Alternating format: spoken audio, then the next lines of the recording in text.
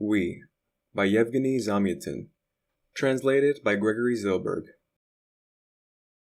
In submitting this book to the American public, the translator has this to say. The artistic and psychological sides of the novel are hardly to be discussed in a preface. Great as the art of a writer may be, and profound as his psychology may seem to one, the impression is largely a matter of individual variations, and this side must naturally be left to each individual's judgment and sensibilities. There is, however, one side of the matter which deserves particular mention and motivated emphasis. It is perhaps for the first time in the history of the last few decades that a Russian book, inspired by a Russian life, written in Russia and in the Russian language, should see its first light not in Russia, but abroad, and not in the language it was originally written, but translated into a foreign tongue. During the darkest years of Russian history, in the 40s, 60s, 80s, and 90s of the last century, many Russian writers were forced by oppression and reaction to live abroad and to write abroad, yet their writings would reach Russia, as they were intended primarily for the Russian reader and Russian life. Most of Turgenev's novels were written while he was in France, and with the exception of his last short story which he dictated on his deathbed, all his novels and stories were written in Russian. Herzen, Kropotkin, and at one time Dostoevsky were similarly obliged to write while away from their native land. Here is a book written by an artist who lived and still lives in Russia, and whose intimate love for Russia and her suffering is so great that he finds it impossible to leave Russia even in these days of stress and sorrow. But his book may not appear in the country where it was written. It is a great tragedy, this spiritual loneliness of the artist who cannot speak to his own people. In bringing out this book in English, the author tries to address himself to the world without having the opportunity of being heard by his own people. This situation, however, is to a great extent symbolic of the spiritual mission of Zamyatin, for no matter what the language in which he originally writes, and no matter how typically national his artistic perception and intuition, he is essentially universal, and his vision transcends the boundaries of a purely national art. Moreover, is it not true that the more genuinely national a man's art, and the more sincerely national his personality, the more he is universal? Abraham Lincoln is more than an American national figure, and I doubt if the appeal Lincoln's personality makes would be universal as it is if he were not so typically American. It is difficult to find personalities more national than Tolstoy or Dostoevsky, and this is perhaps the reason why they stand out as two of the most typically universal minds with a universal appeal that the 19th century gave us. Zamyatin is not so great as the men referred to above, but despite his youth, he already proves to be the bearer of that quality of greatness which characterizes a personality with a universal appeal. We is, as Zamyatin himself calls it, the most jocular and the most earnest thing he has thus far written. It is a novel that puts most poignantly and earnestly before every thoughtful reader the most difficult problem that exists today in the civilized world, the problem of preservation of the independent, original, creative personality. Our civilization today depends upon the energetic movement of great masses of people. Wars, revolutions, general strikes, all these phenomena involve great masses, large groups, enormous mobs. Despite the fact that there is hardly a corner in the world today where the average man does not make the trite complaint, what we need is leadership. The world today seems for a time at least to have lost its capacity for producing real leaders. For our great successes in mechanical civilization, our exceptional efforts and efficiency tend to bring to play large numbers rather than great individualities. But what under these conditions is the lot of a creative individuality? What the tragedy of an independent spirit under present conditions is pointed out in a unique way in We. The problem of creative individuality versus mob is today not a mere Russian problem. It is as poignant under Bolshevist dictatorship as it is in Ford's factory. Of course, the sincere, honest, and frank treatment of this problem seems offensive to anyone who prefers to be a member of a mob, or keep this or that part of humanity in the state of a mob. That is why We could not see light in Russia, and will probably be disliked by those whose spiritual activities are reduced to the mechanical standards of a mechanical civilization which is devoid of original, creative effort. A few words about the method by which Zamyatin tries to drive home to the reader his main ideas. It is the method of, quote, laughter through tears, to use an old expression of Gogol. It is the form which is dictated by profound love for humanity, mixed with pity and hatred of those factors which are the cause of the de-individualization of man today. It is the old emotion of the ancient Cthulhu, odi et amo. Zamyatin laughs in order to hide his tears, hence amusing as we may seem and really is, it barely conceals a profound human tragedy, which is universal today. The reader may be interested in knowing something about Zamyatin himself. Zamyatin does not like to tell about himself, and the translator does not think he has the right to tell more than to quote Zamyatin's own answer to a request addressed to him a couple of years ago to write his autobiography. Quote, "I see you want my autobiography by all means, but I assure you that you'll have to limit yourself only to an outside inspection and get but a glimpse, perhaps, into the dark windows. I seldom ask anybody to enter. As to the outside, you will see a lonely child without playmates, lying on a Turkish divan, hindsight up, reading a book, or under the grand piano while his mother plays Chopin. 2 steps away from Chopin, just outside the window with the geraniums, in the middle of the street, there is a small pig tied to a stake, and hens fluttering in the dust. If you are interested in the geography, here it is, Lebedian, in the most Russian Tambov province about which Tolstoy and Turgenev wrote so much. Chronology? The end of the 80s and early 90s. Then Voronezh, the gymnasium pension, boredom and rabid dogs on Main Street. One of these dogs got me by the leg. At that time I loved to make different experiments on myself, and I decided to wait and see whether I would or would not get the rabies, and what is most important. I was very curious. What would I feel when the time would come for the rabies, about 2 weeks after the bite? I felt a great many things, but 2 weeks later I did not get the rabies. Therefore I announced to the inspector in the school that I got the rabies and must go at once to Moscow for vaccination. In the gymnasium I would get A+ for composition and was not always on good terms with mathematics. Perhaps because of that sheer stubbornness, I chose the most mathematical career, the shipbuilding department of the Petrograd Polytech. 13 years ago in the month of May, and that May was remarkable in that the snow covered the flowers, I simultaneously finished my work for my diploma and my first short story. The short story was published in the old Obrazovanie. Well, what else do you want? That meant that I was going to write short stories and was going to publish them. Therefore, for the following 3 years I wrote about nothing but ice cutters, steam engines, refillers, and the theoretical exploration of the works of floating steam shovels. I couldn't help myself. I was attached to the chair of ship architecture and busied myself with teaching in the shipbuilding faculty, where I teach until now.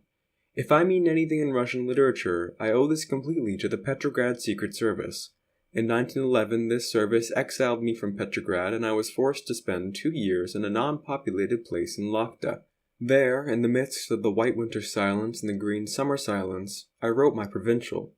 After the late Ismailov expressed in print his belief that I wore very high boots and was a long-haired provincial type carrying a heavy stick, and he was later very much surprised that I didn't look a bit like that. Incidentally, not a bit like that, I became in England where, during the war, I spent about 2 years building ships and visiting the ruins of ancient castles. I listened to the banging of the German Zeppelin bombs and wrote a short novel, The Islanders. I regret immensely that I did not witness the Russian Revolution in February and know only the October Revolution, because it was in October, a life preserver around my body and all the lights out, passing German submarines, that I returned to Petrograd. Because of this, I felt like one who, never having been in love, gets up one morning and finds himself married about 10 years. Now I write little, perhaps because my requirements towards myself become greater. 3 new volumes are in the hands of the publisher and begin to be published only now. The 4th will be my novel, We, the funniest and most earnest thing I have written. However, the most serious and most interesting novels I never wrote. They happened to me in my life." End quote. Zamyatin continues to live in Russia and continues to live with Russia, but such is the sarcasm of fate that the first Russian novel giving a real synthesis of the Russian Revolution and its greater universal meaning, this novel written by Zamyatin, should remain unknown to the Russians in Russia. Gregory Zilberg, New York, 1924. End of the foreword. Section 2 of We. Record 1. An announcement, the wisest of lines, a poem. This is merely a copy, word by word, of what was published this morning in the state newspaper. Quote, In another 120 days, the building of the integral will be completed. The great historic hour is near, when the first integral will rise into the limitless space of the universe. 1,000 years ago, your heroic ancestors subjected the whole earth to the power of the United States. A still more glorious task is before you. The integration of the indefinite equation of the cosmos by the use of the glass, electric, fire-breathing integral. Your mission is to subjugate to the grateful yoke of reason the unknown beings who live on other planets, and who are perhaps still in the primitive state of freedom. If they will not understand that we are bringing them a mathematically faultless happiness, our duty will be to force them to be happy.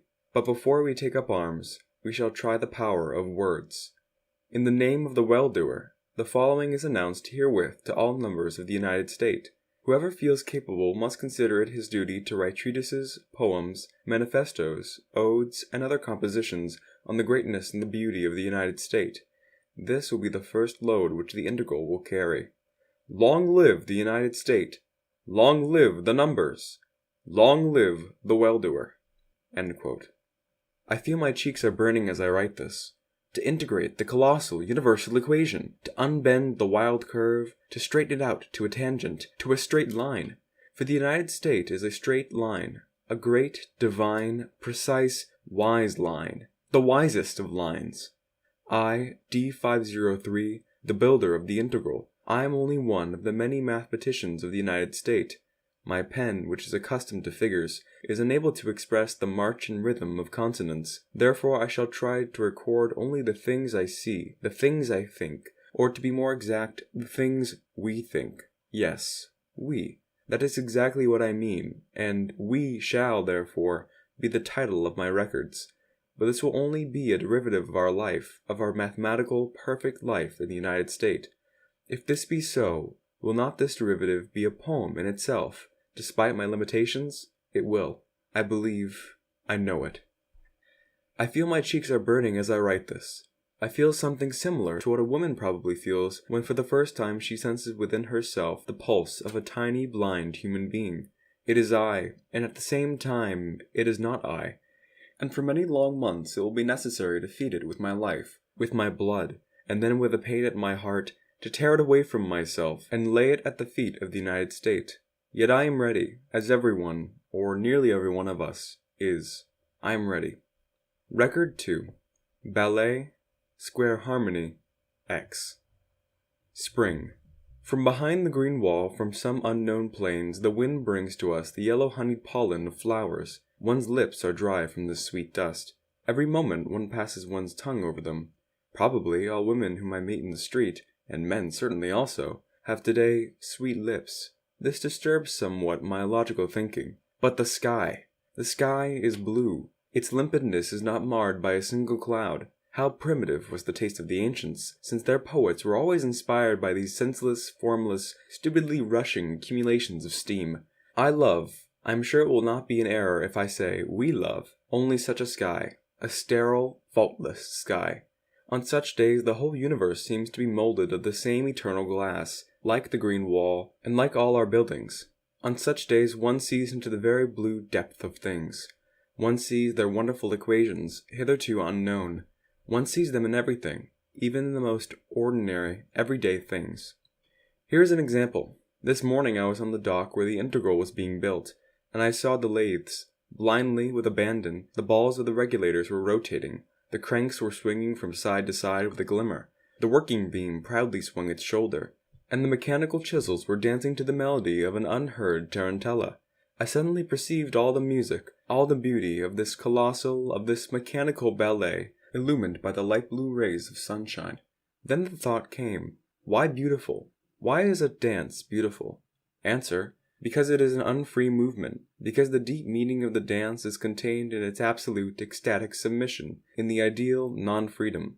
If it is true that our ancestors would abandon themselves in dancing at the most inspired moments of their lives, religious mysteries or military parades, then it means only one thing. The instinct of non-freedom has been characteristic of human nature from ancient times, and we in our life today, we are only consciously...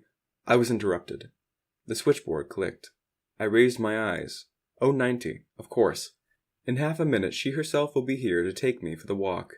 Dear O, she always seems to look her name, O. She is approximately 10 centimeters shorter than the required maternal norm. Therefore, she appears all round. The rose-colored O of her lips is open to meet every word of mine. She has a round, soft dimple on her wrist. Children have such dimples. As she came in, the logical flywheel was still buzzing in my head, and following its inertia, I began to tell her about my new formula, which embraced the machines and the dancers and all of us. "Wonderful, isn't it?" I asked. "Yes, wonderful. Spring," she replied with a rosy smile. "You see, spring. She talks about spring. Females." I became silent. We were down in the street. The avenue was crowded. On days when the weather is so beautiful, the afternoon personal hour is usually the hour of the supplementary walk. As always, the big musical tower was playing with all its pipes the March of the United States. The numbers, hundreds, thousands of numbers in light blue unifs, probably a derivative of the ancient uniform, with golden badges on the chest, the state number of each one, male or female. The numbers were walking slowly, four abreast, exaltedly keeping the step. We four, were but one of the innumerable waves of a powerful torrent. To my left, 090. If one of my long-haired ancestors were writing this 1,000 years ago, he would probably call her by that funny word, mine. To my right, two unknown numbers, a she number and a he number. Blue sky, tiny baby suns in each one of our badges. Our faces are unclouded by the insanity of thoughts. Rays. Do you picture it? Everything seems to be made of a kind of smiling, array-like matter, and the brass measures.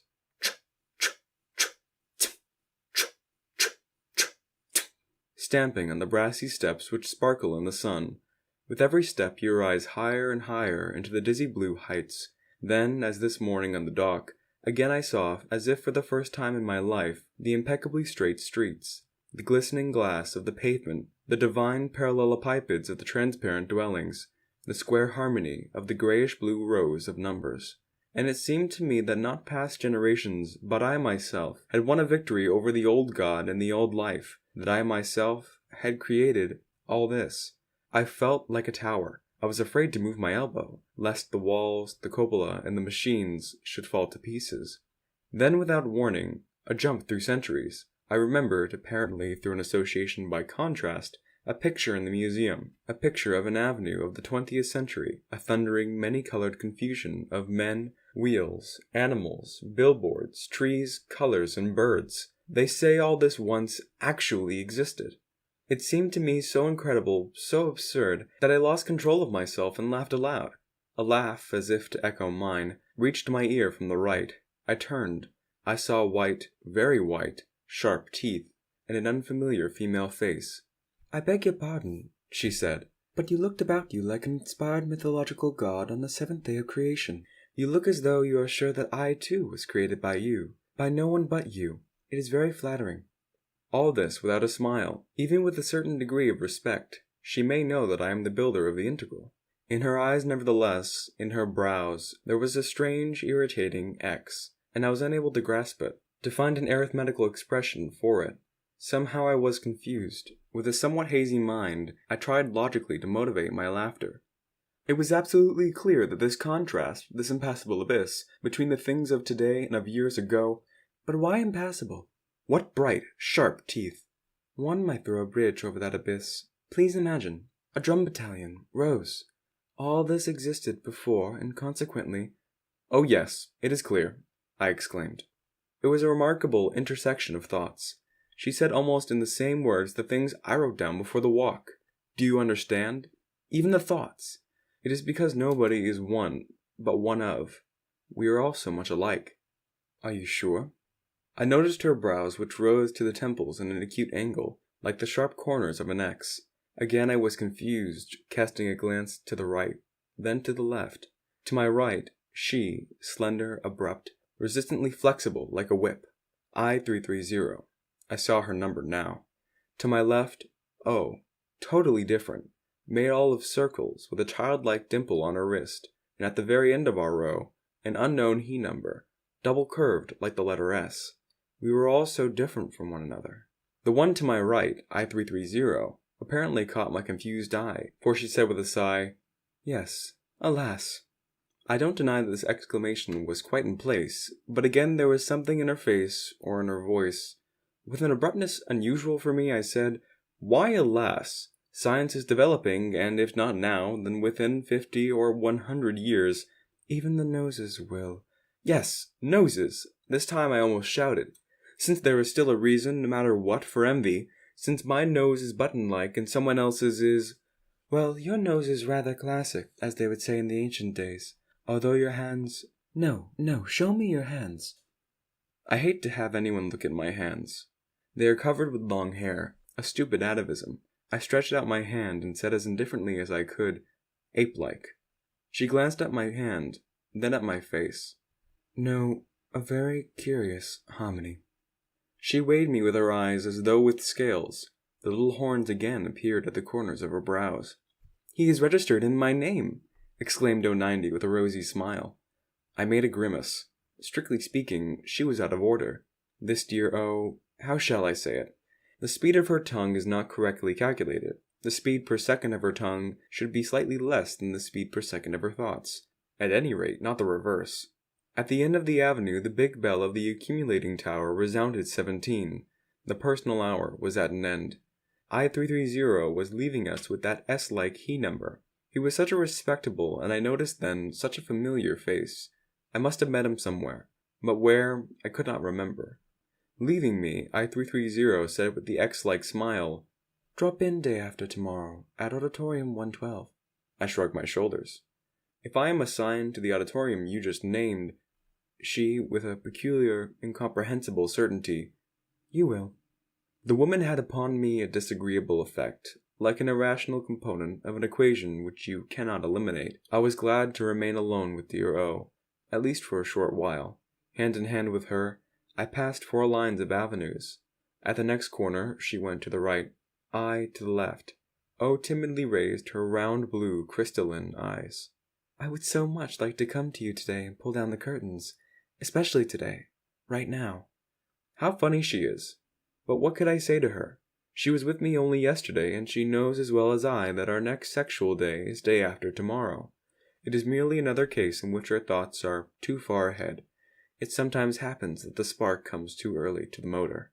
At parting, I kissed her twice. No, I shall be exact, 3 times, on her wonderful blue eyes. Such clear, unclouded eyes. Record 3.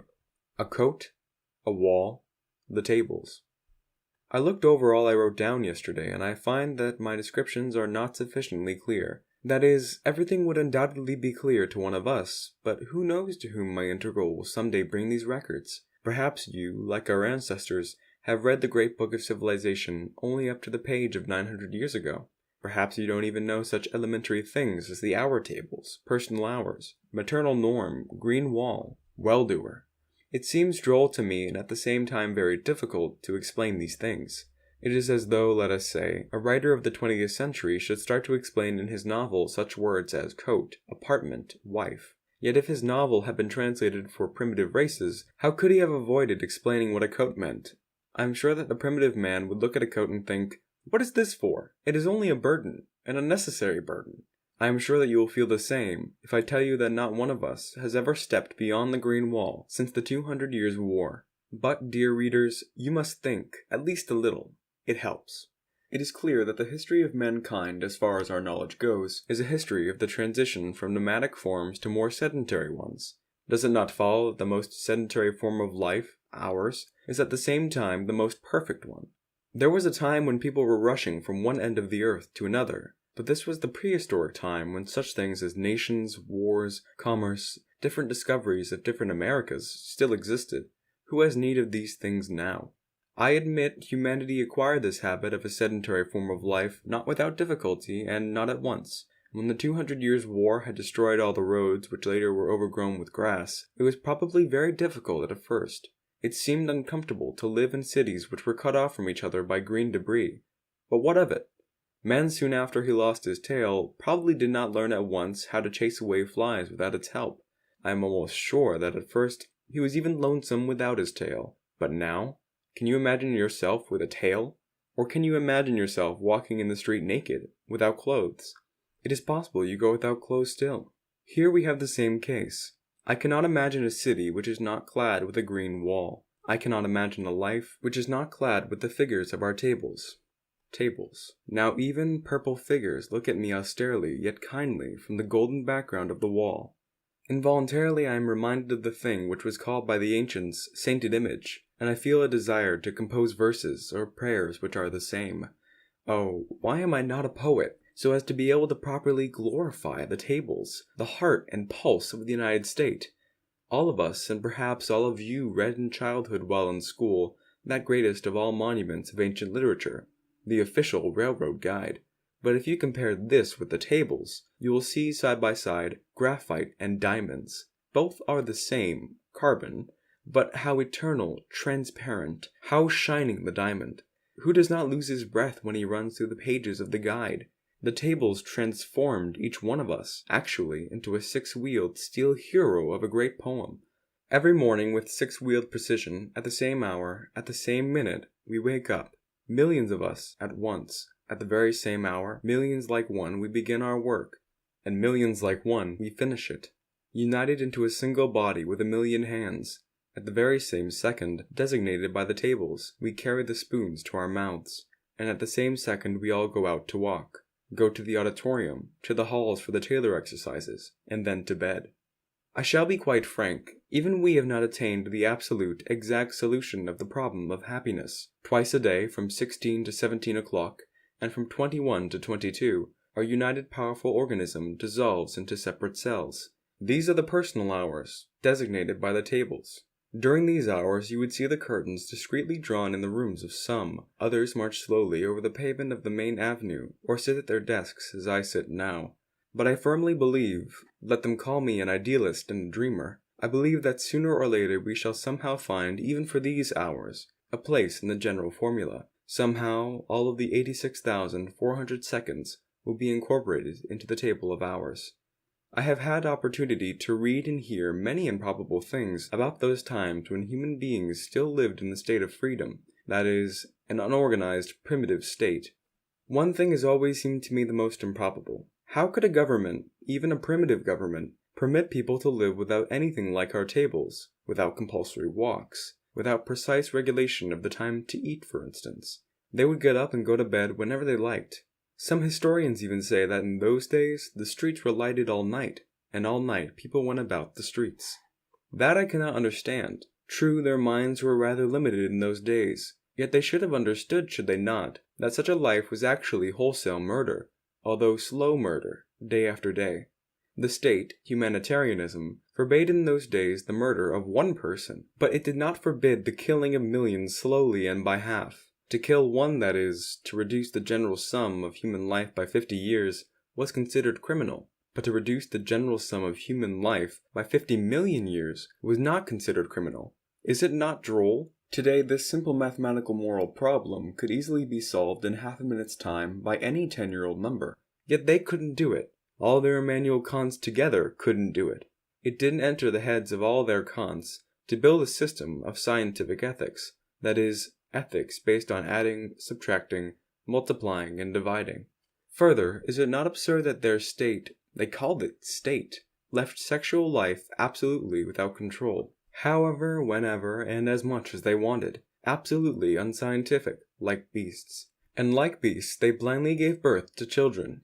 Is it not strange to understand gardening, chicken farming, fishery? We have definite knowledge that they were familiar with all these things, and not to be able to reach the last step in this logical scale, namely, production of children, not to be able to discover such things as maternal and paternal norms.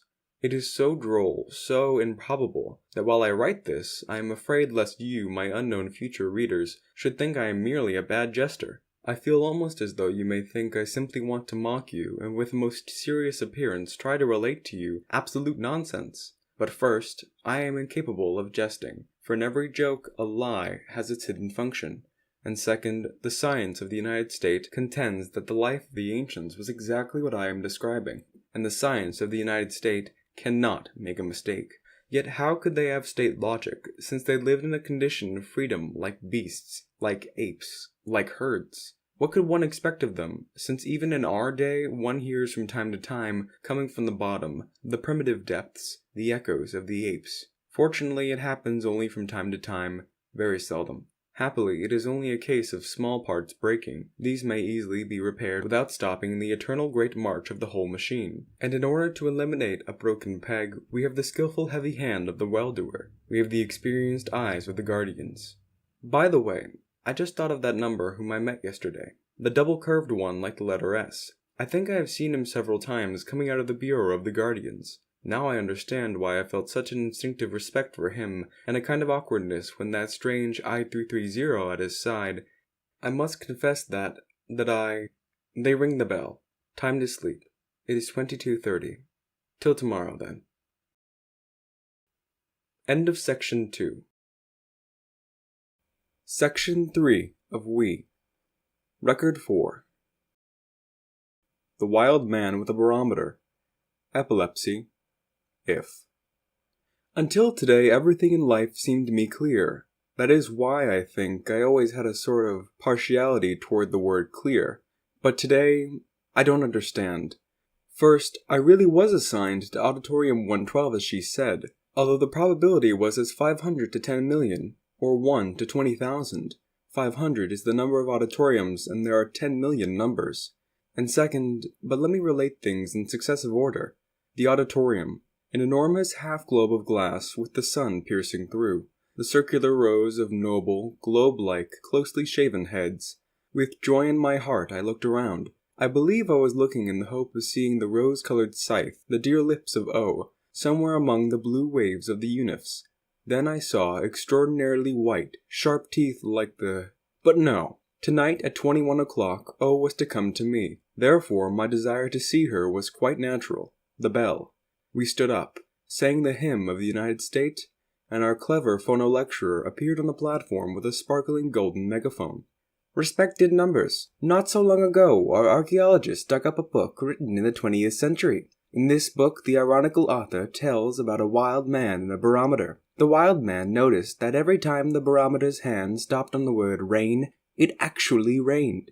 And as the wild man craved rain, he let out as much mercury as was necessary to put it at the level of the word rain.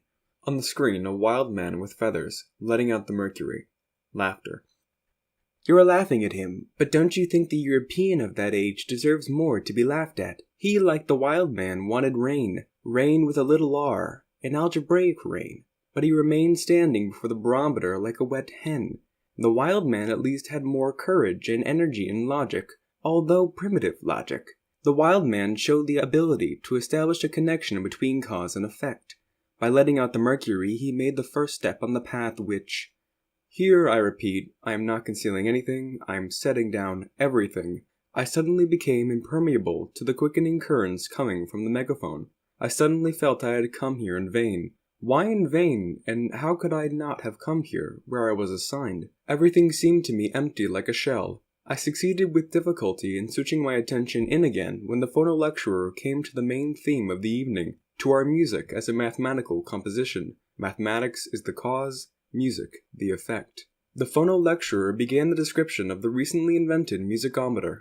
By merely rotating this handle, anyone is enabled to produce about 3 sonatas per hour. What difficulties our predecessors had in making music! They were able to compose only by bringing themselves to strokes of inspiration, an extinct form of epilepsy. Here you have an amusing illustration of their achievements. The music of Scriabin, 20th century. This black box. A curtain parted on the platform, and we saw an ancient instrument. This box they called the Royal Grand. They attached to this the idea of regality, which also goes to prove how their music... And I don't remember anything further. Very possibly because... I'll tell you frankly, because she, I-330, came to the Royal Box. Probably I was simply startled by her unexpected appearance on the platform. She was dressed in a fantastic dress of the ancient time, a black dress closely fitting the body, sharply delimiting the white of her shoulders and breast, and that warm shadow waving with her breath between, and the dazzling, almost angry teeth, a smile, a bite, directed downward. She took her seat. She began to play something wild, convulsive, loud like all their life then, not a shadow of rational mechanism. Of course all those around me were right. They were laughing. Only a few... Why is it that Yes, epilepsy, a mental disease, a pain. A slow, sweet pain, bite, and it goes deeper and becomes sharper. And then, slowly, sunshine. Not our sunshine, not crystalline, bluish and soft, coming through the glass bricks. No, a wild sunshine, rushing and burning, tearing everything into small bits. The number at my left glanced at me and chuckled. I don't know why, but I remember exactly how a microscopic saliva bubble appeared on his lips and burst. That bubble brought me back to myself. I was again I. Like all the other numbers, I heard now only the senseless, disorderly cracking of the chords. I laughed. I felt so light and simple. The gifted phonolecturer represented to us only too well that wild epoch, and that was all. With what a joy I listened afterward to our contemporary music. It was demonstrated to us at the end of the lecture for the sake of contrast. Crystalline chromatic scales converging and diverging into endless series, and synthetic harmony of the formulae of Taylor and Maclaurin, wholesome, square, and massive, like the trousers of Pythagoras. Sad melodies dying away in waving movements, the beautiful texture of the spectrum of planets, dissected by Fraunhofer lines. What magnificent, what perfect regularity! How pitiful the willful music of the ancients, not limited except by the scope of their wild imaginations. As usual, in good order, four abreast, all of us left the auditorium. The familiar double-curved figure passed swiftly by. I respectfully bowed. Dear O was to come in an hour. I felt agitated, agreeably and usefully. Home at last. I rushed to the house office, handed over to the controller on duty my pink ticket, and received a certificate permitting the use of the curtains. This right exists in our state only for the sexual days. Normally, we live surrounded by transparent walls, which seem to be knitted of sparkling air. We live beneath the eye of everyone, always bathed in light. We have nothing to conceal from one another. Besides, this mode of living makes the difficult and exalted task of the guardians much easier. Without it, many bad things might happen. It is possible that the strange opaque dwellings of the ancients were responsible for their pitiful selfish psychology. My home is my fortress. How did they manage to think of such things? At 22 o'clock I lowered the curtain, and at the same second O came in smiling, slightly out of breath. She extended to me her rosy lips and her pink ticket. I tore off the stub, but I could not tear myself away from the rosy lips up to the last moment. 22:15. Then I showed her my diary, and I talked. I think I talked very well on the beauty of a square, a cube, a straight line. At first she listened so charmingly, she was so rosy, when suddenly a tear appeared in her blue eyes. Then another, and a third fell straight on the open page, page 7. The ink blurred. Well, I shall have to copy it again. My dear O, if only you, What if? If what? Again the old lament about a child, or perhaps something new regarding the other one? Although it seems as though but that would be too absurd. Record 5. The square, the rulers of the world, an agreeable and useful function. Again with you, my unknown reader. I talk to you as though you were, let us say, my old comrade R13, the poet with the lips of a Negro. Well, everyone knows him. Yet you are somewhere on the moon, or on Venus, or on Mars. Who knows you? Where and who are you? Imagine a square, a living, beautiful square. Imagine that this square is obliged to tell you about itself, about its life. You realize that this square would hardly think it necessary to mention the fact that all its four angles are equal. It knows this too well. This is such an ordinary, obvious thing. I am in exactly the same square position. Take the pink checks, for instance, and all that goes with them. For me, they are as natural as the equality of the four angles of the square. But for you, they are perhaps more mysterious and hard to understand than the binom of Newton. Let me explain. An ancient sage once said a clever thing. Accidentally, beyond doubt. He said, "Love and hunger rule the world." Consequently, to dominate the world, man had to win a victory over hunger after paying a very high price. I refer to the great 200 years' war, the war between the city and the land. Probably on account of religious prejudices, the primitive peasants stubbornly held on to their bread. This word came down to us for use only as a poetic form, for the chemical constitution of this substance is unknown to us. In the 35th year before the foundation of the United States, our contemporary petroleum food was invented. True, only about 2/10 of the population of the globe did not die out, but how beautifully shining the face of the earth became once it was cleared of its impurities. Accordingly, the 0.2 which survived have enjoyed the greatest happiness in the bosom of the United States. But is it not clear that supreme bliss and envy are only the numerator and the denominator respectively of the same fraction, happiness? What sense would the innumerable sacrifices of the 200 years' war have for us if a reason were left in our life for jealousy? Yet such a reason persisted because there remained button-like noses and classical noses. Refer to our conversation during the promenade. For there were some whose love was sought by everyone, and others whose love was sought by no one. Naturally, having conquered hunger, that is, algebraically speaking, having achieved the total of bodily welfare, the United States directed its attack against the second ruler of the world, against love. At last this element also was conquered, that is, organized and put into a mathematical formula. It is already 300 years since our great historic Lex Sexualis was promulgated. A number may obtain a license to use any other number as a sexual product. The rest is only a matter of technique. You are carefully examined in the laboratory of the sexual department, where they find the content of the sexual hormones in your blood, and they make out for you accordingly a table of sexual days. Then you file an application to enjoy the services of number so-and-so or numbers so-and-so. You get for that purpose a checkbook, pink. That is all. It is clear that under such circumstances there is no more reason for envy or jealousy. The denominator of the fraction of happiness is reduced to 0, and the whole fraction is thus converted into a magnificent infiniteness. The thing which was for the ancients the source of innumerable stupid tragedies has been converted in our time into a harmonious, agreeable, and useful function of the organism, a function like sleep, like physical labor, the taking of food, digestion, etc., etc. Hence you see how the great power of logic purifies everything it happens to touch. Oh, if only you unknown readers can conceive this divine power, if you will only learn to follow it to the end.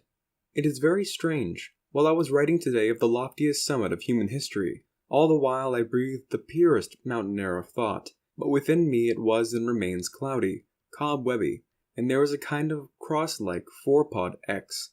Or perhaps it is my paws, and I feel like that only because they are always before my eyes, my hairy paws. I don't like to talk about them. I dislike them. They are a trace of a primitive epoch. Is it possible that there is in me... I wanted to strike out all this because it trespasses on the limits of my synopsis, but then I decided, no, I shall not. Let this diary give the curve of the most imperceptible vibrations of my brain, like a precise seismograph, for at times such vibrations serve as forewarnings. Certainly this is absurd. This certainly should be stricken out. We have conquered all the elements. Catastrophes are not possible anymore. Now everything is clear to me. The peculiar feeling is a result of that very same square situation of which I spoke in the beginning. There is no X in me. There can be none. I am simply afraid lest some X will be left in you, my unknown readers. I believe you will understand that it is harder for me to write than it ever was for any author throughout human history. Some of them wrote for contemporaries, some for the future generations, but none of them ever wrote for their ancestors, or beings like their primitive, distant ancestors. Record 6. An accident. The cursed, it's clear. 24 hours. I must repeat, I made it my duty to write concealing nothing. Therefore I must point out now that, sad as it may be, the process of hardening and crystallization of life has evidently not been completed even here in our state. A few steps remain to be made before we reach the ideal. The ideal, it's clear, is to be found where nothing happens. But here, I will give you an example. In the state paper I read that in 2 days the holiday of justice will be celebrated on the plaza of the Cube. This means that again some number has impeded the smooth run of the great state machine. Again something that was not foreseen or forecalculated happened. Besides, something happened to me. True, it occurred during the personal hour, that is, during the time specifically assigned to unforeseen circumstances, yet, at about 16, to be exact, 10 minutes to 16, I was at home. Suddenly, the telephone. D503. A woman's voice. Yes. Are you free? Yes. It is I330. I shall run over to you immediately. We shall go together to the ancient house. Agreed. I330. This I irritates me, repels me. She almost frightens me. But just because of that, I answered. Yes. In 5 minutes we were in an arrow. Blue sky of May. The light sun and its golden arrow buzzed behind us without catching up and without lagging behind. Ahead of us a white cataract of a cloud. Yes, a white cataract of a cloud, nonsensically fluffy like the cheeks of an ancient Cupid. That cloud was disturbing. The front window was open. It was windy. Lips were dry. Against one's will, one passed the tongue constantly over them and thought about lips. Already we saw in the distance the hazy green spots on the other side of the wall, then a slight involuntary sinking of the heart. Down, down, down, as if from a steep mountain, and we were at the ancient house.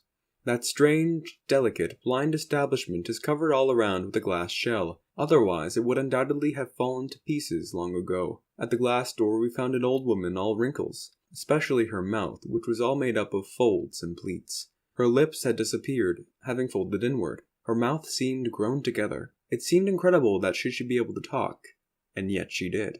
"Well, dear, come again to see my little house?" Her wrinkles shone. That is, her wrinkles diverged like rays, which created the impression of shining. "Yes, grandmother," answered I-330. The wrinkles continued to shine. "And the sun, do you see it, you rogue, you? I know. It's all right. Go all by yourselves. I shall remain here in the sunshine." Apparently my companion was a frequent guest here. Something disturbed me. Probably that unpleasant optical impression, the cloud on the smooth blue surface of the sky. While we were ascending the wide, dark stairs, I-330 said, "I love her, that old woman." "Why?" "I don't know. Perhaps for her mouth, or perhaps for nothing. Just so." I shrugged my shoulders. She continued walking upstairs with a faint smile, or perhaps without a smile at all. I felt very guilty. It is clear that there must not be love just so, but love because of, for all elements of nature should be. "It's clear," I began, but I stopped at that word and cast a furtive look at I-330. Did she notice it or not? She looked somewhere, down. Her eyes were closed like curtains. It struck me suddenly. Evening about 22. You walk on the avenue, and among the brightly lighted, transparent cubic cells are dark spaces, lowered curtains, and there behind the curtains. What has she behind her curtains? Why did she phone me today? Why did she bring me here? And all this? She opened a heavy, squeaking, opaque door, and we found ourselves in a somber, disorderly space. They called it an apartment. The same strange royal musical instrument, and a wild, unorganized, crazy loudness of colors and forms like their ancient music. A white plane above, dark blue walls, red, green, orange bindings of ancient books, yellow bronze candelabras, a statue of Buddha, furniture with lines distorted by epilepsy, impossible to reduce to any clear equation. I could hardly bear that chaos, but my companion apparently possessed a stronger constitution.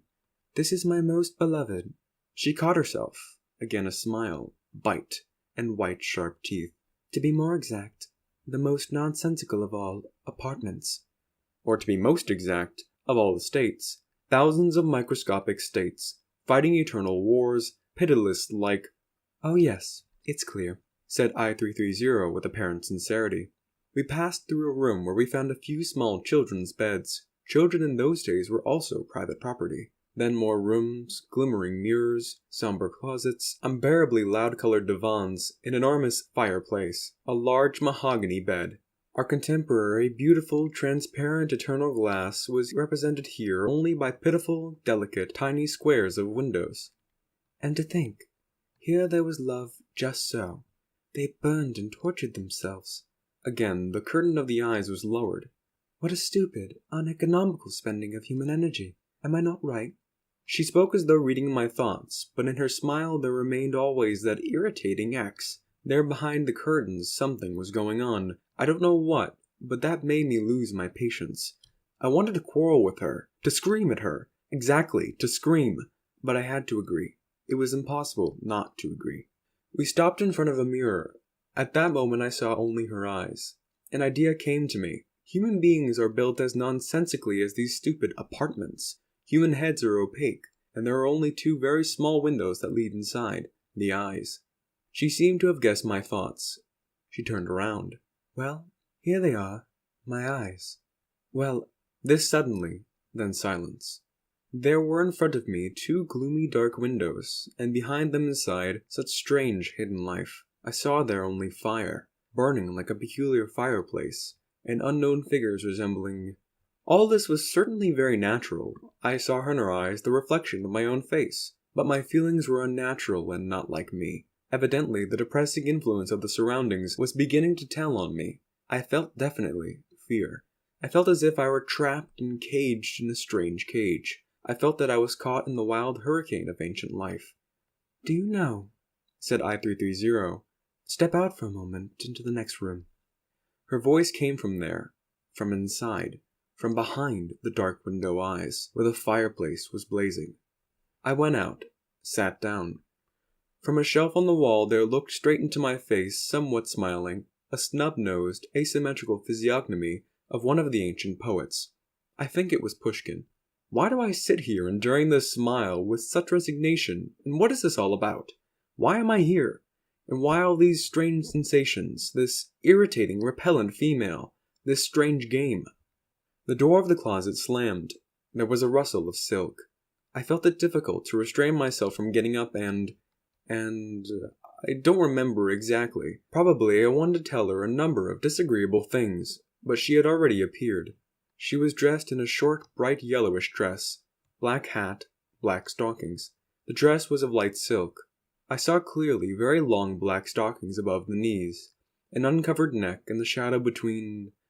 "It's clear that you want to seem original, but is it possible that you—" "It is clear," interrupted I-330, "that to be original means to stand out among others. Consequently, to be original means to violate the law of equality. What was called in the language of the ancients to be common is with us only the fulfilling of one's duty. For—" Yes, exactly," I interrupted impatiently. And there was no use. She came near the bust of the snub-nosed poet, lowered the curtains on the wild fire of her eyes, and said, this time I think she was really in earnest, or perhaps she merely wanted to soften my impatience with her. But she said a very reasonable thing. "Don't you think it surprising that once people could stand types like this? Not only stand them, but worship them. What a slavish spirit, don't you think so?" "It's clear. That is, I wanted— Damn that cursed it's clear." "Oh yes, I understand. But in fact, these were rulers stronger than the crowned ones. Why were they not isolated and exterminated? In our state—" "Oh yes, in our state," I began. Suddenly she laughed. I saw the laughter in her eyes. I saw the resounding sharp curve of that laughter, flexible, tense like a whip. I remember my whole body shivered. I thought of grasping her, and I don't know what. I had to do something, mattered little what. Automatically I looked at my golden badge, glanced at my watch. 10 minutes to 17. "Don't you think it is time to go?" I said in as polite a tone as possible. "And if I should ask you to stay here with me?" "What? Do you realize what you are saying? In 10 minutes I must be in the auditorium." "And all the numbers must take the prescribed courses in art and science," said I-330 with my voice. Then she lifted the curtain, opened her eyes. Through the dark windows the fire was blazing. "I have a physician in the medical bureau. He is registered to me. If I ask him, he will give you a certificate declaring you are ill. All right?" "Understood. At least I understood where this game was leading." "Ah, so. But you know that every honest number, as a matter of course, must immediately go to the office of the guardians and—" "And, as a matter not of course?" Sharp smile bite. "I am very curious to know. Will you or will you not go to the guardians?" "Are you going to remain here?" I grasped the knob of the door. It was a brass knob, a cold brass knob, and I heard, cold like brass, her voice. "Just a minute, may I?" She went to the telephone, called the number. I was so upset it escaped me, and spoke loudly. "I shall be waiting for you in the ancient house. Yes, alone." I turned the cold brass knob. "May I take the arrow?" "Oh yes, certainly, please." In the sunshine at the gate the old woman was dozing like a plant. Again I was surprised to see her grown-together mouth open, and to hear her say, "And your lady, did she remain alone?" "Alone." The mouth of the old woman grew together again. She shook her head. Apparently even her weakening brain understood the stupidity and the danger of the behavior of that woman. At 17 o'clock exactly I was at the lecture. There I suddenly realized that I did not tell the whole truth to the old woman. I-330 was not there alone now. Possibly this fact, that I involuntarily told the woman a lie, was torturing me now and distracting my attention. Yes, not alone. That was the point. After 21:30 o'clock, I had a free hour. I could therefore have gone to the office of the guardians to make my report. But after that stupid adventure I was so tired. Besides, the law provides 2 days. I shall have time tomorrow. I have another 24 hours. End of Section 3. Section 4 of We. Record 7. An Eyelash, Taylor, Henbane and Lily of the Valley. Night. Green, orange, blue. The red royal instrument. The yellow dress. Then a brass Buddha. Suddenly it lifted the brass eyelids and sap began to flow from it, from Buddha. Sap also from the yellow dress. Even in the mirror, drops of sap, and from the large bed, and from the children's bed, and soon from myself. It is horror, mortally sweet horror. I woke up. Soft blue light, the glass of the walls, of the chairs, of the table was glimmering. This calmed me. My heart stopped palpitating. Sap! Buddha!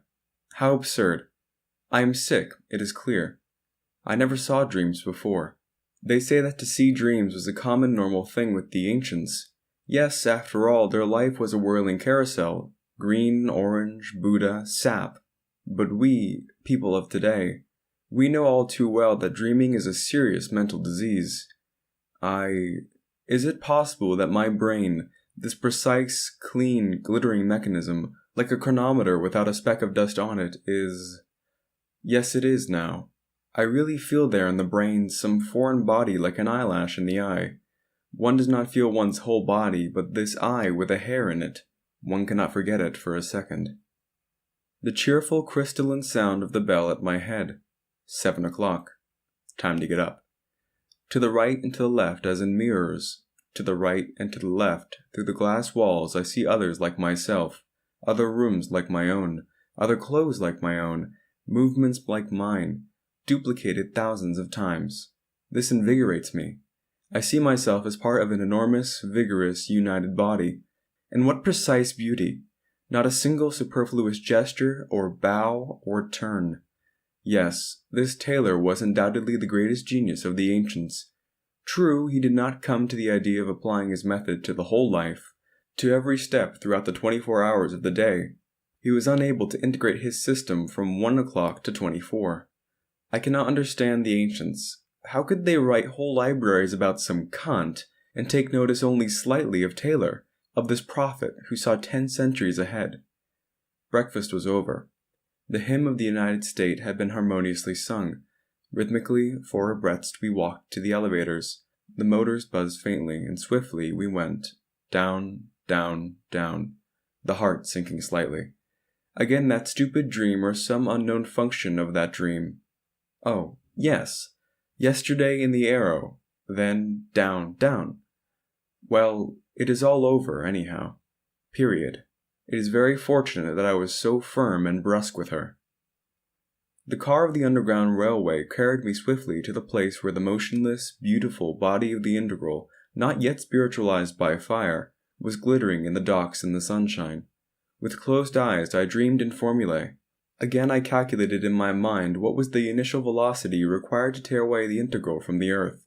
Every second the mass of the integral would change because of the expenditure of the explosive fuel. The equation was very complex with transcendent figures. As in a dream I felt, right here in the firm, calculated world, how someone sat down at my side, barely touching me and saying, "Pardon?" I opened my eyes. At first, apparently because of an association with the integral, I saw something impetuously flying into the distance. A head. I saw pink wing-like ears sticking out on the sides of it, then the curve of the overhanging back of the head, the double-curved letter S. Through the glass walls of my algebraic world again I felt the eyelash in my eye. I felt something disagreeable. I felt that today I must... "Certainly, please." I smiled at my neighbor and bowed. Number S4711 I saw glittering on his golden badge. That is why I associated him with the letter S from the very first moment, an optical impression which remained unregistered by consciousness. His eyes sparkled, 2 sharp little drills. They were revolving swiftly, drilling in deeper and deeper. It seemed that in a moment they would drill into the bottom and would see something that I did not even dare to confess to myself. That bothersome eyelash became wholly clear to me. S was one of them, one of the guardians.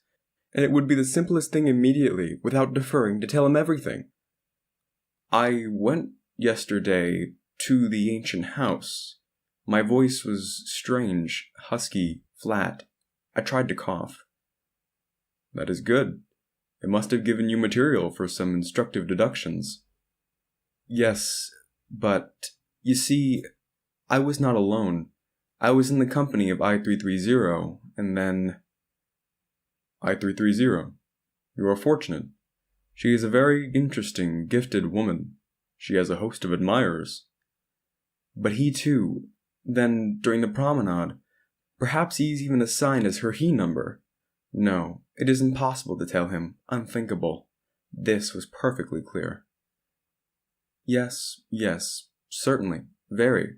I smiled, broader and broader, more stupidly, and felt as if my smile made me look foolish, naked. The drills reached the bottom. Revolving continually, they screwed themselves back into his eyes. S smiled double-curvedly, nodded, and slid to the exit. I covered my face with the newspaper.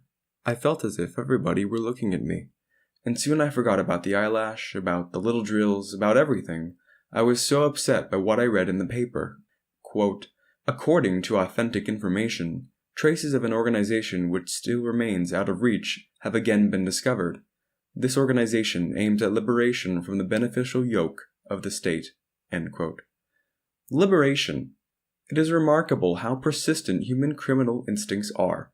I use deliberately the word criminal, for freedom and crime are as closely related as the movement of an arrow and its speed. If the speed of an arrow equals 0, the arrow is motionless. If human liberty is equal to 0, man does not commit any crime. That is clear. The way to rid man of criminality is to rid him of freedom. No sooner do we rid ourselves of freedom, in the cosmic sense centuries are only a no sooner, than suddenly some unknown pitiful degenerates... No, I cannot understand why I did not go immediately yesterday to the Bureau of the Guardians. Today, after 16 o'clock, I shall go there without fail. At 16:10 I was in the street. At once I noticed O90 at the corner. She was all rosy with delight at the encounter. She has a simple, round mind. A timely meeting, she would understand and lend me support. Or... No, I do not need any support. My decision was firm. The pipes of the musical tower thundered out harmoniously the march, the same daily march. How wonderful the charm of this dailiness, of this constant repetition and mirror-like smoothness. Out for a walk? Her round blue eyes opened toward me widely, blue windows leading inside. I penetrate there unhindered. There is nothing in there. I mean nothing foreign, nothing superfluous. No, not for a walk. I must go. I told her where, and to my astonishment I saw her rosy round mouth form a crescent with the horns downward, as if she tasted something sour. This angered me. You she-numbers seem to be incurably eaten up by prejudices. You are absolutely unable to think abstractly. Forgive me the word, but this I call bluntness of mind. You? To the spies? How ugly. And I went to the botanical garden and brought you a branch of lily of the valley. Why and I? Why this and? Just like a woman. Angrily, this I must confess, I snatched the flowers. Here they are, your lilies of the valley. Well, smell them. Good? Yes. Why not use a little bit of logic? The lilies of the valley smell good. All right. But you cannot say about an odor, about the conception of an odor, that it is good or bad, can you? You can't, can you? There is the smell of lilies of the valley, and there is the disagreeable smell of henbane. Both are odors. The ancient state had their spies, we have ours. Yes, spies. I am not afraid of words. But is it not clear to you that there the spies were henbane? Here they are lilies of the valley. Yes, lilies of the valley. Yes. The rosy crescent quivered. Now I understand that it was only my impression, but at that moment I was certain she was going to laugh. I shouted still louder. Yes, lilies of the valley, and there was nothing funny about it. Nothing funny. The smooth round globes of heads passing by were turning towards us. O90 gently took my hand.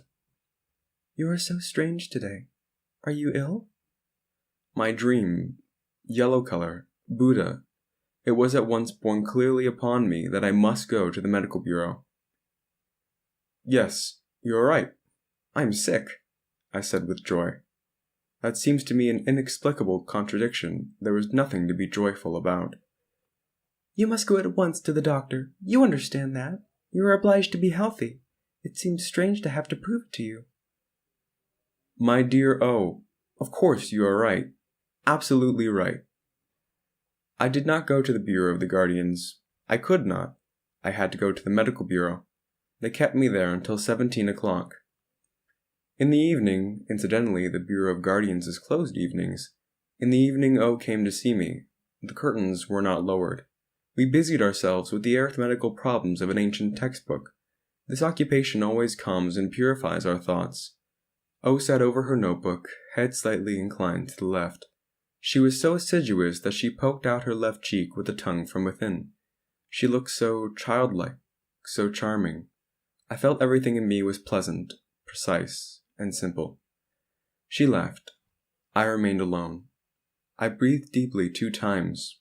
It is very good exercise before retiring for the night. Suddenly, an unexpected odor reminiscent of something very disagreeable. I soon found out what was the matter. A branch of lily of the valley was hidden in my bed. Immediately, everything was aroused again, came up from the bottom. Decidedly, it was tactless on her part, surreptitiously to put these lilies of the valley there. Well, true, I did not go. I didn't. But was it my fault that I felt indisposed? Record 8. An irrational root. R13.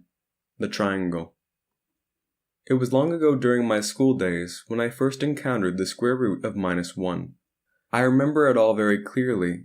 A bright, globe-like class hall, about 100 round heads of children, and Plapa, our mathematician. We nicknamed him Plapa. It was a very much used-up mathematician, loosely screwed together. As the member of the class who was on duty that day would be putting the plug into the socket behind, we would hear at first from the megaphone, "Blop, blop, blop, blop, dzz." Only then the lesson would follow. One day Plapa told us about irrational numbers, and I remember I wept and banged the table with my fist and cried, "I do not want that square root of -1. Take that square root of -1 away." This irrational root grew into me as something strange, foreign, terrible. It tortured me. It could not be thought out. It could not be defeated because it was beyond reason. Now that square root of -1 is here again. I read over what I have written and I clearly see that I was insincere with myself, that I lied to myself in order to avoid seeing that square root of -1. My sickness, etc., is all nonsense. I could go there. I feel sure that if such a thing had happened a week ago, I should have gone without hesitating. Why then am I unable to go now? Why? Today, for instance, at exactly 16:10, I stood before the glittering glass wall. Above was the shining, golden, sun-like sign, Bureau of Guardians. Inside, a long queue of bluish-gray eunuchs awaiting their turns, faces shining like the oil lamps in an ancient temple. They came to accomplish a great thing. They came to put on the altar of the United States their beloved ones, their friends, their own selves. My whole being craved to join them, yet I could not. My feet were as though melted into the glass plates of the sidewalk. I simply stood there looking foolish.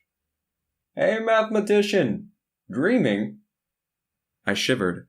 Black eyes varnished with laughter looked at me. Thick Negro lips. It was my old friend the poet, R13, and with him Rosie O. I turned around angrily. I still believed that if they had not appeared I should have entered the bureau and have torn the square root of -1 out of my flesh. "Not dreaming at all. If you will, standing in adoration," I retorted quite brusquely. "Oh, certainly, certainly. You, my friend, should never have become a mathematician. You should have become a poet, a great poet. Yes, come over to our trade, to the poets, eh? If you will, I can arrange it in a jiffy, eh?" R13 usually talks very fast. His words run in torrents, his thick lips sprinkle. Every P is a fountain, every poet's a fountain. So far I have served knowledge, and I shall continue to serve knowledge. I frowned. I do not understand jokes, and R13 has the bad habit of joking. To the deuce with your knowledge! Your much heralded knowledge is but a form of cowardice. It is a fact. Yes, you want to encircle the infinite with a wall, and you fear to cast a glance behind that wall. Yes, sir. And if ever you should glance beyond that wall, you would be dazzled and close your eyes. Yes. Walls are the foundation of every human... I began. R13 sprinkled his fountain. O laughed rosily and roundly. I waved my hand. Well, you may laugh. I don't care. I was busy with something else. I had to find a way of eating up, of crushing down, that square root of -1. Suppose, I offered, we go to my place and do some arithmetical problems. The quiet hour of yesterday afternoon came to my memory, perhaps today also. O glanced at R, then serenely and roundly at me. The soft, endearing color of our pink checks came to her cheeks. But today I have a check to him today. A glance at R. And tonight he is busy, so that... The moist, varnished lips whispered good-naturedly, Half an hour is plenty for us, is it not, O? I'm not a great lover of your problems. Let us simply go over to my place and chat. I was afraid to remain alone with myself, or to be more correct, with that new strange self, who by some curious coincidence bore my number, D503, so I went with R. True, he is not precise, not rhythmic, his logic is jocular and turned inside out, yet we are... 3 years ago we both chose our dear Rosie O. This tied our friendship more firmly together than our school days did. In R's room everything seems like mine. The tables, the glass of the chairs, the table, the closet, the bed. But as we entered, R moved one chair out of place, then another. The room became confused. Everything lost the established order and seemed to violate every rule of Euclid's geometry. R remained the same as before. In Taylor and in mathematics, he always lagged at the tail of the class. We recalled Plapa, how we boys used to paste the whole surface of his glass legs with paper notes expressing our thanks. We all loved Plapa. We recalled our priest. It goes without saying that we were taught not the law of ancient religion, but the law of the United States. Our priest had a very powerful voice. A real hurricane would come out of the megaphone, and we children would yell the prescribed text after him with all our lung power. We recalled how our scapegrace, R13, used to stuff the priest with chewed paper. Every word was thus accompanied by a paper wad shut out. Naturally, R was punished, for what he did was undoubtedly wrong, but now we laughed heartily. By we I mean our triangle. R, O, and I. I must confess, I too. And what if he had been a living one, like the ancient ones, eh? We'd have a fountain running from the fat, bubbling lips. The sun was shining through the ceiling, the sun above, the sun from the sides, its reflection from below. O on R13's lap, and minute drops of sunlight in O's blue eyes. Somehow my heart warmed up. The square root of -1 became silent and motionless. Well, how is your integral? Will you soon hop off to enlighten the inhabitants of the planets? You'd better hurry up, my boy, or we poets will have produced such a devilish lot that even your integral will be unable to lift the cargo. Every day from 8 to 11, R wagged his head and scratched the back of it. The back of his head is square. It looks like a little valise. I recalled for some reason an ancient painting in the cab. I felt more lively. You too are writing for the integral? Tell me about it. What are you writing about? What did you write today, for instance? Today I did not write. Today I was busy with something else. Busy sprinkled straight into my face.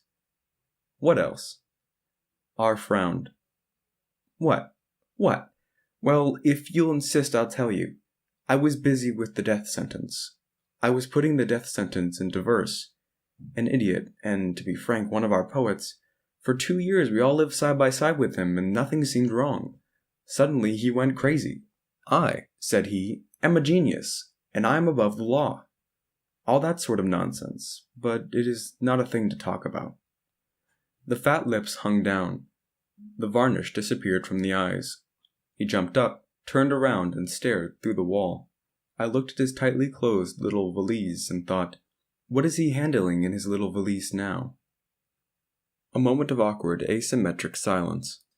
I could not see clearly what was the matter, but I was certain there was something.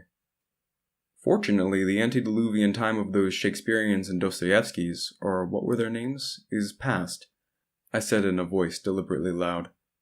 R turned his face to me.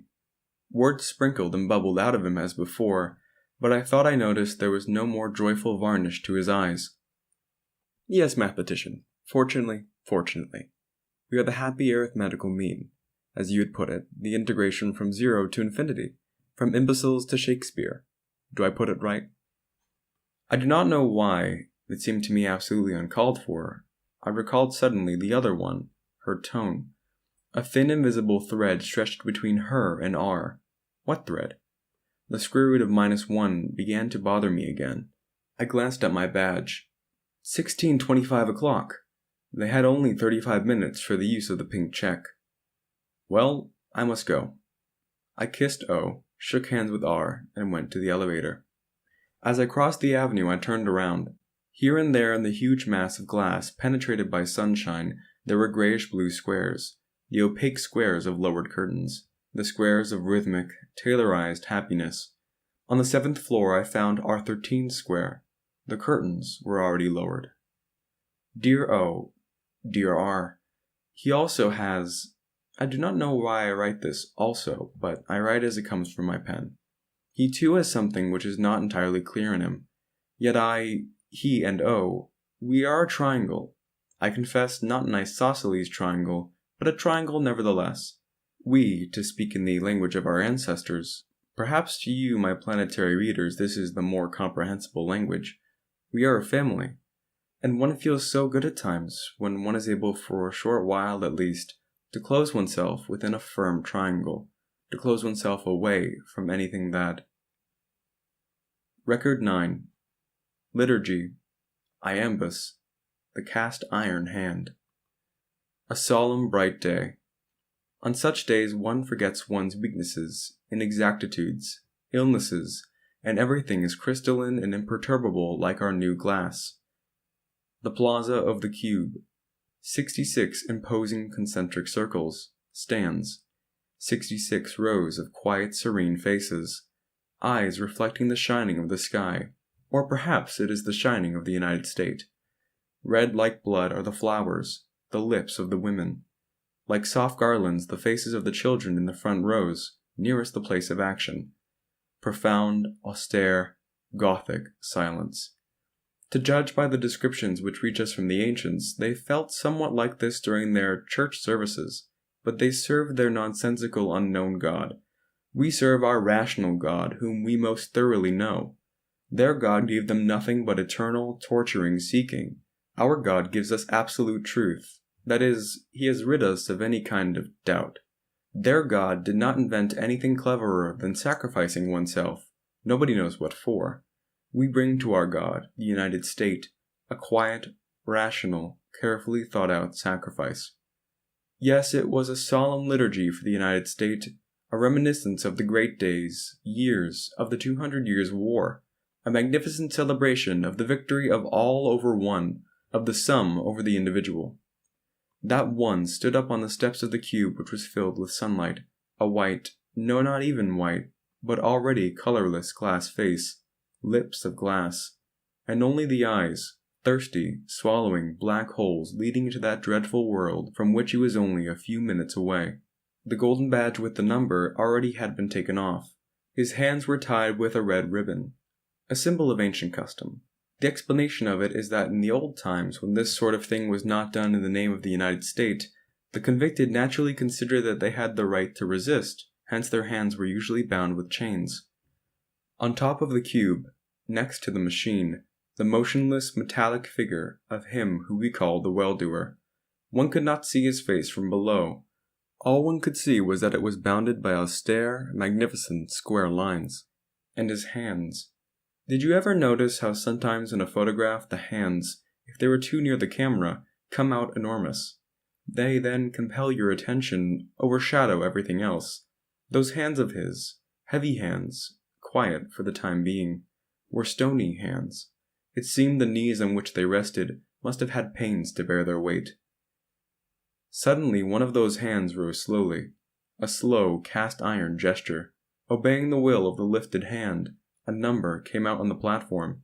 It was one of the state poets, whose fortunate lot it was to crown our celebration with his verses. Divine iambic brass verses thundered over the many stands. They dealt with the man who, his reason lost and his lips like glass, stood on the steps and waited for the logical consequences of his own insane deeds. Ablaze. Buildings were swaying in those iambic lines, and sprinkling upward their liquefied golden substance, they broke and fell.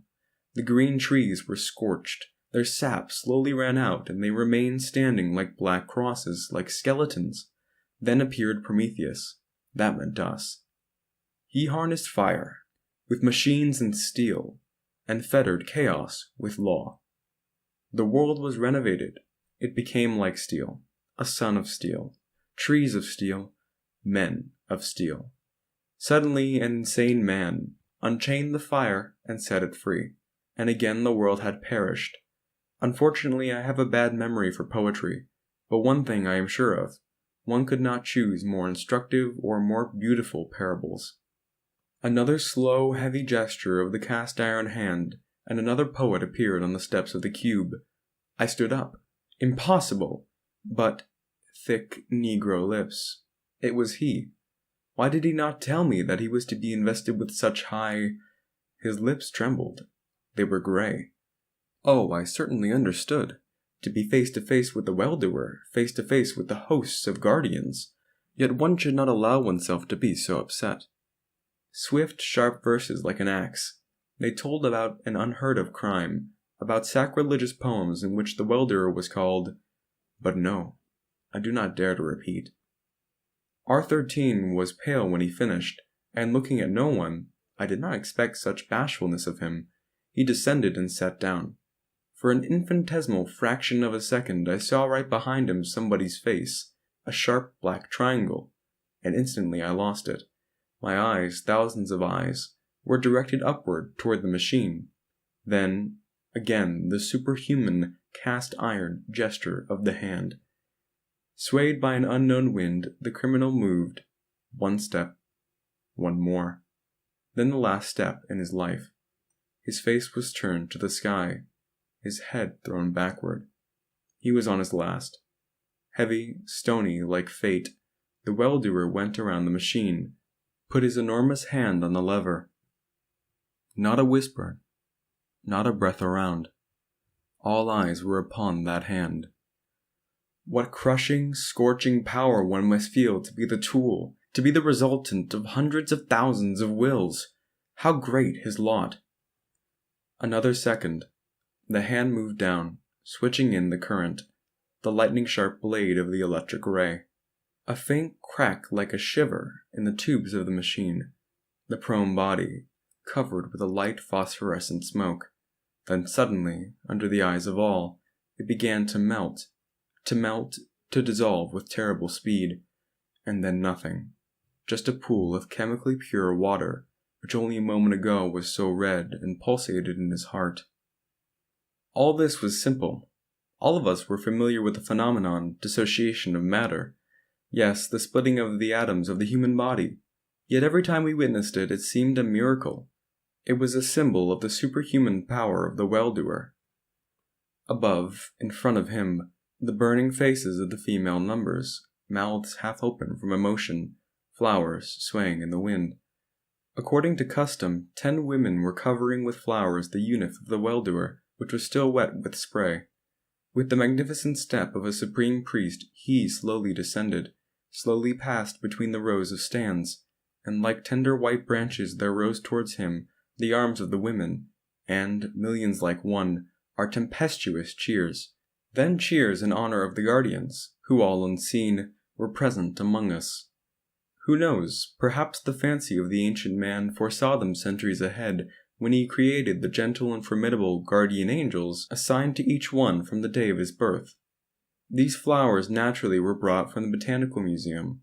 I, personally, am unable to see anything beautiful in flowers, or in anything else that belongs to the lower kingdom which now exists only beyond the green wall. Only rational and useful things are beautiful. Machines, boots, formulae, food, etc. Yes, there was in our celebrations something of the ancient religions, something purifying like a storm.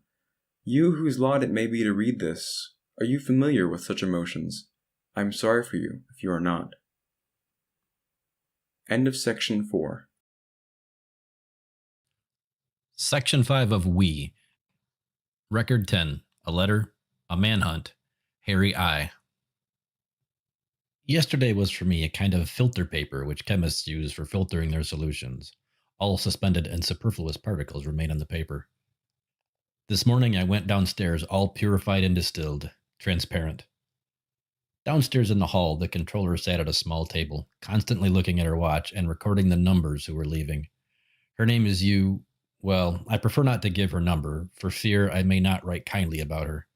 Although, as a matter of fact, she's a very respectable, mature woman. The only thing I do not like in her is that her cheeks fold down a little like gills of a fish, although I do not see anything wrong in this appearance. She scratched with her pen, and I saw on the page D503, and suddenly, splash, an ink blot. No sooner did I open my mouth to call her attention to that than she raised her head and blotted me with an inky smile. There is a letter for you. You will receive it, dear. Yes, you will. I knew a letter, after she had read it, must go through the Bureau of Guardians. I think it is unnecessary to explain in detail this natural order of things. I would receive it not later than 12 o'clock, but that tiny smile confused me. The drop of ink clouded the transparency of the distilled solution. At the dock of the integral, I could not concentrate. I even made a mistake in my calculations. That never happened to me before. At 12 o'clock, again, the rosy brown fish gills smile, and at last the letter was in my hands. I cannot say why I did not read it right there, but I put it in my pocket and ran into my room. I opened it and glanced it over and sat down. It was the official notification advising me that number I-330 had me assigned to her and that today at 21 o'clock I was to go to her. Her address was given. No, after all that happened? After I showed her frankly my attitude toward her? Besides, how could she know that I did not go to the Bureau of Guardians? She had no way of knowing that I was ill and could not. And despite all this, a dynamo was whirling and buzzing in my head. Buddha, yellow, lilies of the valley, rosy crescent. Besides, wanted to come see me today. I am sure she would not believe, how could one believe, that I had absolutely nothing to do with the matter that. I am sure also that we, O and I, will have a difficult, foolish, and absolutely illogical conversation. No, anything but that. Let the situation solve itself mechanically. I shall send her a copy of this official communication. While I was hastily putting the paper in my pocket, I noticed my terrible ape-like hand. I remembered how that day during our walk, she took my hand and looked at it. Is it possible that A 21:15, a white northern night. Everything was glass, greenish, but it was a different kind of glass, not like ours, not genuine, but very breakable. A thin glass shell, and within that shell things were flying, whirling, buzzing. I should not have been surprised if suddenly the cupola of the auditorium had risen in slow, rolling clouds of smoke, or if the ripe moon had sent an inky smile, like that one at the little table this morning, or if in all the houses suddenly all the curtains had been lowered, and behind the curtains. I felt something peculiar. My ribs were like iron bars that decidedly interfered, with my heart, giving it too little space. I stood at a glass door on which were the golden letters I-330. I-330 sat at the table with her back to me. She was writing something. I stepped in. Here, I held out the pink check. I received the notification this noon, and here I am. How punctual you are. Just a minute, please, may I? Sit down. I shall finish in a minute. She lowered her eyes to the letter. What had she there, behind her lowered curtains? What would she say? What would she do in a second? How to learn it? How to calculate it, since she comes from beyond, from the wild ancient land of dreams? I looked at her in silence. My ribs were iron bars. The space for the heart was too small. When she speaks, her face is like a swiftly revolving, glittering wheel. You cannot see the separate bars. But at that moment, the wheel was motionless. I saw a strange combination, dark eyebrows running right to the temples, a sharp, mocking triangle, and still another dark triangle with its apex upward, 2 deep wrinkles from the nose to the angles of the mouth. And those 2 triangles somehow contradicted each other. They gave the whole face that disagreeable, irritating X or cross, a face obliquely marked by a cross. The wheel started to turn, its bars blurred. So you did not go to the Bureau of Guardians after all? I did not feel well. I could not. Yes, I thought so. Something must have prevented you. Matters little what. Sharp teeth, a smile.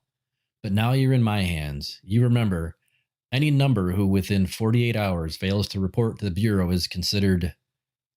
My heart banged so forcibly that the iron bars bent. If I were not sitting like a little boy, how stupid. I was caught like a little boy, and stupidly I kept silent. I felt I was in a net, neither my legs nor my arms.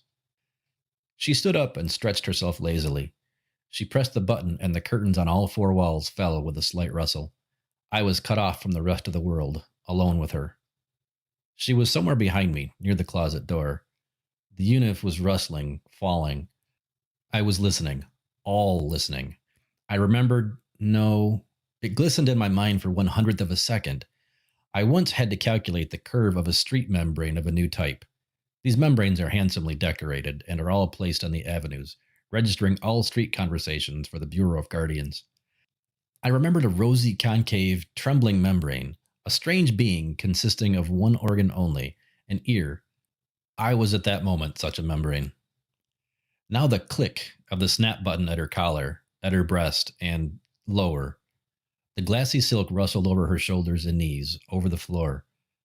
I heard, and this was clearer than actual seeing, I heard how 1 foot stepped out of the grayish-blue heap of silk, then the other.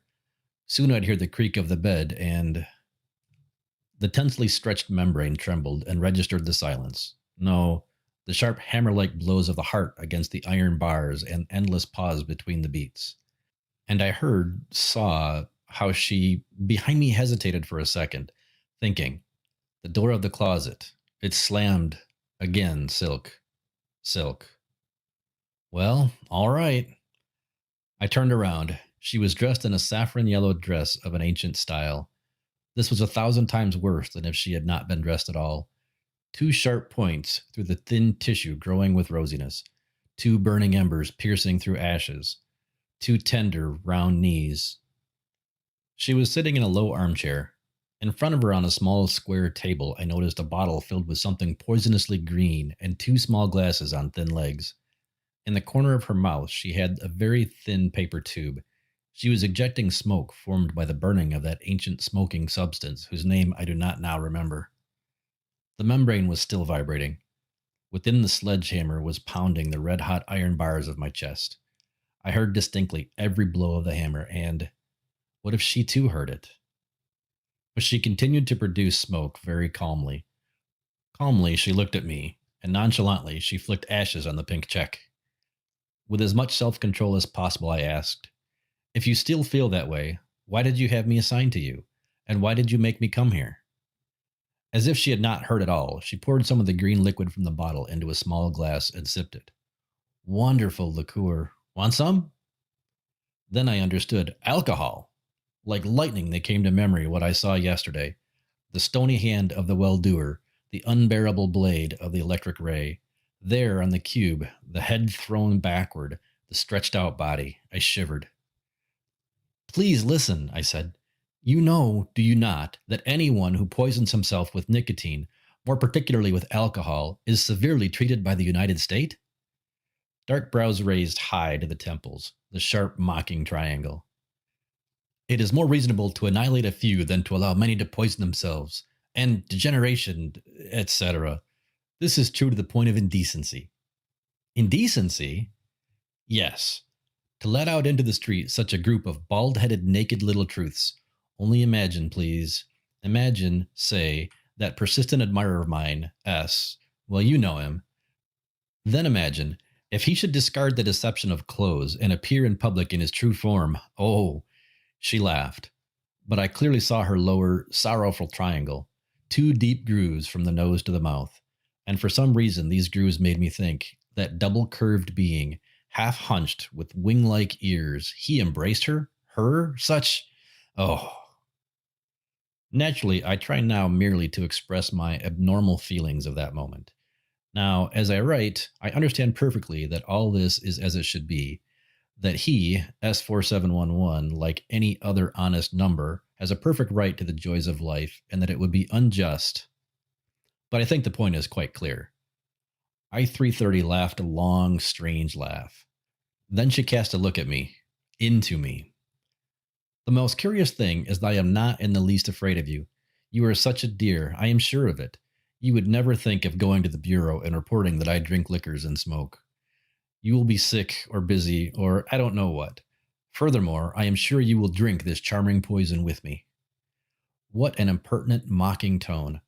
I felt definitely that in a moment I should hate her. Why in a moment? In fact, I hated her all the time. I-330 turned over the little glass of green poison straight into her mouth. Then she stood up, and all rosy through the translucent saffron yellow tissue, she made a few steps and stopped behind my chair. Suddenly, her arms were about my neck. Her lips grew into mine. No, even somewhere much deeper, much more terribly. I swear all this was very unexpected for me. That is why perhaps, for I could not, at this moment I see clearly, I could not myself have the desire to unbearably sweet lips. I suppose it was the taste of the liquor. It was as though burning poison were being poured into me, and more, and more. I tore away from the earth and began revolving as an independent planet, down, down, following an uncalculable curve. What happened next I am able to describe only in an approximate way, only by way of more or less corresponding analogies. It never occurred to me before, but it is true. We who live on the earth, we are always walking over a seething red sea of fire which is hidden in the womb of the earth. We never think of it, but imagine the ground under our feet suddenly transformed into a thin glass shell. Suddenly, we should behold. I became glass-like and saw within myself.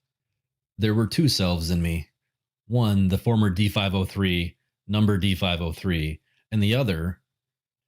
Before, that other used to only show his hairy paws from time to time, but now the whole other self left his shell. That shell was breaking, and in a moment, grasping with all my strength the last straw, the arms of the chair, I asked loudly, so as to hear my first self, where did you get this poison? Oh, this? A physician. One of my what? And my other self jumped up suddenly and yelled, I won't allow it. I want no one but me.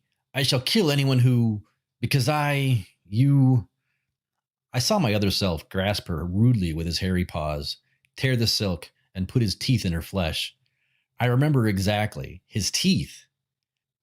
I do not remember how, but I-330 slipped away, and I saw her straightened, her head raised high, her eyes overlain by that cursed impenetrable curtain. She stood leaning with her back against the closet door and listening to me. I remember I was on the floor.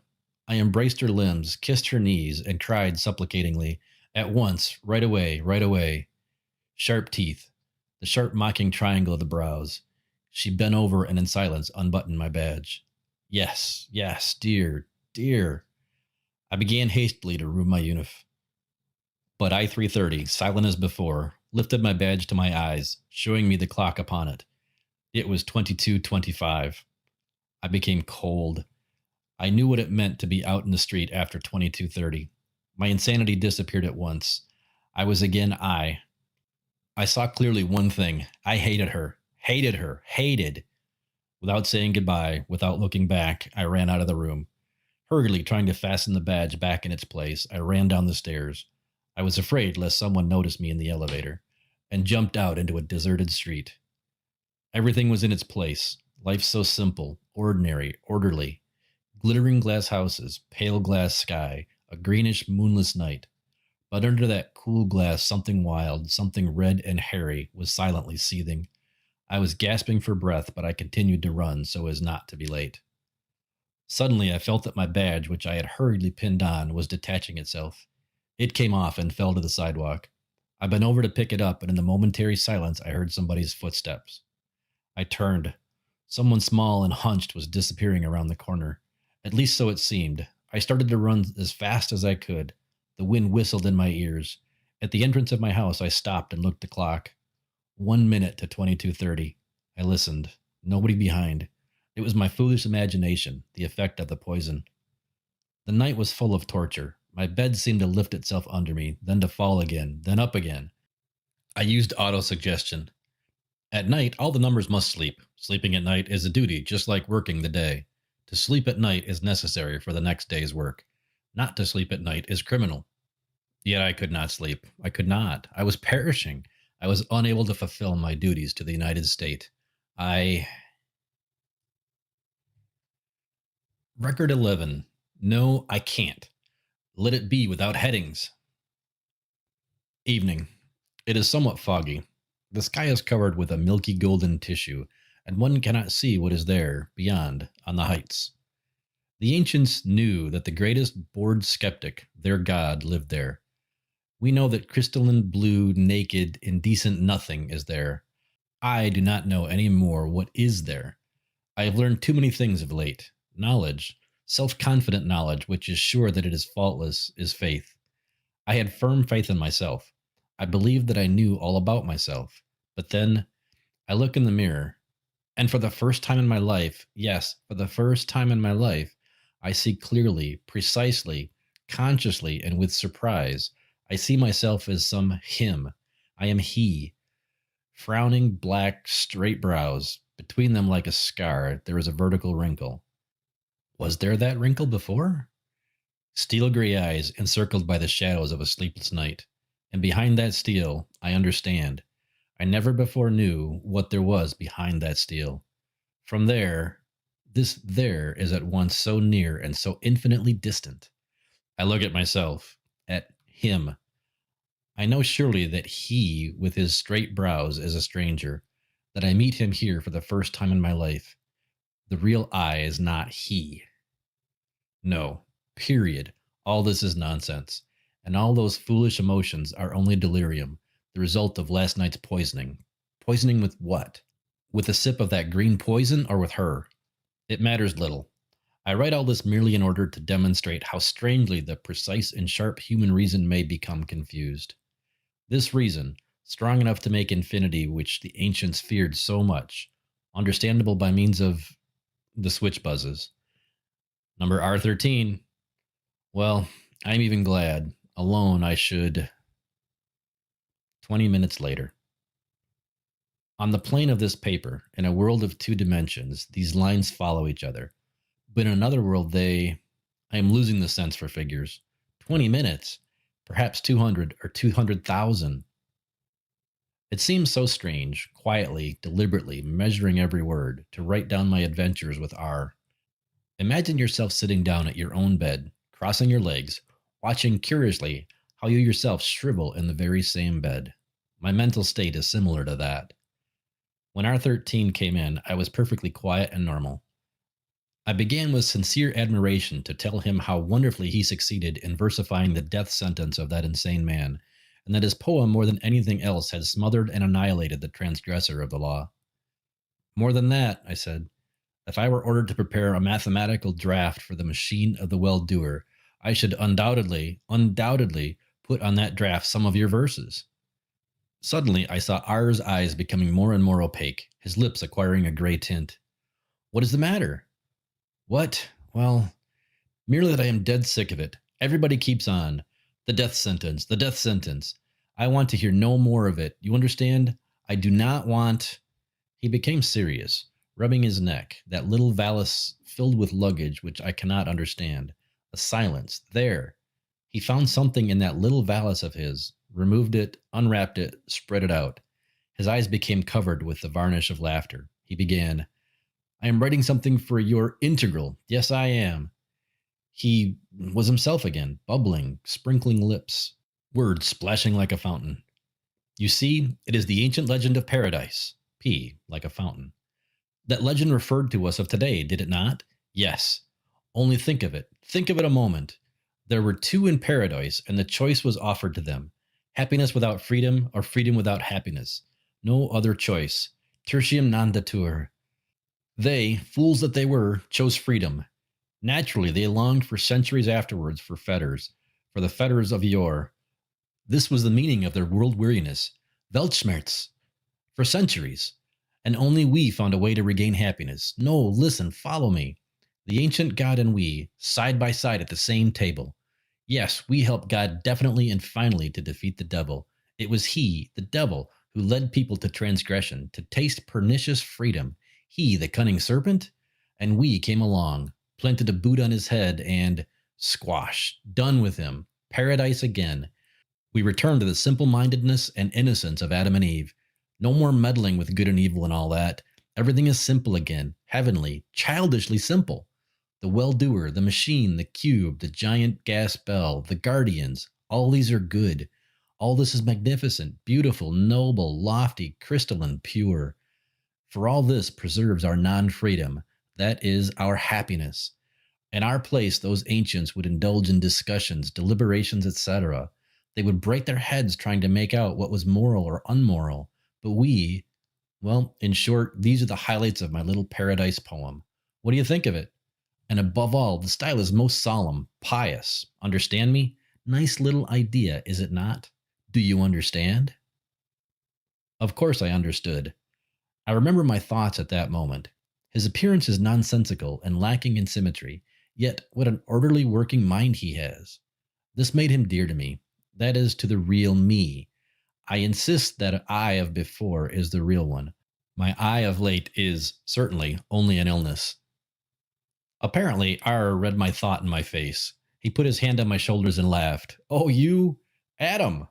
By the way, about Eve.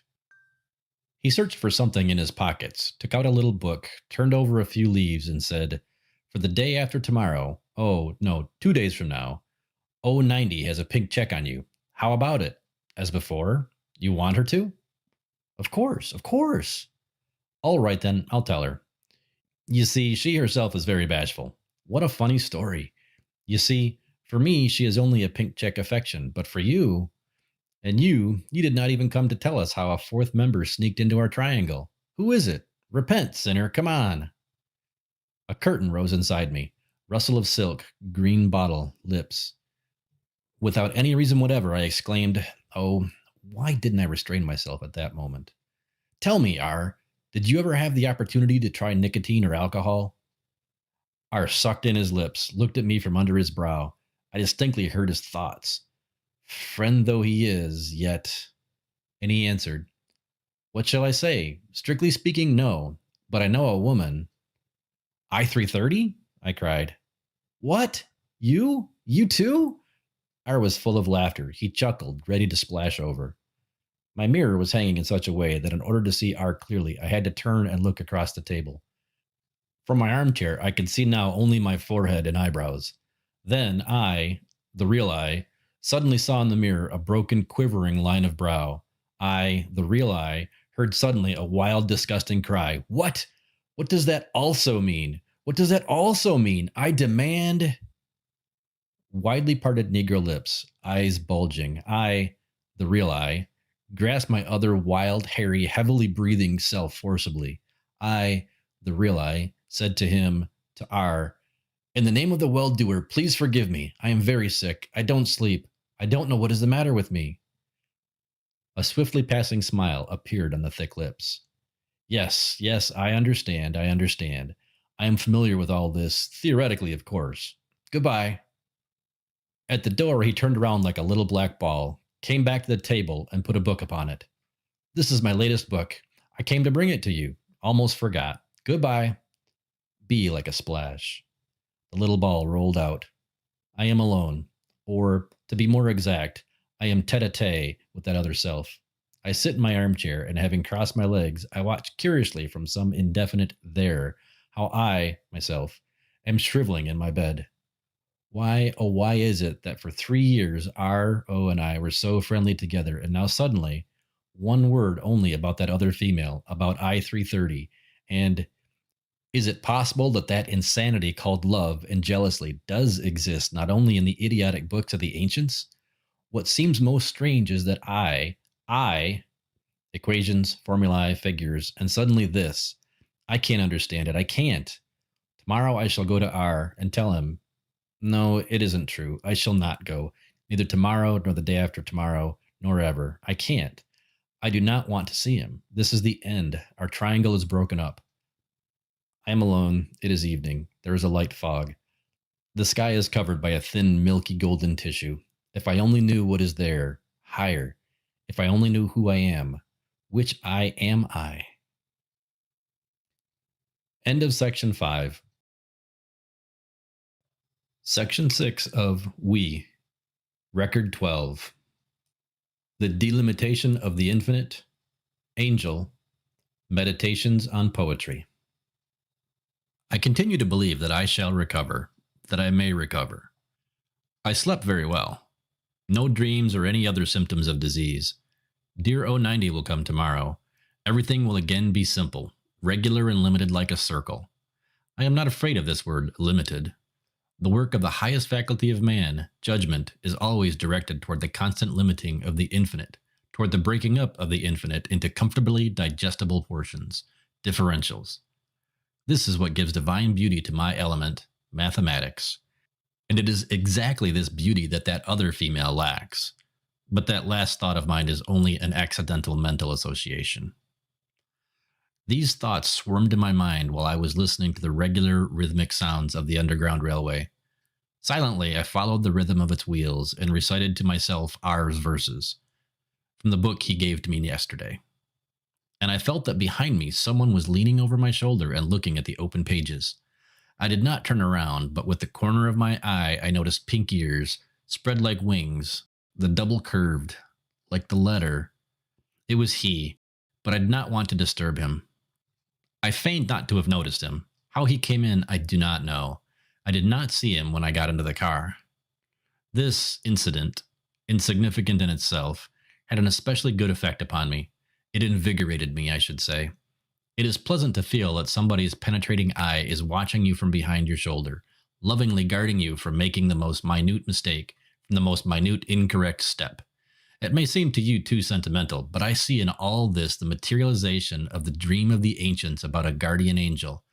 How many things about which the ancients had only dreams are materialized in our life? At the moment when I became aware of the presence of the guardian angel behind me, I was enjoying a poem entitled Happiness. I think I am not mistaken when I say that it is a piece of rare beauty and depth of thought. Here are the first 4 lines. 2 times 2, eternal lovers, inseparable in passion for, most flaming lovers in the world, eternally welded, 2 times 2. And the rest is in the same vein, on the wisdom and the eternal happiness of the multiplication table. Every poet is inevitably a Columbus. America existed before Columbus for ages, but only Columbus found it. The multiplication table existed before R13 for ages, but only R13 could find in the virginal forest of figures a new El Dorado. Is it not true? Is there any happiness more wise and cloudless in this wonderful world? Steel may rust. The ancient God created the ancient man, i.e., the man capable of mistakes. Ergo, the ancient God himself made a mistake. The multiplication table is more wise and more absolute than the ancient God, for the multiplication table never, do you understand, never makes mistakes. There are no more fortunate and happy people than those who live according to the correct, eternal laws of the multiplication table. No hesitation, no errors. There is but one truth, and there is but one path to it, and that truth is 4, and that path is 2 times 2. Would it not seem preposterous for those happily multiplied 2s suddenly to begin thinking of some foolish kind of freedom, i.e., is it not clear, of a mistake? It seems undeniable, axiomatic, that R13 knows how to grasp the most fundamental, the most... At that moment I again felt, first near the back of my head, then in my left ear, the warm, tender breath of the guardian angel. He apparently noticed that the book on my lap had long been closed and that my thoughts were somewhere very far. Well, I am ready this minute to spread before him the pages of my brain. This gives one such a feeling of tranquility and joy. I remember I even turned around and gazed long and questioningly into his eyes. But either he did not understand, or he did not want to understand me. He did not ask me anything. The only thing left for me is to relate everything to you, my unknown readers. You are to me now as dear and as near and as far out of reach as he was at that moment. This was my way of thinking. From the part to the whole. R13 is the part, the whole is our institution of state poets and authors. I thought, how was it that the ancients did not notice the utter absurdity of their prose and poetry? The gigantic, magnificent power of the artistic word was spent by them in vain. It is really droll. Anybody wrote whatever happened to come into his head. It was as foolish as the fact that in the days of the ancients, the ocean blindly splashed at the shore for 24 hours without interruption or use. The millions of kilogram meters of energy which were hidden in the waves were used only for the stimulation of sweethearts. We obtained electricity from the amorous whisper of the waves. We made a domestic animal out of that sparkling, foaming, rabid one. And in the same manner we domesticated and harnessed the wild element of poetry. Now, poetry is no longer the unpardonable whistling of nightingales, but a state service. Poetry is a commodity. Our famous mathematical norms. Without them in our schools, how could we love so sincerely and dearly our 4 rules of arithmetic? And thorns. This is a classical image. The guardians are thorns about a rose. Thorns that guard our tender state flower from coarse hands.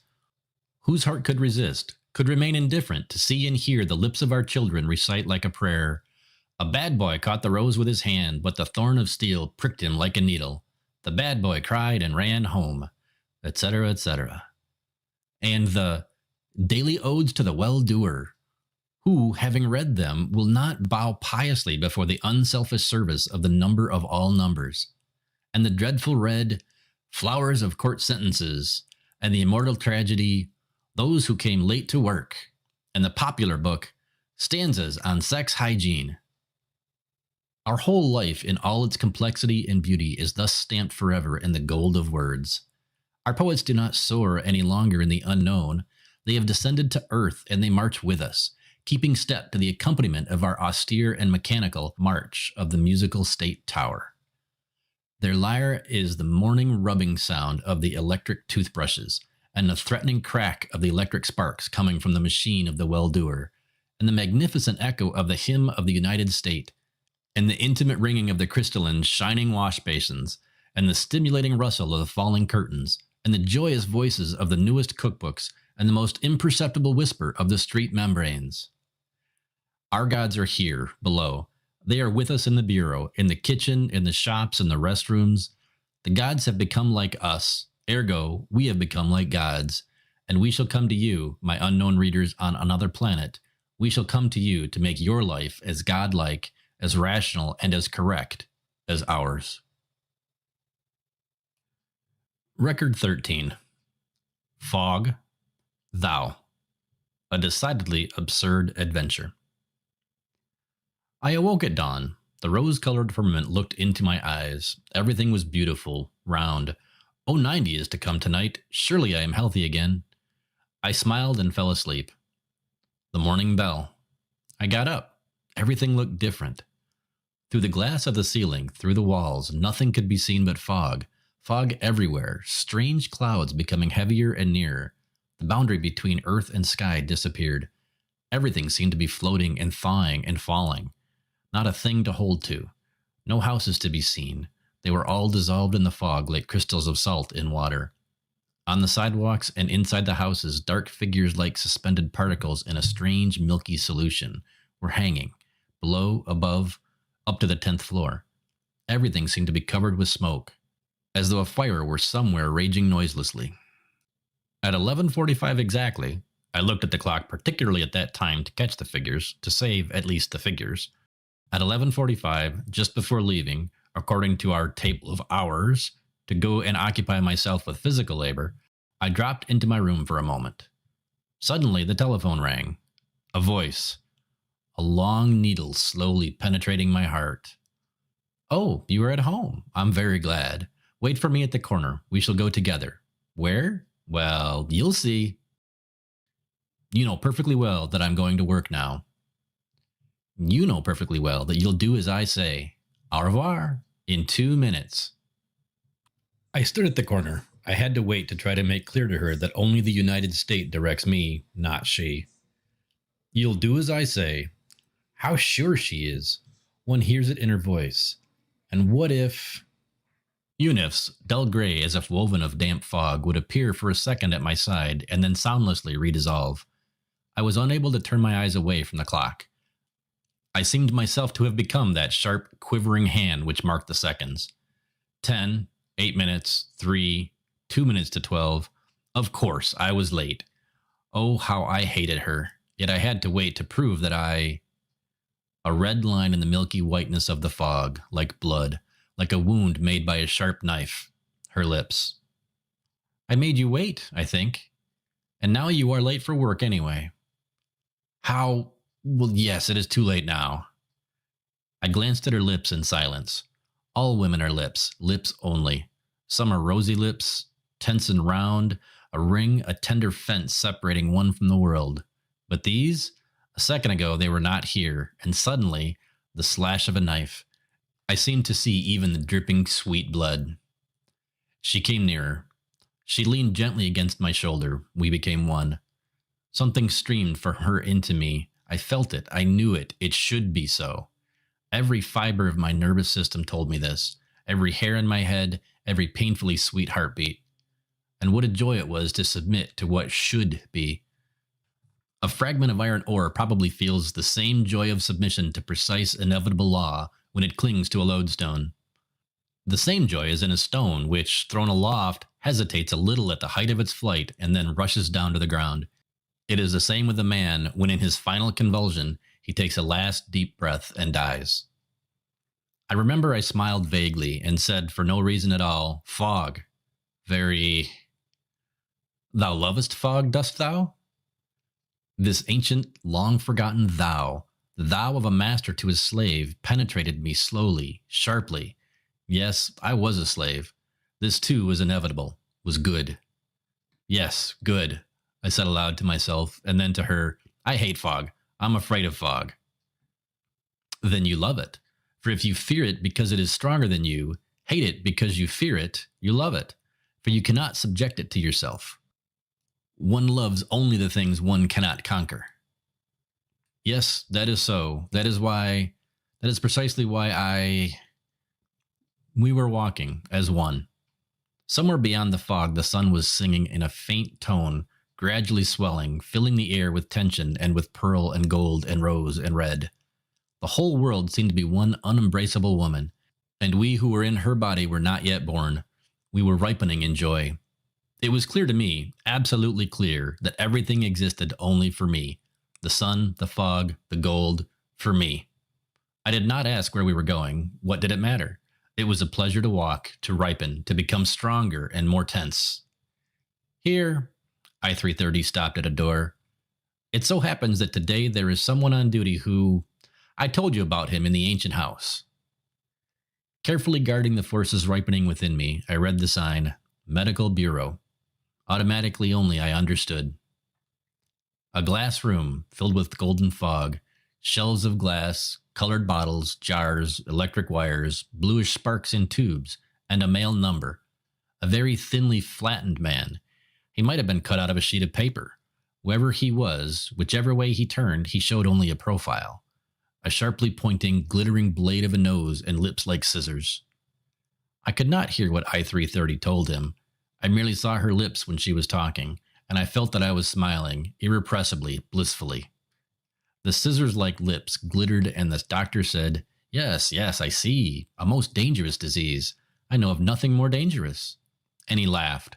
With his thin, flat, papery hand, he wrote something on a piece of paper and gave it to I-330. He wrote on a piece of paper and handed it over to me. He had given us certificates, testifying that we were ill, that we were unable to go to work. Thus I stole my work from the United States. I was a thief. I deserved to be put beneath the machine of the well-doer. Yet I was indifferent to this thought.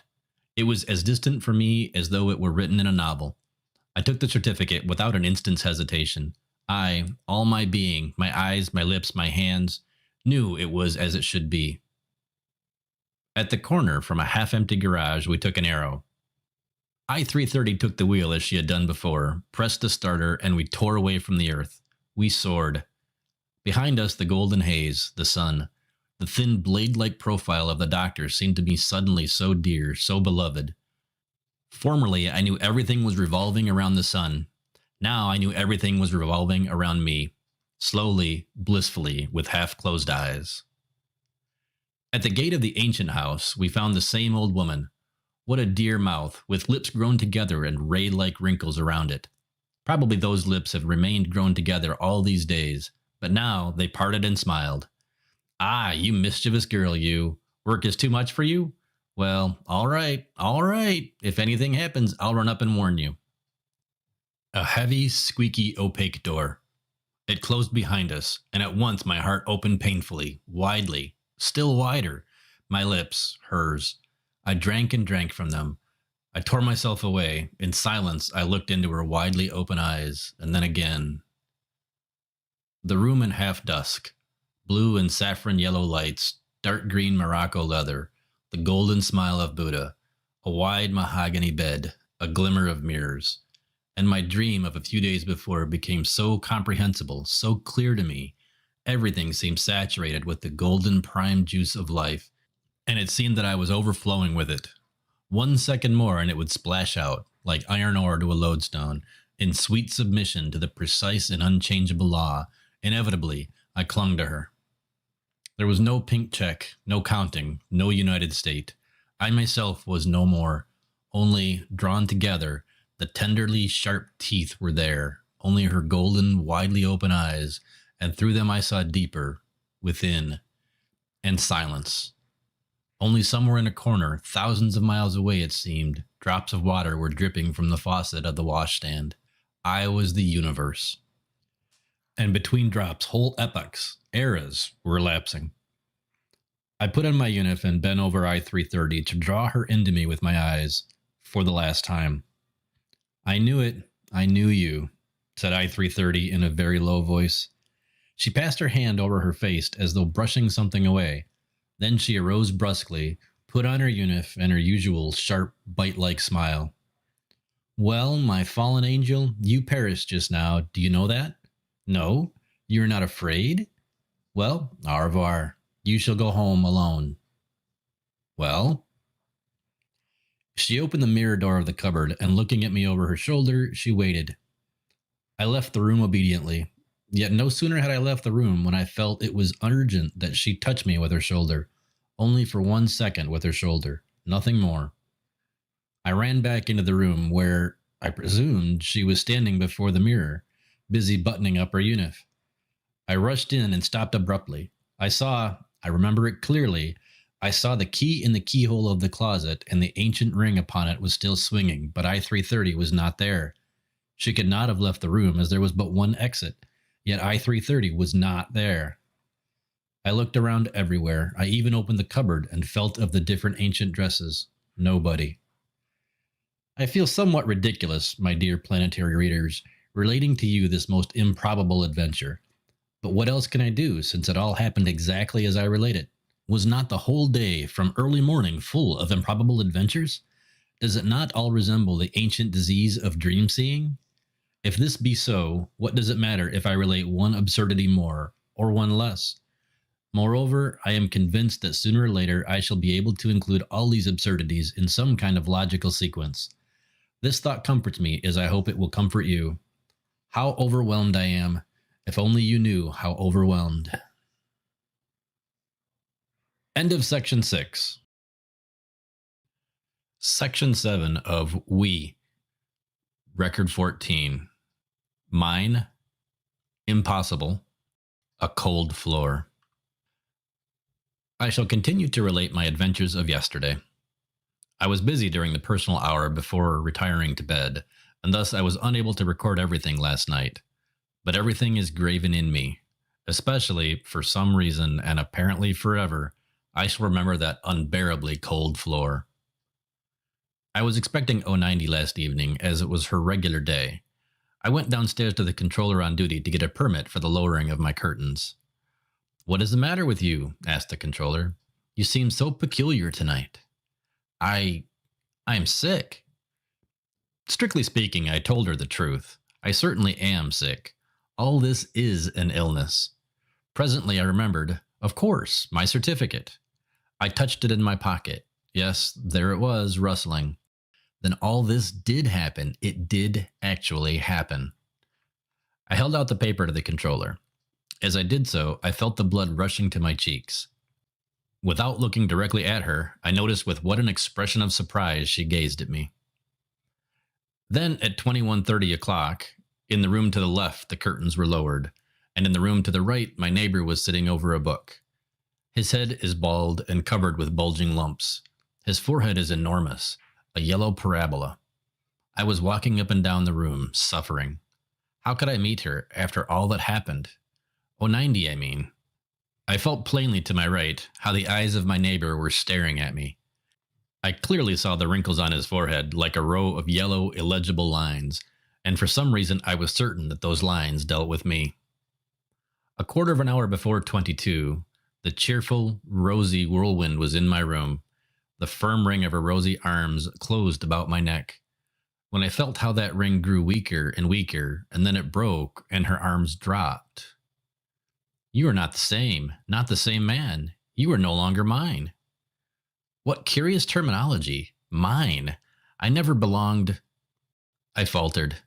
It suddenly occurred to me, true, I belonged to no one before, but now?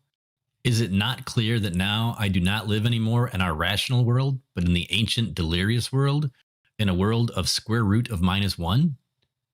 The curtains fell. There to my right, my neighbor let his book drop at that moment from the table to the floor, and through the last narrow space between the curtain and the floor, I saw a yellow hand pick up the book. Within, I felt, only to seize that hand with all my power. I wanted to meet you during the hour for the walk. I must talk to you about so many things. So many. Poor dear 090. Her rosy mouth was a crescent with its horns downward. But I could not tell her everything. Could I? If for no other reason than it would make her an accomplice of my crimes. I knew that she would not have the courage to report me to the Bureau of Guardians. Consequently, my dear O, I am sick. I am exhausted. I went again today to the medical bureau, but it was nothing. It will pass. But let us not talk about it. Let us forget it. 090 was lying down. I kissed her gently. I kissed that childish, fluffy fold at her wrist. Her blue eyes were closed. The pink crescent of her lips was slowly blooming more and more like a flower. I kissed her. Suddenly, I realized how empty I was, how I had given away. No, I could not. Impossible. I knew I must. But no, impossible. I ought. But no, impossible. My lips cooled at once. The rosy crescent trembled, darkened, drew together. 090 covered herself with the bedspread, her face hidden in the pillow. I was sitting near the bed, on the floor. What a desperately cold floor. I sat there in silence. The terrible cold from the floor rose higher and higher. There, in the blue, silent space among the planets, there probably it is as cold. Please understand, dear, I did not mean, I muttered. With all my heart, It was the truth. I, my real self, did not mean. Yet how could I express it in words? How could I explain to her that the piece of iron did not want to, but that the law is precise, inevitable? 090 lifted her face from the pillow, and without opening her eyes, she said, "Go away." But because she was crying, she pronounced it "oh-ay." For some reason, this absurd detail will not leave my memory. Penetrated by the cold and torpid, I went out into the hall. I pressed my forehead against the cold glass. Outside, a thin, almost imperceptible film of haze was spread. Towards night, I thought, it will descend again and drown the world. How sad a night it will be. 090 passed swiftly by, going toward the elevator. The door slammed. "Wait a minute," I screamed. I was frightened. But the elevator was already groaning, going down, down, down. She robbed me of R. She robbed me of 090, yet, nevertheless. Record 15. The bell, the mirror-like sea, I am to burn eternally. I was walking upon the deck where the integral is being built, when the second builder came to meet me. His face as usual is round and white, a porcelain plate.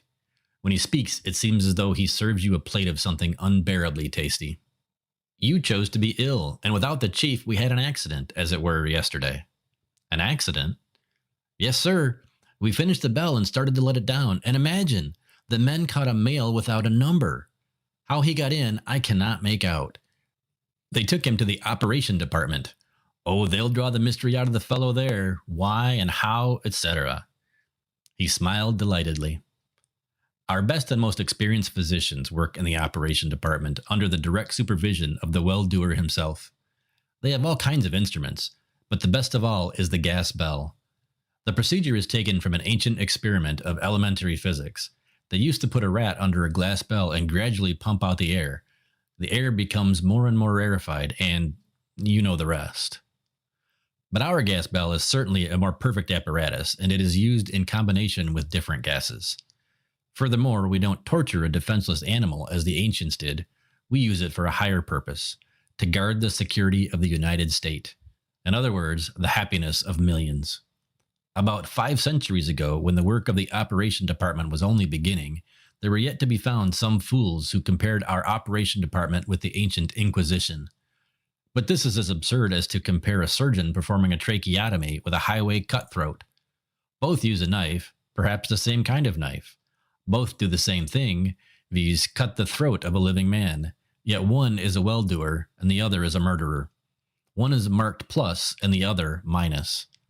All this becomes perfectly clear in 1 second, in one turn of our logical wheel, the teeth of which engage that minus, turn it upward, and thus change its aspect.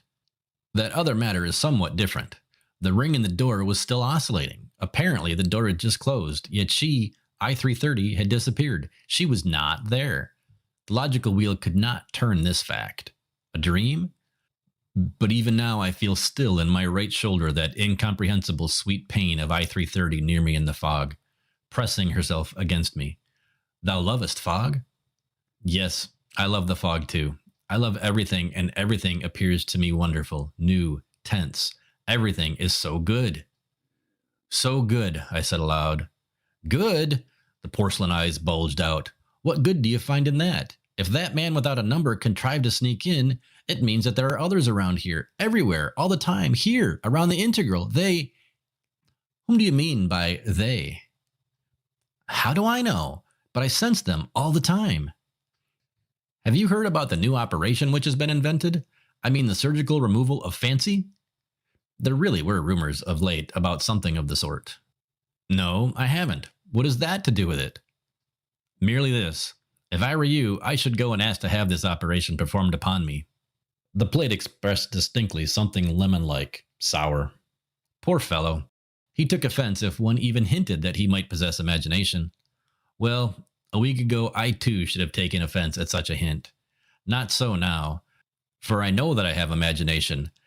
That is what my illness consists in.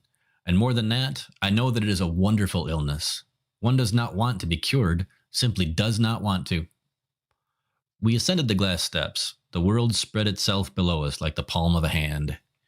You, readers of these records, whoever you be, you have the sun above you. And if you ever were ill, as I am now, then you know what kind of sun there is or may be in the morning. You know that pinkish, lucid, warm gold.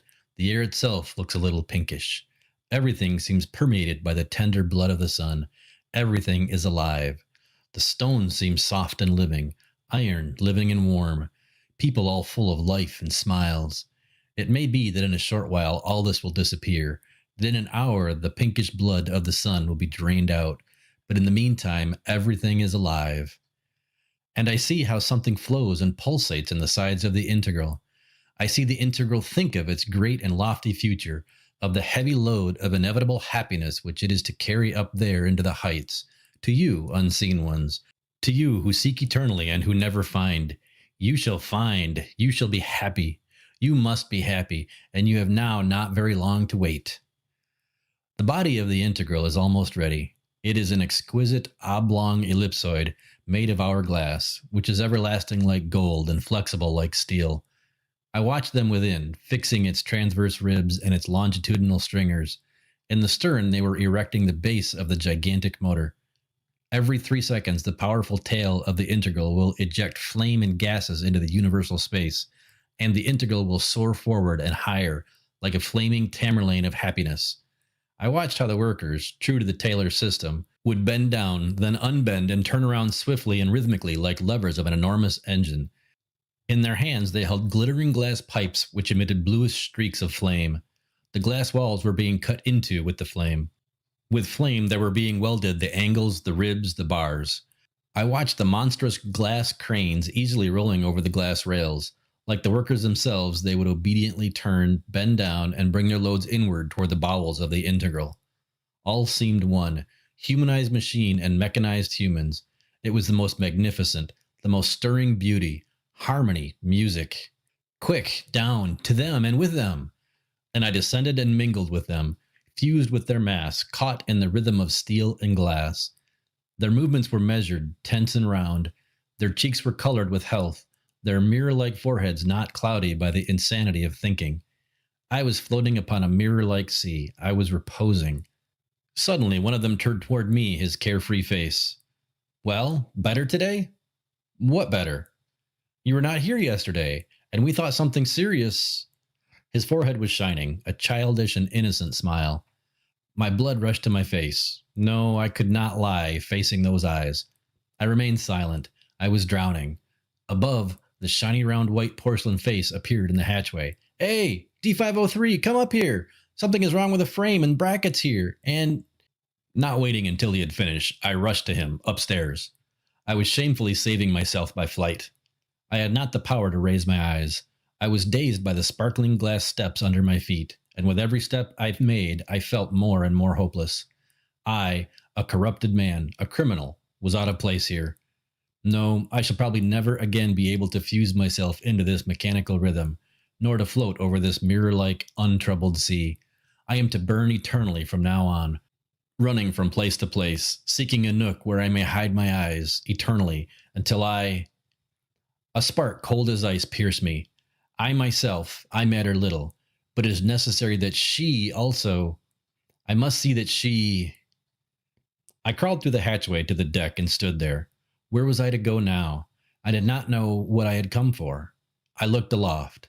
The midday sun, exhausted by its march, was fuming dimly. Below was the integral, a dark gray mass of glass, dead. The pink blood was drained out. It was clear to me that all this was my imagination and that everything remained as before. Yet it was also clear to me that... What is the matter with you, D503? Are you deaf? I call you and call. What is the matter with you? It was the second builder yelling directly into my ear. He must have been yelling that way for quite a while. What was the matter with me? I had lost my rudder. The motor was groaning as before. The arrow was quivering and rushing on, but it had no rudder. I did not even know where I was rushing, down to the earth or up to the sun, to its flame. End of section 7. Section 8 of We. Record 16. Yellow. A two-dimensional shadow. An incurable soul. I have not written for several days, for I don't know how many. All my days are alike. All are of one color, yellow, like dry, overheated sand. Not a patch of shade, not a drop of water, only an infinity of yellow sand. I cannot live without her. But she, since she disappeared that day so mysteriously in the ancient house, since that time, I have seen her only once. During the hour for the walk. 2, 3, 4 days ago, I do not remember exactly. All my days are alike. She only passed swiftly by, and for a second filled up the yellow, empty world. With her, arm in arm, reaching not higher than her shoulder, were the double-curved S, and the thin, papery doctor, and a fourth person, whose fingers only I remember well. They streamed out, those fingers, from the sleeve of the uniform like a bundle of rays, uncommonly thin, white, long. I-330 raised her hand and waved to me. Then she bent toward the one with the ray-like fingers, over the head of S. I overheard the word integral. All four turned around to look at me, and then they disappeared in the bluish-gray sea, and my road was once more dry and yellow. That same evening, she had a pink check on me. I stood before the switchboard, and with hatred and tenderness I implored it to click, and soon to show the number I-330. I would jump out into the hall at every sound of the elevator. The door of the latter would open heavily. Pale, tall, blonde, and dark, they would come out of the elevator, and here and there curtains were falling. But she was not there. She did not come. And it is quite possible that now, at this minute, as I write these lines, at 22 o'clock exactly, with her eyes closed, she is pressing her shoulder against somebody else in the same way.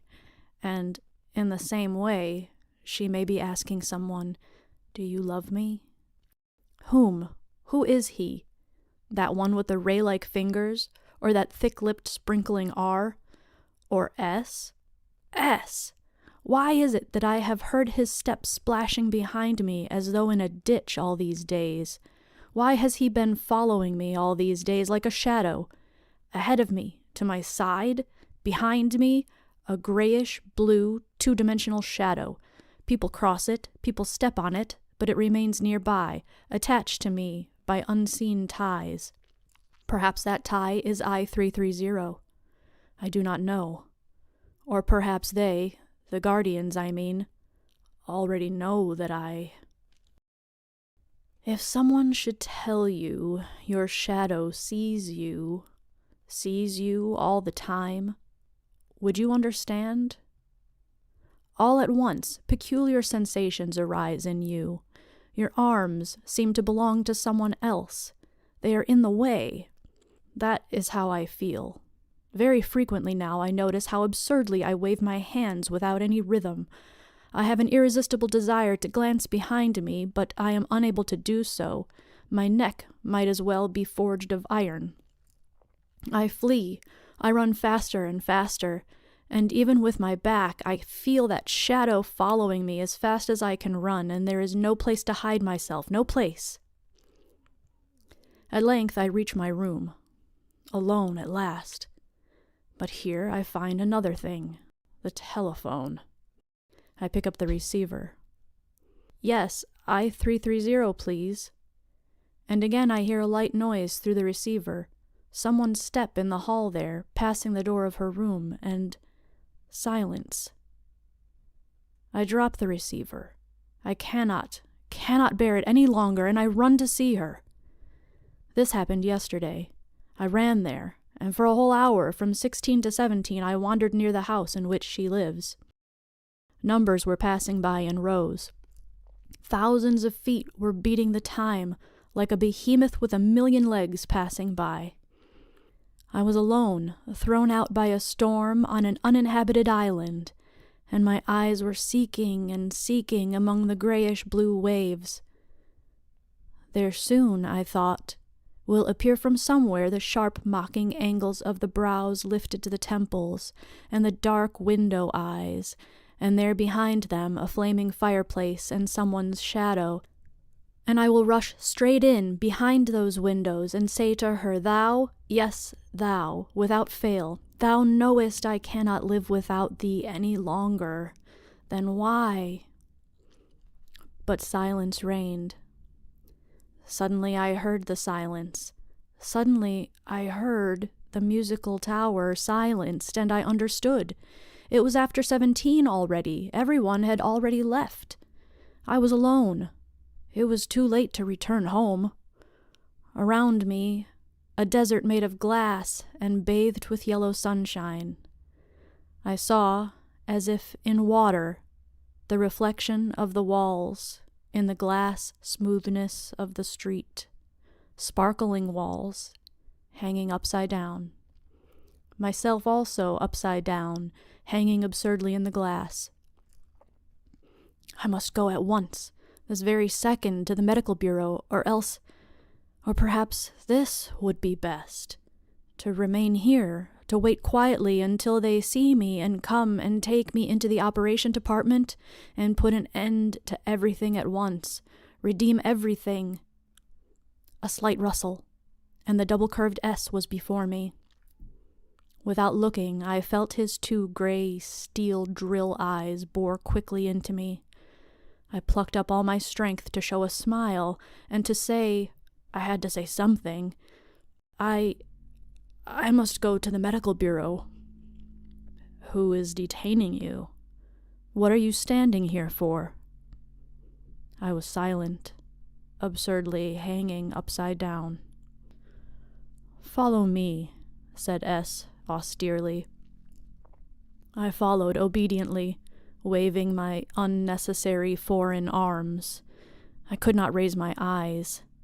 I walked through a strange world turned upside down, where people had their feet pasted to the ceilings, and where engines stood with their bases upward, and where, still lower, the sky merged in the heavy glass of the pavement. I remember what pained me most was the fact that, looking at the world for the last time in my life, I should see it upside down, rather than in its natural state. But I could not raise my eyes. We stopped. Steps. 1 step, and I should see the figures of the doctors, in their white aprons and the enormous dumb bell. With force, with some sort of an inner screw, at length I succeeded in tearing my eyes away from the glass beneath my feet, and I noticed the golden letters Medical Bureau. Why did he bring me here, rather than to the operation department? Why did he spare me? About this I did not even think at that moment. I made 1 jump over all the steps, firmly closed the door behind me, and took a very deep breath, as if I had not breathed since morning, and as if my heart had not beaten for the same length of time, and as if only now I started to breathe, and only now there opened a sluice in my chest. Inside, there were 2 of them. One, a short specimen with heavy legs, his eyes like the horns of a bull tossing the patients up. The other, extremely thin, with lips like sparkling scissors, a nose like a blade. It was the same man who... I ran to him, as to a dear friend, straight over, close to the blade, and muttered something about insomnia, dreams, shadows, yellow sand. The scissors' lips sparkled and smiled. Yes, it is too bad. Apparently a soul has formed in you. A soul? That strange ancient word that was forgotten long ago. Is it very dangerous? I stuttered. Incurable, was the cut of the scissors. But more specifically, what is it? Somehow I cannot imagine. You see, how shall I put it? Are you a mathematician? Yes. Then you see, imagine a plane. Let us say this mirror. You and I are on its surface, you see.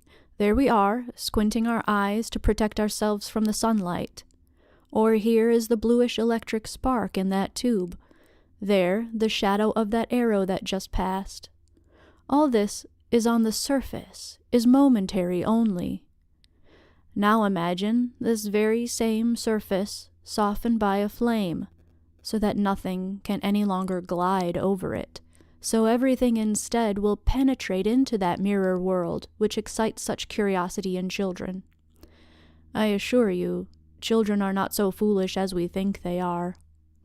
The surface becomes a volume, a body, a world, and inside the mirror, within you, there is the sunshine, and the whirlwind caused by the aero propeller, and your trembling lips, and someone else's lips also.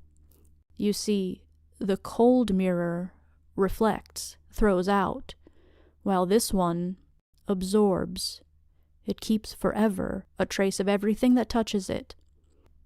Once you saw an imperceptible wrinkle on someone's face, and this wrinkle is forever preserved within you. You may happen to hear in the silence a drop of water falling, and you will hear it forever. Yes, yes, that is it. I grasped his hand. I could hear drops of water dripping in the silence from the faucet of a washstand, and at once I knew it was forever.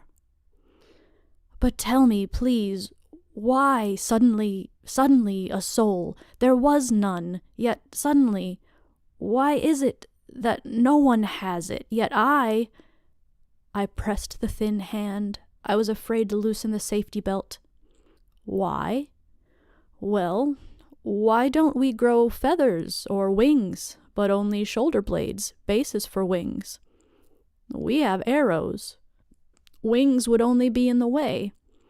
Wings are needed in order to fly, but we don't need to fly anywhere. We have arrived at the terminus. We have found what we wanted. Is that not so? I nodded vaguely. He glanced at me and laughed, a scalpel-like, metallic laugh. The other doctor overheard us and stamped out of his room on his heavy legs. He picked up the thin doctor with his horn eyes, then picked me up. What is the matter?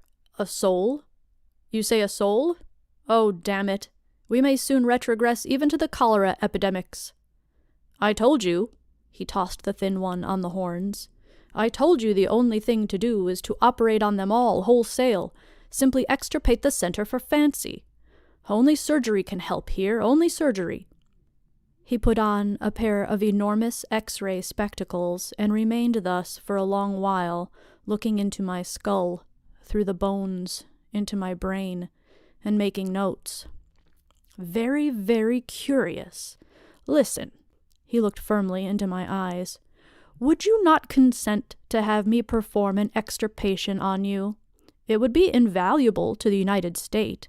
It might help us to prevent an epidemic. If you have no special reasons, of course.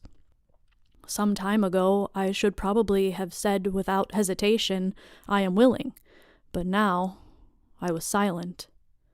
I caught the profile of the thin doctor. I implored him. You see, he said at last, number D530 is building the integral, and I am sure the operation would interfere. Ah, grumbled the other, and stamped back into his room. We remained alone. The paper-like hand was put lightly and caressingly upon mine. The profile-like face came nearer, and he said in a very low voice, I shall tell you a secret. You are not the only one. My colleague is right when he speaks of an epidemic. Try to remember, have you not noticed yourself, someone with something similar, very similar, identical? He looked at me closely. What was he alluding to? To whom? Is it possible? Listen. I jumped up from my seat, but he had already changed the subject. In a loud, metallic tone, as to the insomnia and for the dreams you complain of, I advise you to walk a great deal. Tomorrow morning you must begin taking long walks, say as far as the ancient house. Again he pierced me with his eyes, and he smiled thinly. It seemed to me that I saw enveloped in the tender tissue of that smile a word, a letter, a name, the only name. Or was it only my imagination? I waited impatiently while he wrote a certificate of illness for today and tomorrow. Once more I gently and firmly pressed his hand, then I ran out. My heart now feels light and swift like an arrow. It carries me higher and higher. I know joy will come tomorrow. What joy! Record 17. Through glass, I died. The corridor. I am puzzled. Yesterday, at the very moment when I thought everything was untangled, and that all the X's were at last found, New unknowns appeared in my equation. The origin of the coordinates of the whole story is, of course, the ancient home. From this center, the axes of all the x's, y's, and z's radiate, and recently they have entered into the formation of my whole life. I walked along the x-axis, Avenue 59, toward the center.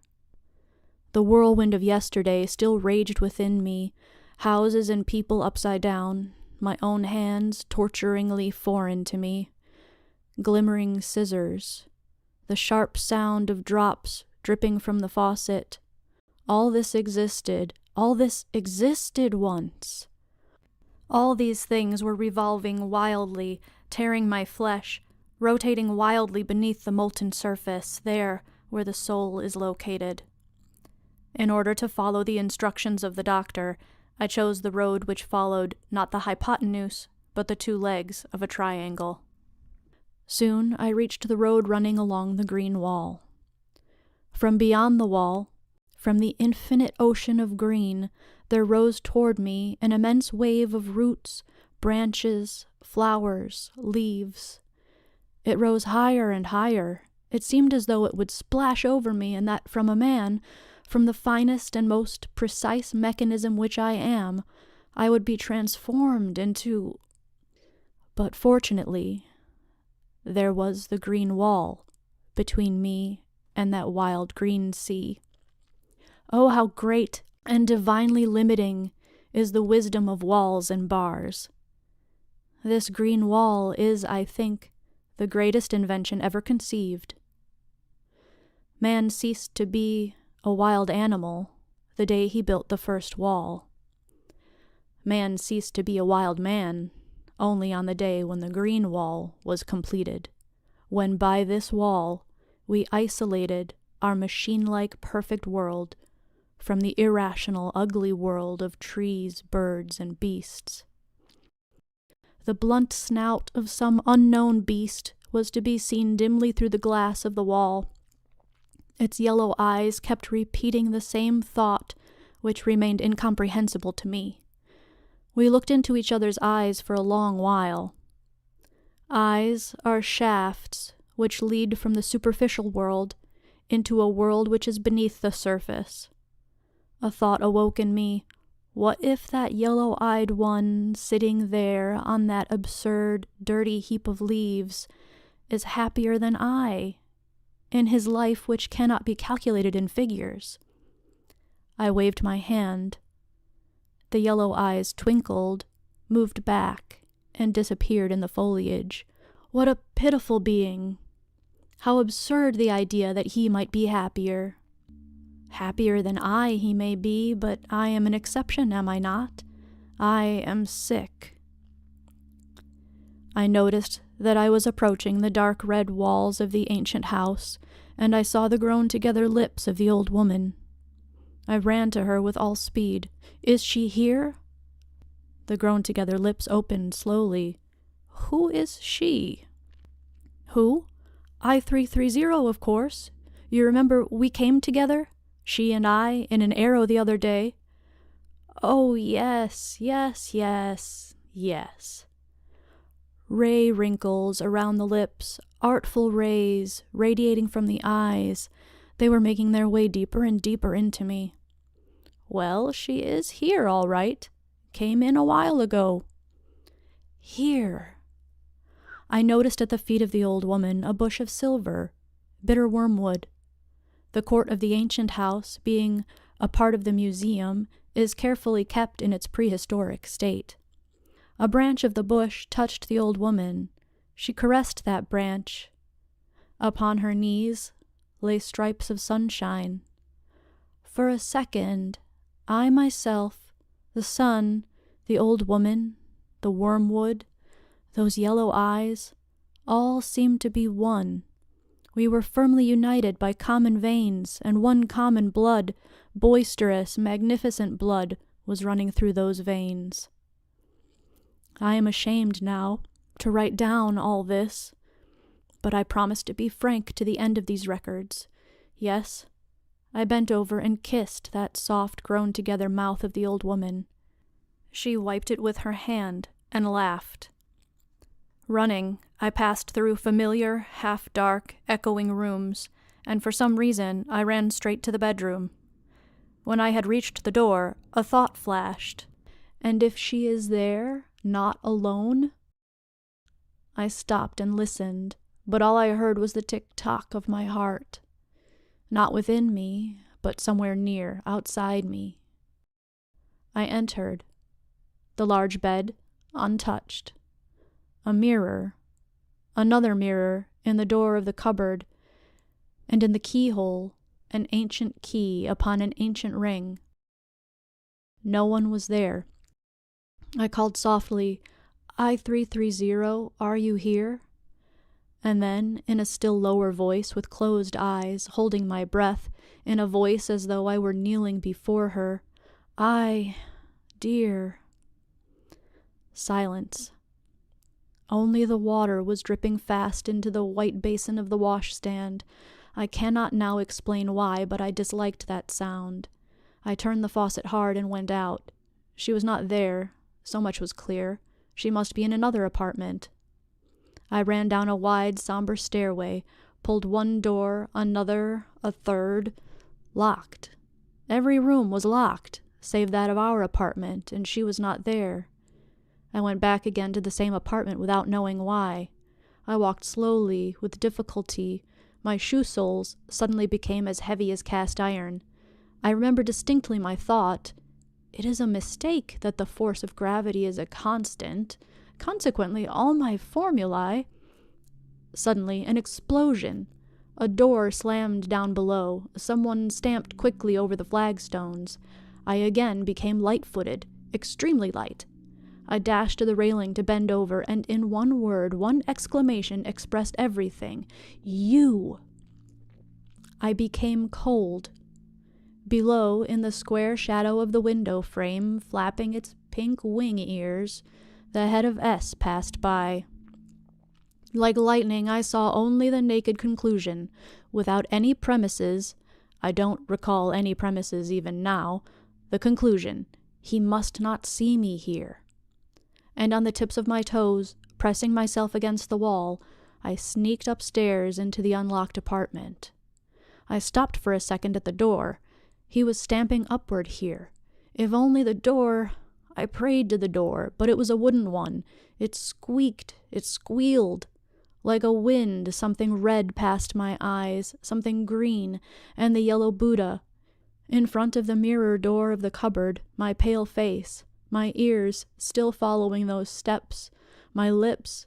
Now he was already passing the green and yellow, now he was passing Buddha, now at the door-sill of the bedroom. I grasped the key of the cupboard. The ring oscillated. This oscillation reminded me of something. Again, a conclusion, a naked conclusion without premises, a conclusion, or to be more exact, a fragment of one. Now I-330 is— I brusquely opened the cupboard, and when inside in the darkness, shut the door firmly. One step. The floor shook under my feet.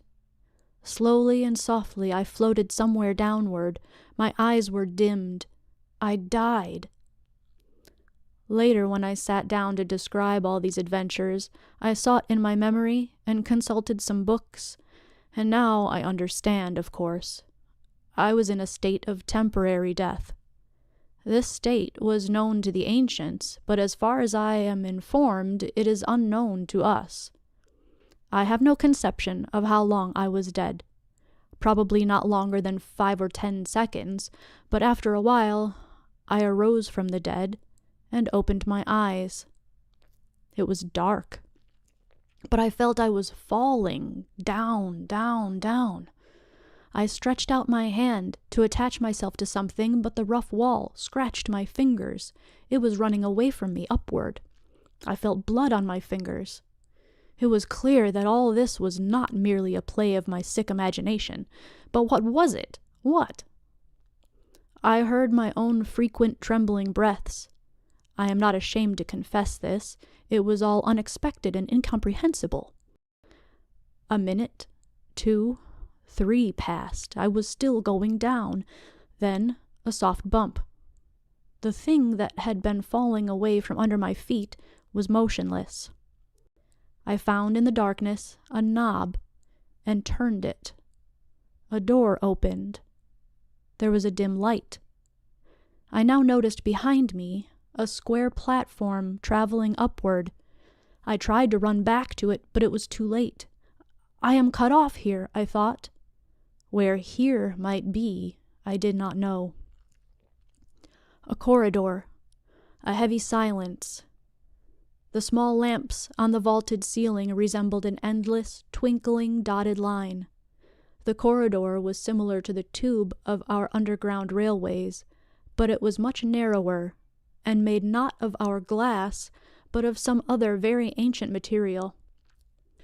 For a moment, I thought of the underground caves where they say many tried to save themselves during the 200 Years' War. There was nothing to do but walk ahead.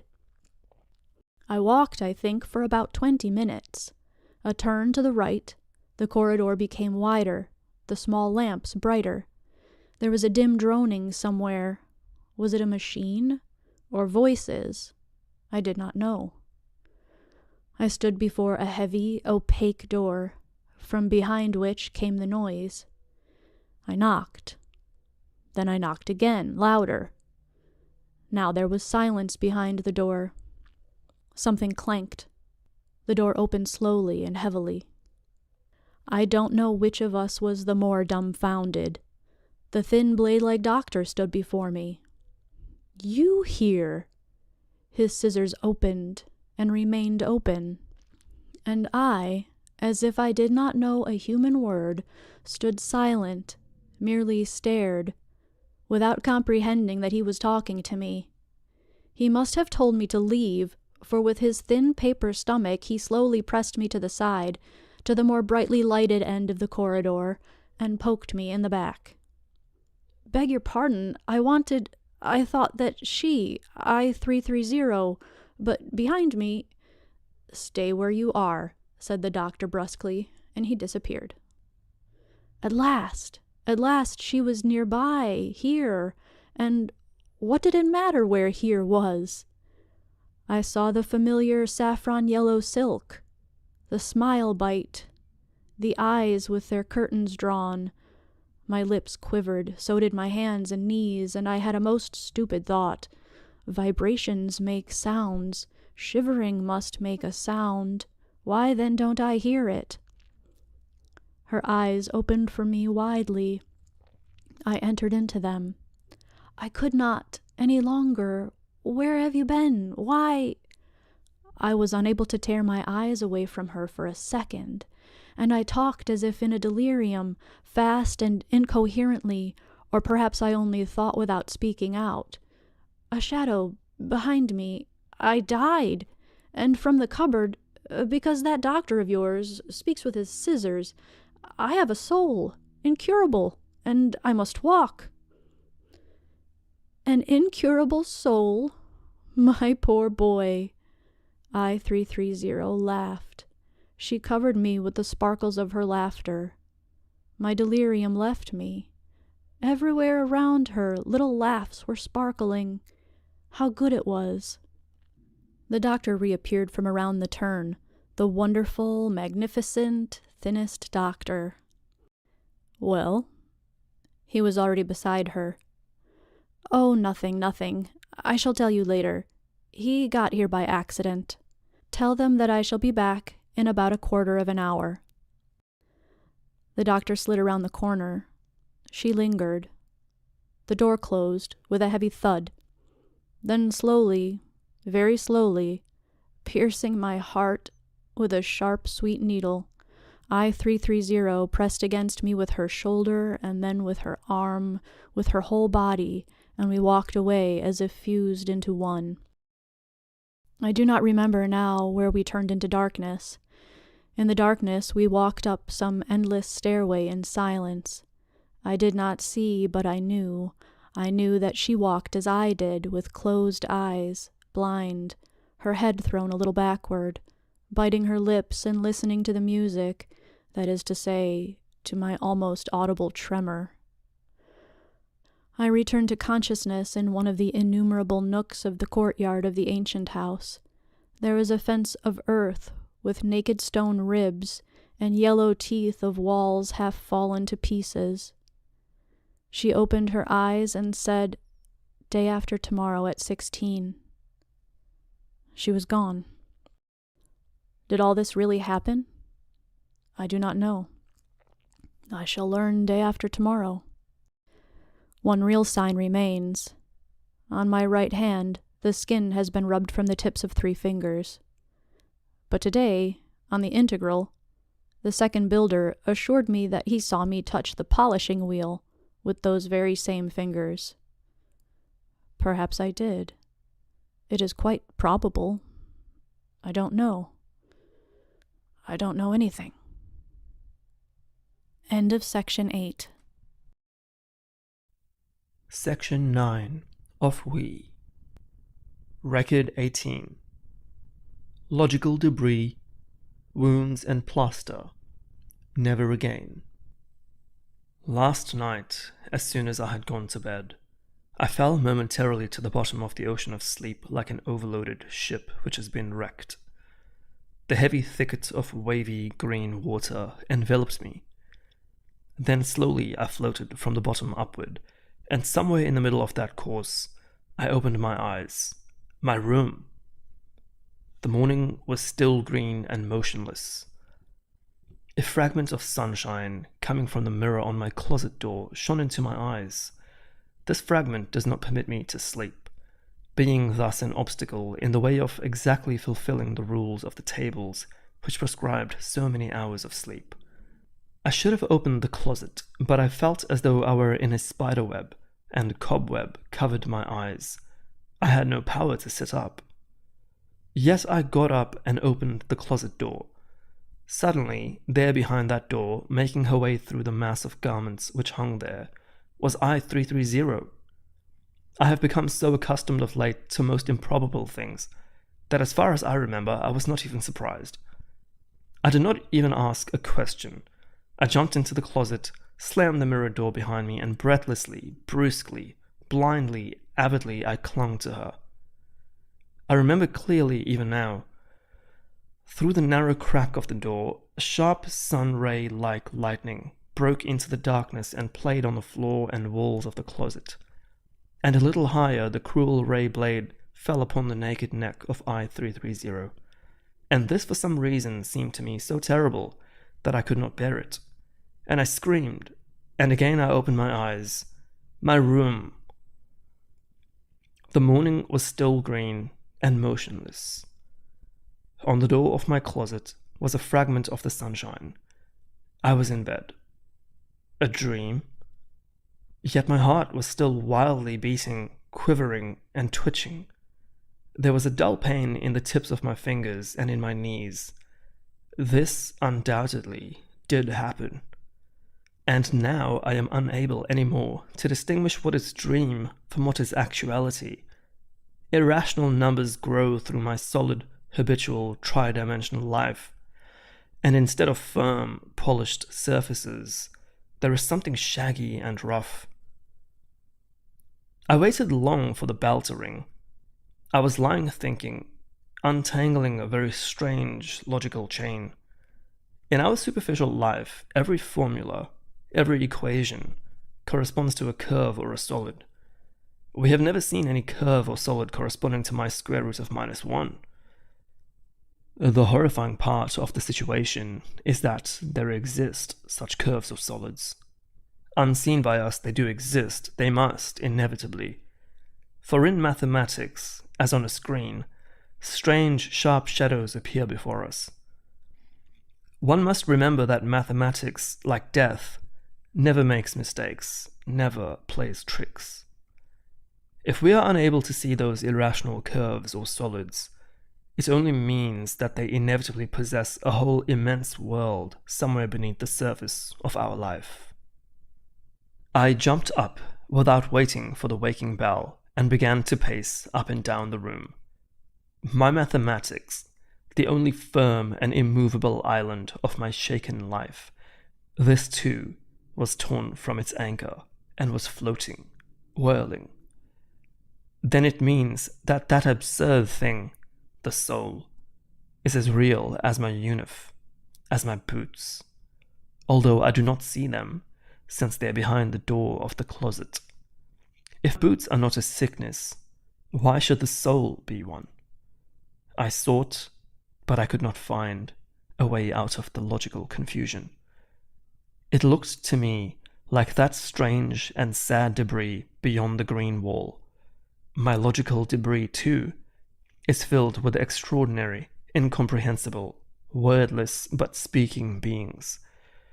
It occurred to me for a moment that through some strange, thick glass, I saw it.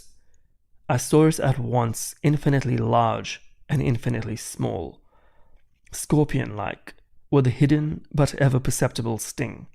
I saw the square root of -1. Perhaps it was nothing else but my soul, which, like the legendary scorpion of the ancients, was voluntarily stinging itself with the bell. The day began. All I saw and felt neither died nor disappeared. It merely became covered with daylight, as our visible world does not die or disappear at the end of the day, but merely becomes covered with the darkness of night. My head was filled by a light, thin haze. Through that haze, I perceived the long glass tables and the globe-like heads busy chewing, slowly, silently, in unison. At a distance through the haze, the metronome was slowly beating its tick-tock, and to the accompaniment of this customary and caressing music, I joined with the others in counting automatically to 50. 50 is the number of chewing movements required by the law of the state for every piece of food. And automatically then, keeping time, I went downstairs and put my name down in the book for the outgoing numbers, as everyone did. But I felt I lived separately from everybody. I lived by myself, separated by a soft wall which absorbs noises. Beyond that wall, there was my world. Here a thought occurred to me. If that world is only my own, why should I tell about it in these records? Why should I recount all these absurd dreams about closets, endless corridors? With great sorrow, I noticed that instead of a correct and strictly mathematical poem in honor of the United States, I am writing a fantastic novel. Oh, if only it were a novel, and not my actual life, full of x's, square roots of -1, and downfallings. Yet all may be for the best. Probably you, my unknown readers, are children still, as compared with us. We are brought up by the United States. Consequently, we have reached the highest summits attainable by man.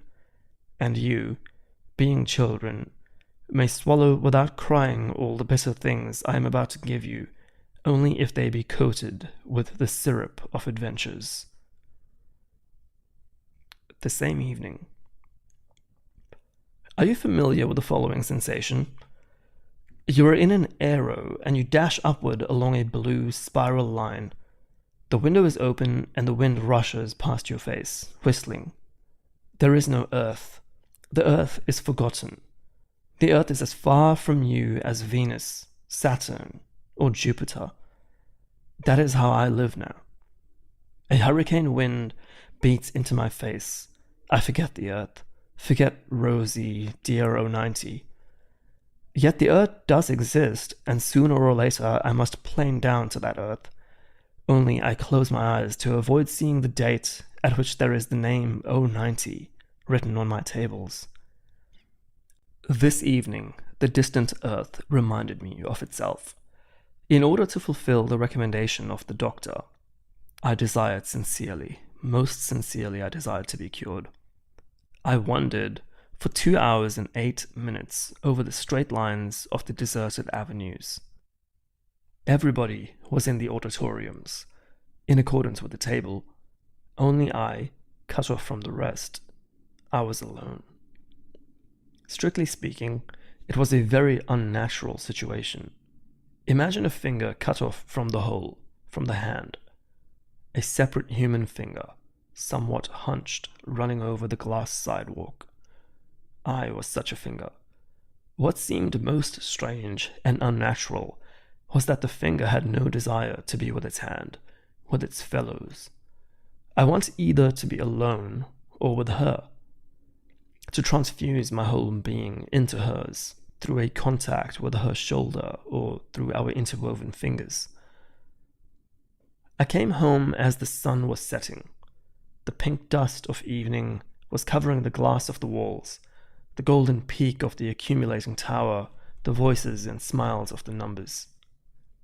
Is it not strange? The passing rays of the evening sun fall to the earth at the same angle as the awakening rays of the morning, yet they make everything seem so different. The pink tinge is different. At sunset, it is so quiet, somewhat melancholy. At sunrise, it is resounding, boisterous. In the hall downstairs, when I entered, I saw you, the controller. She took a letter from the heaps of envelopes covered with pink dust and handed it to me. I repeat, she is a very respectable woman, and I'm sure she has only the very best feelings towards me. Yet, every time I see those cheeks hanging down, which look like the gills of a fish, Holding out her dry hand with the letter, you sighed. But that sigh only very slightly moved in me the curtains which separate me from the rest of the world. I was completely projected upon the envelope which trembled in my hand. I had no doubt but that it was a letter from I-330. At that moment, I heard another sigh, such a deliberate one, underscored with 2 lines, that I raised my eyes from the envelope and saw a tender, cloudy smile coming from between the gills, through the bashful jalousies of lowered eyes, and then, "You poor, poor dear." A sigh underscored with 3 lines, and a glance at the letter, an imperceptible glance. What was in the letter, she naturally knew. Ex officio. No, really, why? No, dear. I know better than you. For a long time I've watched you, and I see that you need someone with years of experience of life to accompany you. I felt all pasted around by her smile. It was like a plaster upon the wounds which were to be inflicted upon me by the letter I held in my hand. Finally, through the bashful jalousies of her eyes, she said in a very low voice, "I shall think about it, dear. I shall think it over. And be sure that if I feel myself strong enough..." Great well-doer. Is it possible that my lot is it possible that she means to say that she... My eyes were dimmed and filled with thousands of sinusoids. The letter was trembling. I went near the light to the wall. There the light of the sun was going out. From the sun was falling thicker and thicker, the dark, sad, pink dust covering the floor, my hands, the letter. I opened the envelope and found the signature as fast as I could. The first wound. It was not I-330. It was 090. And another wound. In the right-hand corner, a slovenly splash. A blot. I cannot bear blots. It matters little whether they are made by ink or by... well, it matters not by what. Heretofore, such a blot would have had only a disagreeable effect, disagreeable to the eyes. But now, why did that small grey blot seem to be like a cloud, and seem to spread about me a leaden, bluish darkness? Or was it again the soul at work? Here is a transcript of the letter. You know, or perhaps you don't, I cannot write well. Little it matters. Now you know that without you there is for me not a single day, a single morning, a single spring. For R is only, well, that is of no importance to you. At any rate, I am very grateful to him, for without him, alone all these days, I don't know what would. During these last few days and nights, I have lived through 10 years, or perhaps 20 years. My room seemed to me not square but round.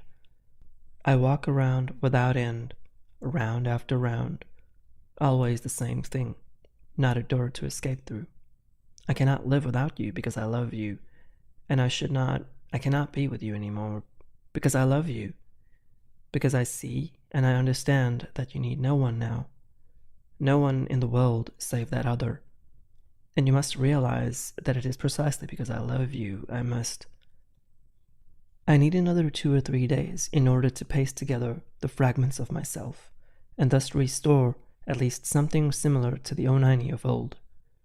Then I shall go myself, and myself I shall state that I take your name from my list, and this will be better for you. You must feel happy now. I shall never again. Goodbye. Oh. Never again. Yes, that is better. She is right. But why then? Why then? Record 19. The infinitesimal of the third order, from under the forehead, over the railing. There in the strange corridor, lighted by the dotted line of dim little electric lamps, or no, later, when we had already reached one of the nooks in the courtyard of the ancient house, she said, "Day after tomorrow." That day after tomorrow is today, and everything seems to have wings and to fly. The day flies, and our integral too already has wings. We finished placing the motor and tried it out today without switching it in. What magnificent, powerful salvos. Each of them sounded for me like a salute in honor of her, the only one, in honor of today. At the time of the first explosion, about a dozen loafing numbers from the docks stood near the main tube, and nothing was left of them save a few crumbs and a little soot.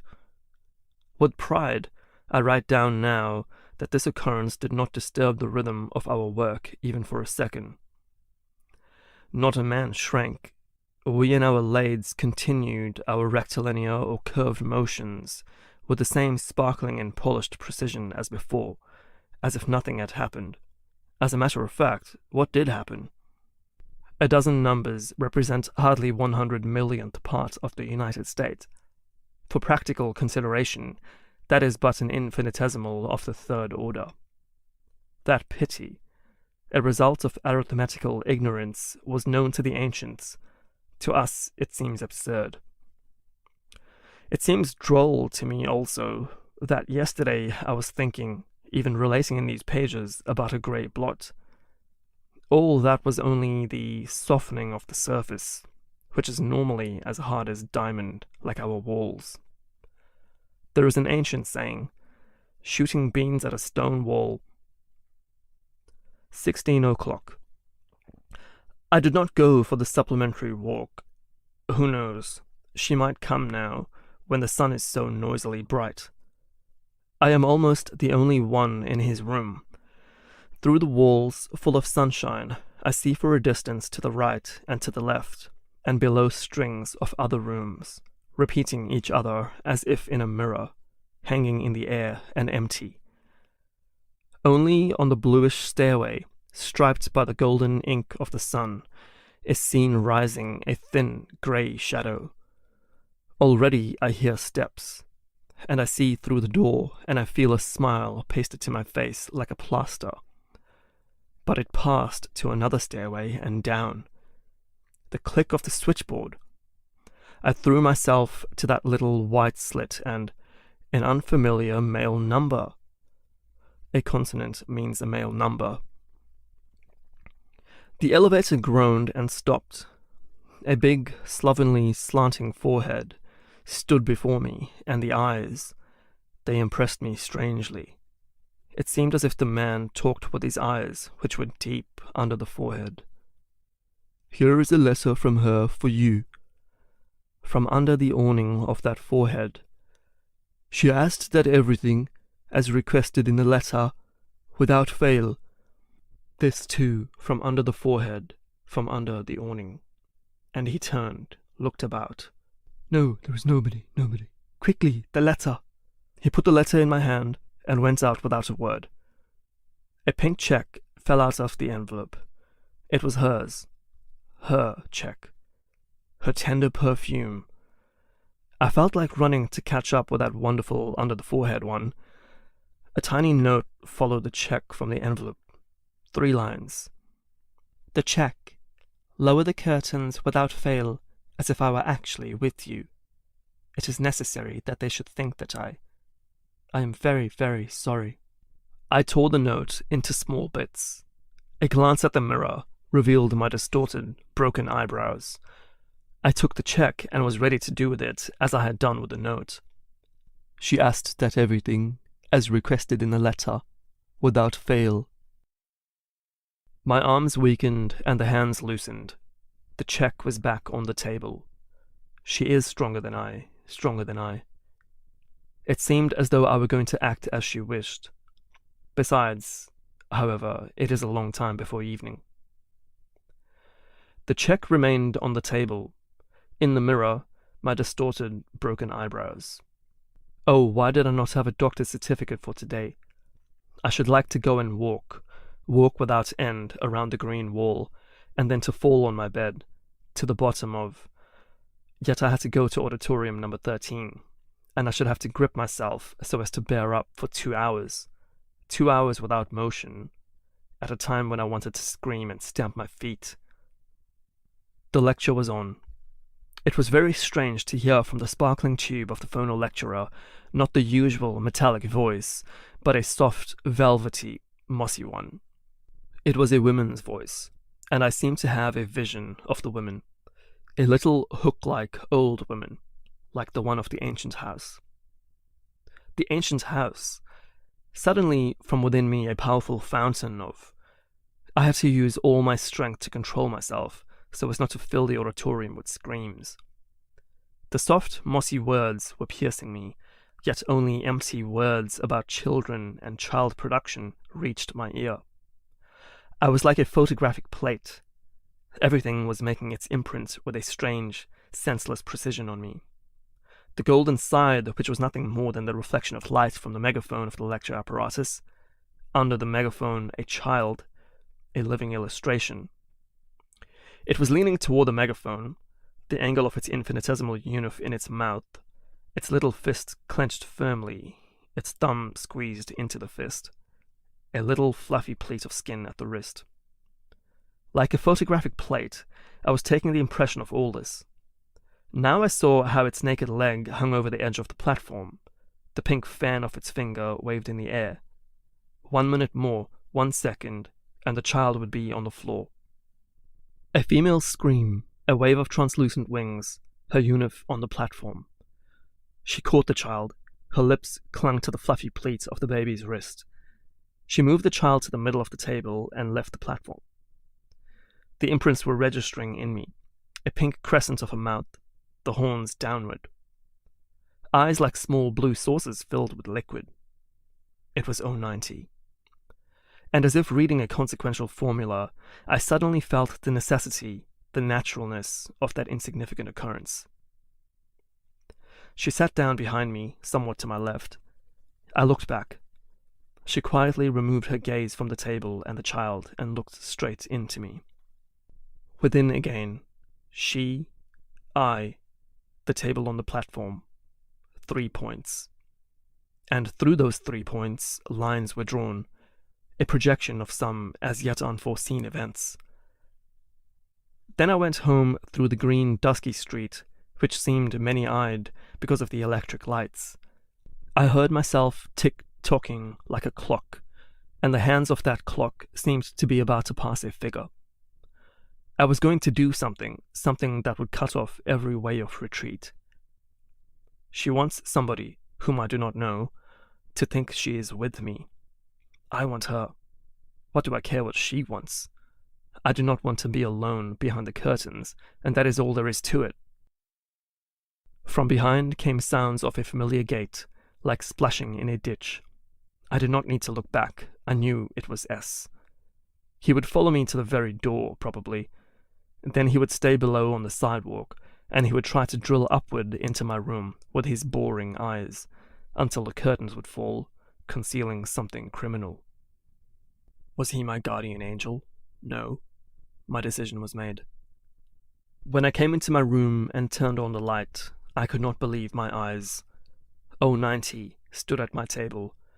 Or to be more exact, she was hanging like a creased empty dress.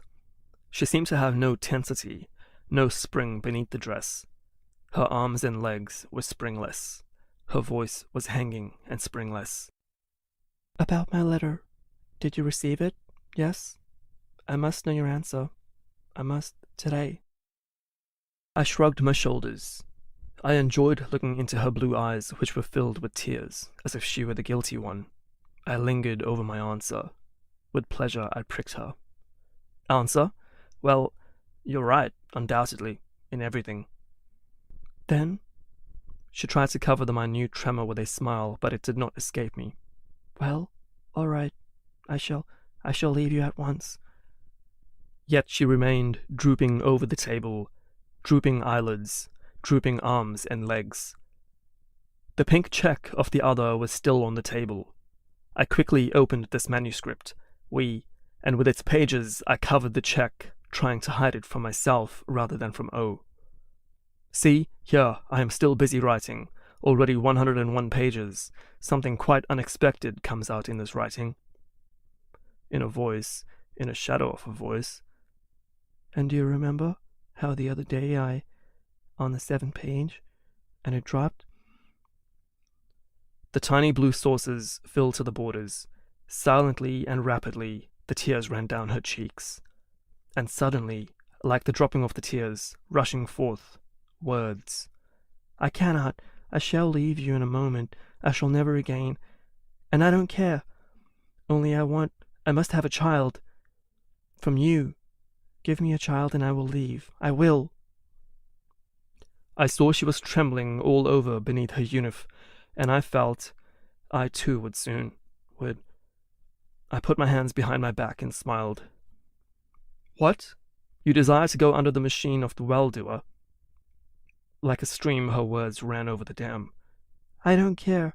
I shall feel it for a while within me. I want to see only once the little fold of skin here at the wrist, like that one on the table in the auditorium, only for one day. 3 points. She, I, and a little fist with a fluffy fold of skin there on the table. I remember how once, when I was a child, they took me up on the accumulating tower. At the very top, I bent over the glass railing of an opening in the tower. Below, people seemed like dots. My heart contracted sweetly. What if... On that occasion, I only clenched my hands around the railing. Now I jumped over. So you desire, being perfectly aware that... Her eyes were closed, as if the sun were beating straight into her face. A wet, shining smile. Yes, I want it.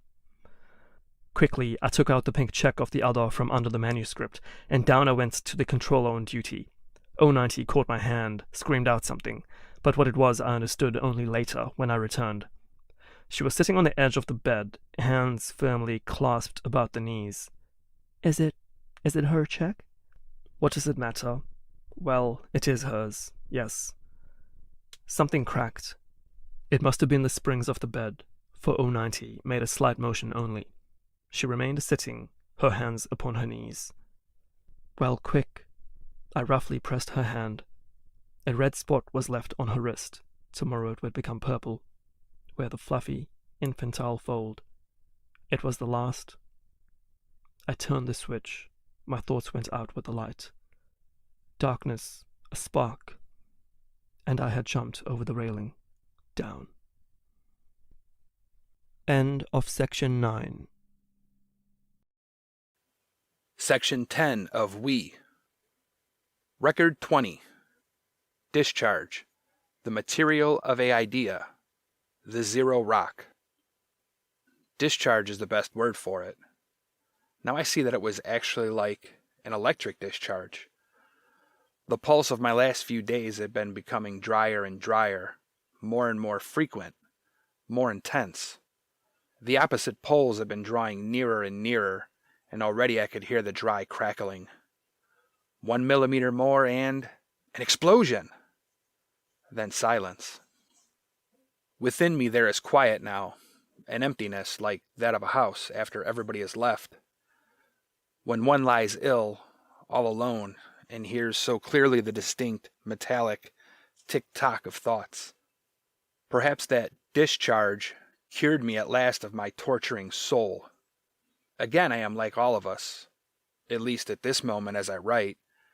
I can see, as it were, without any pain in my mental eye, how 090 is brought to the steps of the cube, or I see her in the gas bell. And if there in the operation department she should give me my name, I do not care. Piously and gratefully I should kiss the punishing hand of the well-doer at the last moment. I have this right in regard to the United States, to receive my punishment, and I shall not give up this right. No number ought or dares to refuse this only personal and therefore most precious privilege. Quickly, metallically, distinctly do the thoughts rap in the head. An invisible arrow carries me into the blue height of my beloved abstractions. And I see how there in the height, in the purest rarefied air, my judgment about the only right bursts with a crack, like a pneumatic tire. I see clearly that only an atavism, the absurd superstition of the ancients, gives me this idea of right.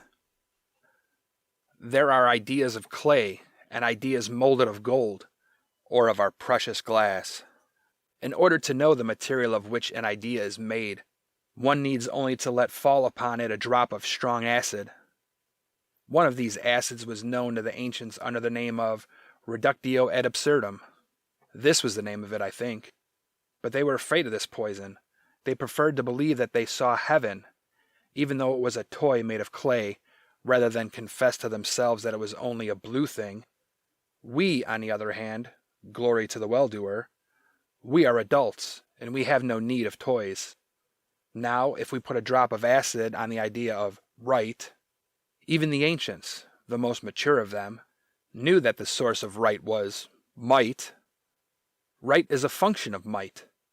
Here we have our scale. On the one side an ounce, on the other a ton. On one side I, on the other we, the United States. Is it not clear? To assume that I may have any right as far as the state is concerned is like assuming that an ounce may equilibrate a ton in a scale. Hence the natural distribution. Tons, rights, grams, duties. And the natural road from nothingness to greatness is to forget that one is a gram and to feel that one is 1/1,000,000th of a ton. You ripe-bodied, bright Venerians, you sooty, blacksmith-like Uranians, I almost hear your protests in this silence.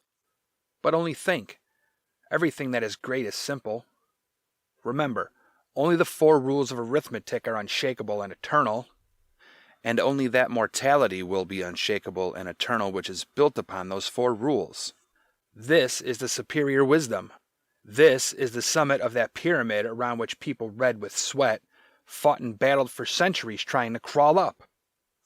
Looking from this summit down to the bottom, where something is still left swarming like worms, from this summit all that is left over in us from the ancients seems alike. Alike are the unlawful coming motherhood of 090, a murder, and the insanity of that number who dared to throw verses into the face of the United States. And alike is the judgment for them, premature death. This is that divine justice of which those stone-housed ancients dreamed, lit by the naive pink rays of the dawn of history. Their God punished sacrilege as a capital crime.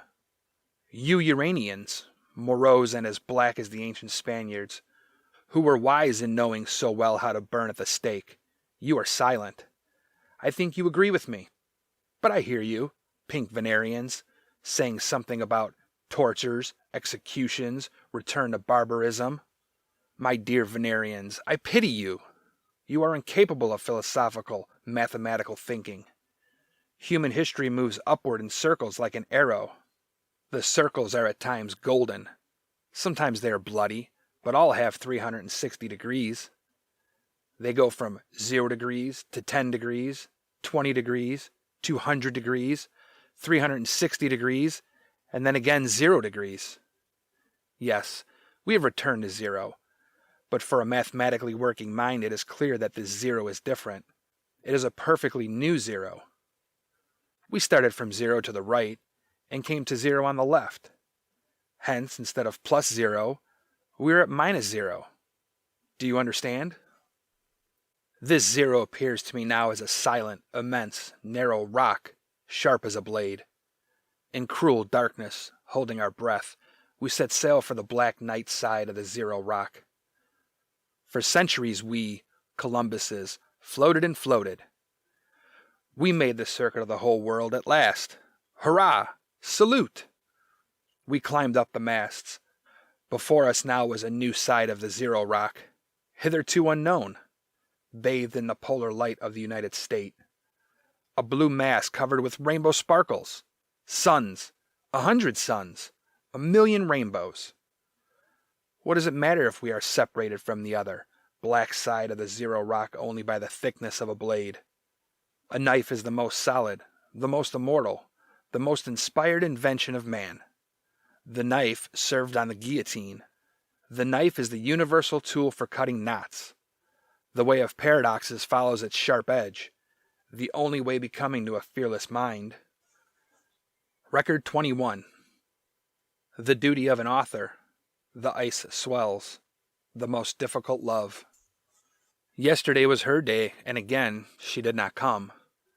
Again there came her incoherent note, explaining nothing. But I am tranquil, perfectly tranquil. If I do act as I am told to in the note, if I do go to the controller on duty, produce the pink check, and then, having lowered the curtains, if I do sit alone in my room, I do all this, of course, not because I have no power to act contrary to her desire. It seems funny. Decidedly not. It is quite simple. Separated from all curative, plaster-like smiles, I am enabled quietly to write these very lines. This first, and second, I am afraid to lose in her. An I-330, perhaps the only clue I shall ever have to the understanding of all the unknowns. Like the story of the cupboard, or my temporary death, for instance. To understand, to discover these unknowns as the author of these records, I feel it simply my duty. Moreover, the unknown is naturally the enemy of man, and Homo sapiens only then becomes man in the complete sense of the word, when his punctuation includes no question marks, only exclamation points, commas, and periods. Thus, guided by what seems to me simply my duty as an author, I took an arrow today at 16 o'clock and went to the ancient house. A strong wind was blowing against me. The arrow advanced with difficulty through the thicket of air, its transparent branches whistling and whipping. The city below seemed a heap of blue blocks of ice. Suddenly, a cloud, a swift oblique shadow. The ice became leaden, it swelled. As in springtime when you happen to stand at the shore and wait, in one more minute everything will move and pull and crack. But the minute passes and the ice remains motionless. You feel as though you yourself are swelling. Your heart beats more restlessly, more frequently. But why do I write about all this? And whence all these strange sensations? For is there such an iceberg as could ever break the most lucid, solid crystal of our life? At the entrance of the ancient house I found no one. I went around it and found the old janitress near the green wall. She held her hand above her eyes, looking upward. Beyond the wall, sharp black triangles of some birds. They would rush, cawing, in onslaught on the invisible fence of electric waves, and as they felt the electricity against their breasts, they would recoil and soar once more beyond the wall. I noticed oblique, swift shadows on the dark, wrinkled face, a quick glance at me. Nobody here, nobody, nobody, no, and no use coming here. In what respect is it no use, and what a strange idea, to consider me somebody's shadow? Perhaps all of you are only my shadows. Did I not populate these pages, which only recently were white quadrangular deserts, with you? Without me, would they, whom I shall guide over the narrow paths of my lines, could they ever see you? Of course I did not say all this to the old woman. From experience, I know that the most torturing thing is to inoculate someone with a doubt as to the fact that he or she is a three-dimensional reality, and not some other reality. I remarked only, quite dryly, that her business was to open the gate, and she let me into the courtyard. It was empty, quiet. The wind remained beyond the walls, distant as on that day when, shoulder to shoulder, two like one, we came out from beneath, from the corridors. If it ever really happened. I walked under stone arches. My steps resounded against the damp vaults and fell behind me, sounding as though someone were continually following me. The yellow walls with patches of red bricks were watching me through their square spectacles. Windows, watching me open the squeaky doors of a barn, look into corners, nooks, and hidden places. A gate in the fence in a lonely spot. The monument of the 200 Years' War. From the ground naked, stone ribs were sticking out. The yellow jaws of the wall. An ancient oven with a chimney like a ship petrified forever among red brick waves. It seems to me that I had seen those yellow teeth once before. I saw them still dimly in my mind, as at the bottom of a barrel, through water. And I began to search. I fell into caves occasionally. I stumbled over stones. Rusty jaws caught my uniform a few times. Salt drops of sweat ran from my forehead into my eyes. Nowhere. I could find that exit from below, from the corridors. Nowhere. There was none. Well, perhaps it was better that it happened so. Probably that all was only one of my absurd dreams.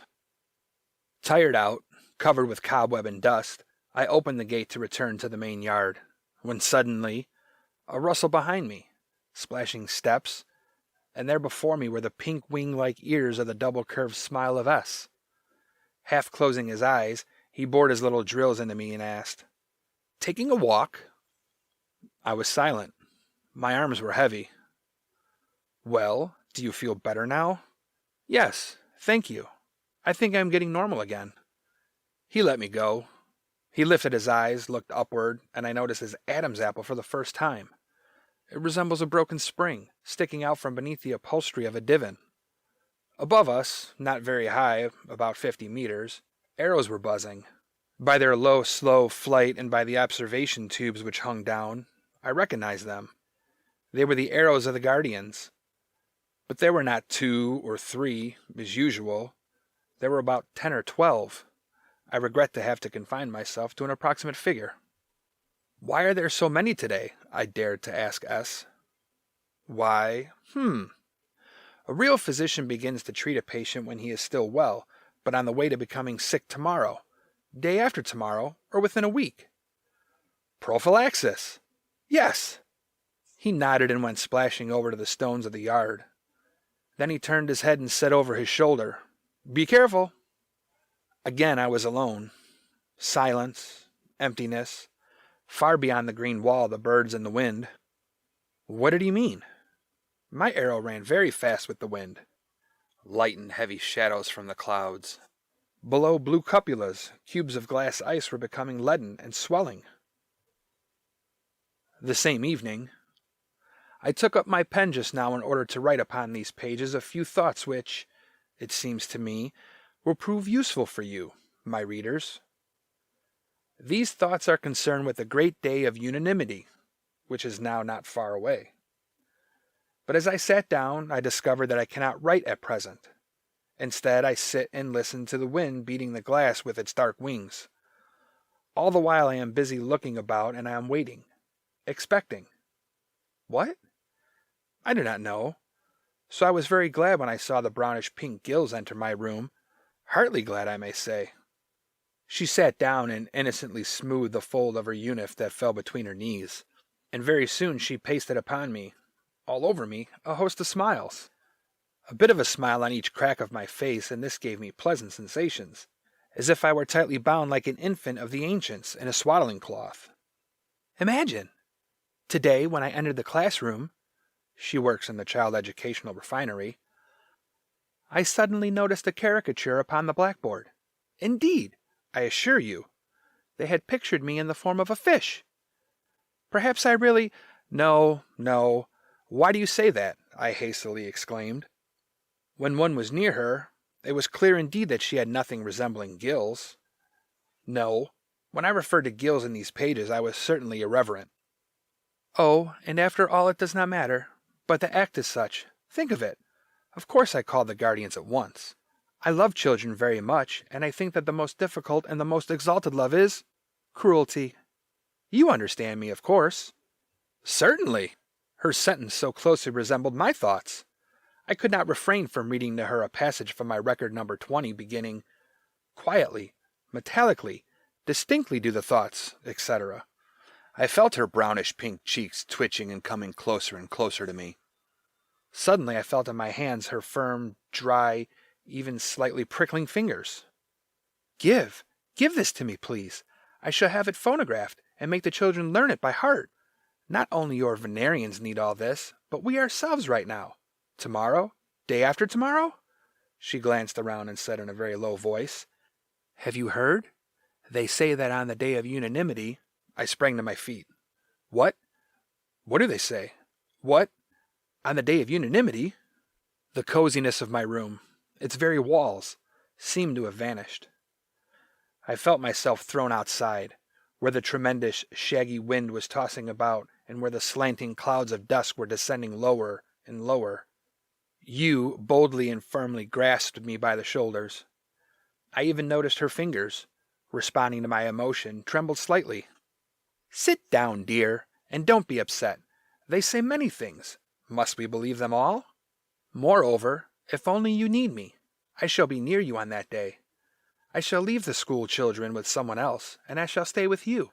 For you, dear, you too are a child and you need— No, I raised my hands in protest. Not for anything. You really think then that I am a child and that I cannot do without a— Oh no, not for anything in the world. I must confess I had other plans for that day. She smiled. The wording of that smile apparently was, "Oh, what a stubborn boy." She sat down, eyelids lowered. Her hands modestly busied themselves with fixing the fold in the uniform which fell again between her knees. And suddenly, about something entirely different, she said, "I think I must decide, for your sake. But I implore you, do not hurry me. I must think it over." I did not hurry her, although I realized that I ought to have been delighted, as there is no greater honor than to crown someone's evening years. All night strange wings were about. I walked and protected my head with my hands from those wings, and a chair, not like ours, but an ancient chair, came in with a horse-like gait. First the right fore and left hind leg, then the left fore and right hind leg. It rushed to my bed and crawled into it, and I liked the wooden chair, although it made me uncomfortable and caused me some pain. It is very strange. Is it really impossible to find any cure for this dream sickness, or to make it rational, perhaps even useful? End of Section 10. Section 11 of We. Record 22. The benumbed waves. Everything is improving. I am a microbe. Please imagine that you stand at the seashore. The waves go rhythmically up, down, up. Suddenly, when they have risen, they remain in that position. Benumbed, torpid. It was just as weird and unnatural when everything became confused, and our regular walk, which is prescribed by the tables, suddenly came to an end. The last time such a thing happened was 119 years ago, when, according to our historians, a meteorite fell hissing and fuming into the very midst of the marchers. We were walking yesterday as usual, that is like warriors on the Assyrian monuments, 1,000 heads and 2 composite integrated legs and 2 swinging integrated arms. At the end of the avenue, where the accumulating tower was formidably resounding, a quadrangle appeared. On the sides, in front, and behind, guards. In the center, 3 numbers. Their uniforms were already stripped of the golden state badges. Everything was painfully clear. The enormous dial on the top of the tower looked like a face.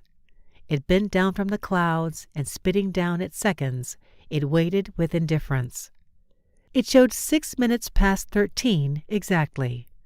There was some confusion in the quadrangle. I was very close, and I saw the most minute details.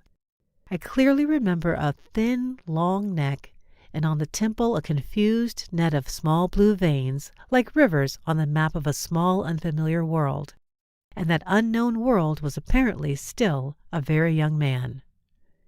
He evidently noticed someone in our ranks.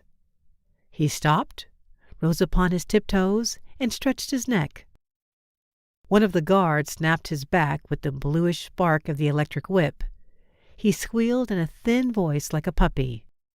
The distinct snaps followed each other at intervals of approximately 2 seconds. A snap and a squeal, a snap and a squeal. We continued to walk as usual, rhythmically, in our Assyrian manner. I watched the graceful zigzags of the electric sparks and thought, human society is constantly improving, as it should. How ugly a tool was the ancient whip, and how much beauty there is. At that moment, like a nut flying from a wheel revolving at full speed, a female number, thin, flexible, and tense, tore herself from our rows, and with a cry, "Enough! Don't you dare!" she threw herself straight into the quadrangle. It was like the meteorite of 119 years ago. Our march came to a standstill, and our rows appeared like the gray crests of waves frozen by sudden cold. For a second I looked at that woman's figure with the eye of a stranger, as all the others did. She was no number any longer. She was only a human being, and she existed for us only as a substantiation of the insult which she cast upon the United States. But a motion of hers, her bending while twisting to the left upon her hips, revealed to me clearly who she was. I knew that body, flexible as a whip. My eyes, my lips, my hands knew it. At that moment I was absolutely certain. 2 of the guards dashed to catch her. One more moment, and that limpid mirror-like point on the pavement would have become the point of meeting of their trajectories, and she would have been caught. My heart fell, stopped. Without thinking whether it was permissible or not, whether it was reasonable or absurd, I threw myself straight to that point. I felt thousands of eyes bulging with horror fixed upon me, but that only added a sort of desperately joyful power to that wild being with hairy paws which arose in me and ran faster and faster. 2 more steps, she turned around. I saw a quivering face covered with freckles, red eyebrows. It was not she. Not I-330. A rabid, quivering joy took hold of me. I wanted to shout something like, "Catch her! Get her! That!" But I heard only my whisper. A heavy hand was already upon my shoulder. I was caught and led away. I tried to explain to them. "But listen, you must understand that I thought that—" But could I explain even to myself all the sickness which I have described in these pages? My light went out. I waited obediently. As a leaf that is torn from its branch by a sudden gust of wind falls humbly, but on its way down turns and tries to catch every little branch, every fork, every knot, so I tried to catch every one of the silent, globe-like heads, or the transparent ice of the walls, or the blue needle of the accumulating tower, which seemed to pierce the clouds. At that moment, when a heavy curtain was about to separate me from this beautiful world, I noticed not far away a familiar, enormous head gliding over the mirror surface of the pavement and wagging its wing-like ears. I heard a familiar, flat voice. "I deem it my duty to testify that number D503 is ill and is unable to regulate his emotions. Moreover, I am sure that he was led by natural indignation." "Yes, yes," I exclaimed. "I even shouted, 'Catch her!'" From behind me, "You did not shout anything." "No, But I wanted to. I swear by the well-doer, I wanted to. For a second, I was bored through by the gray, cold drill eyes. I don't know whether he believed that what I said was the truth, almost, or whether he had some secret reason for sparing me for a while. But he wrote a short note, handed it to one of those who had held me, and again I was free. That is, I was again included in the orderly, endless Assyrian rows of numbers. The quadrangle, the freckled face, and the temple with the map of blue veinlets disappeared forever around the corner. We walked again, a million-headed body, and in each one of us resided that humble joyfulness with which, in all probability, molecules, atoms, and phagocytes live. In the ancient days, the Christians understood this feeling. They are our only, though very imperfect, direct forerunners. The greatness of the Church of the United Flock was known to them. They knew that resignation is virtue, and pride a vice, that we is from God, I from the devil. I was walking, keeping step with the others, yet separated from them. I was still trembling from the emotion just felt, like a bridge over which a thundering ancient steel train has passed a moment before. I felt myself. To feel oneself, to be conscious of one's personality, is the lot of an eye inflamed by a cinder, or an infected finger, or a bad tooth. A healthy eye, or finger, or tooth is not felt. It is non-existent, as it were. Is it not clear, then, that consciousness of oneself is a sickness?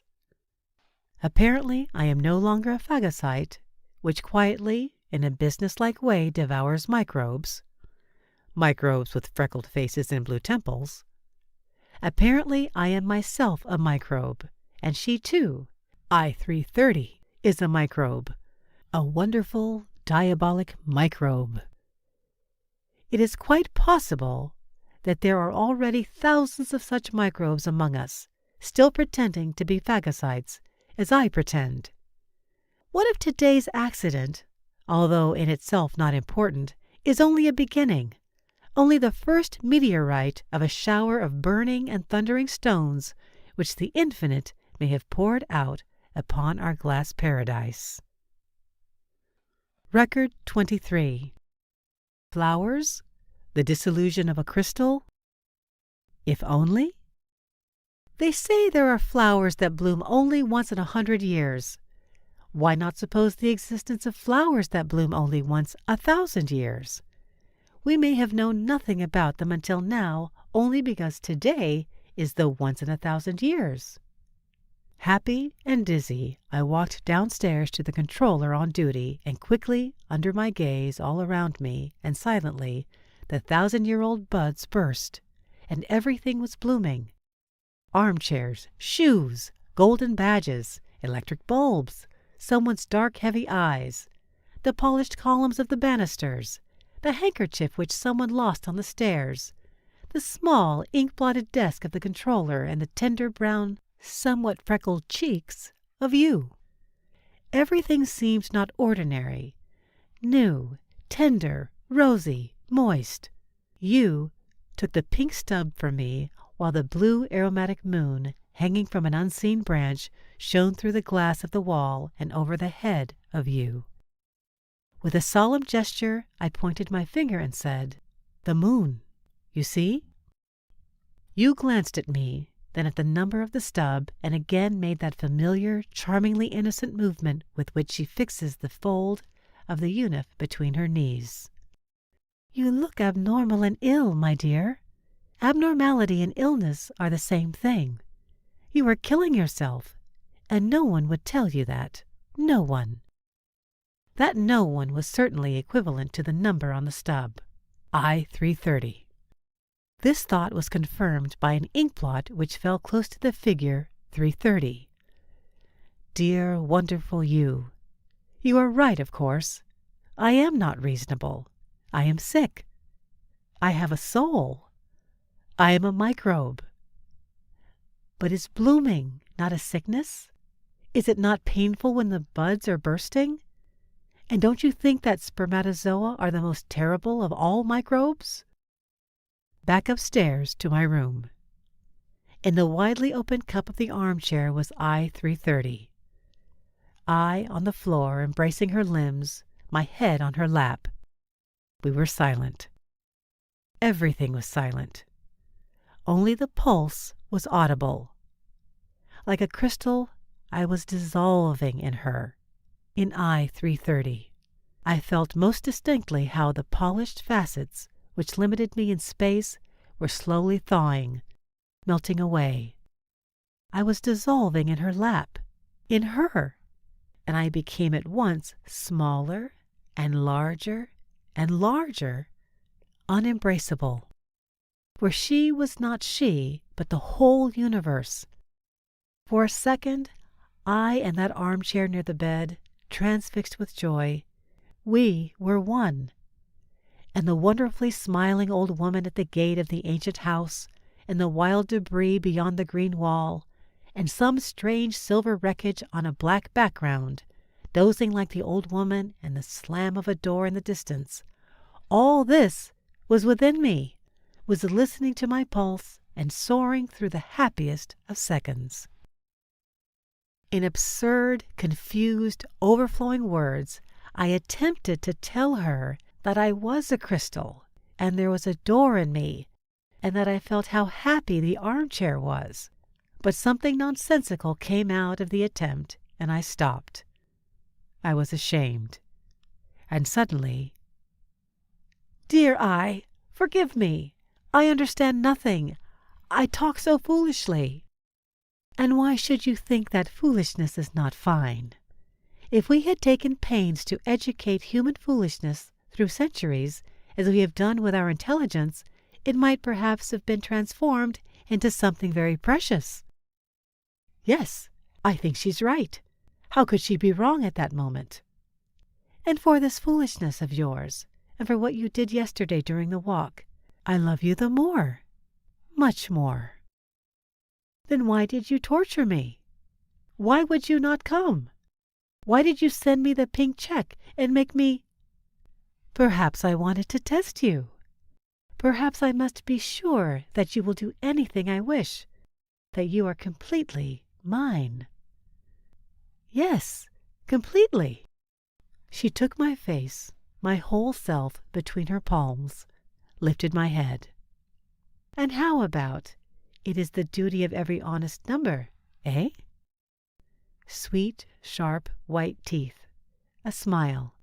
In the open cup of the armchair, she was like a bee. Sting and honey combined. Yes, duty. I turned over in my mind the pages of my records. Indeed, there is not a thought about the fact that, strictly speaking, I should... I was silent.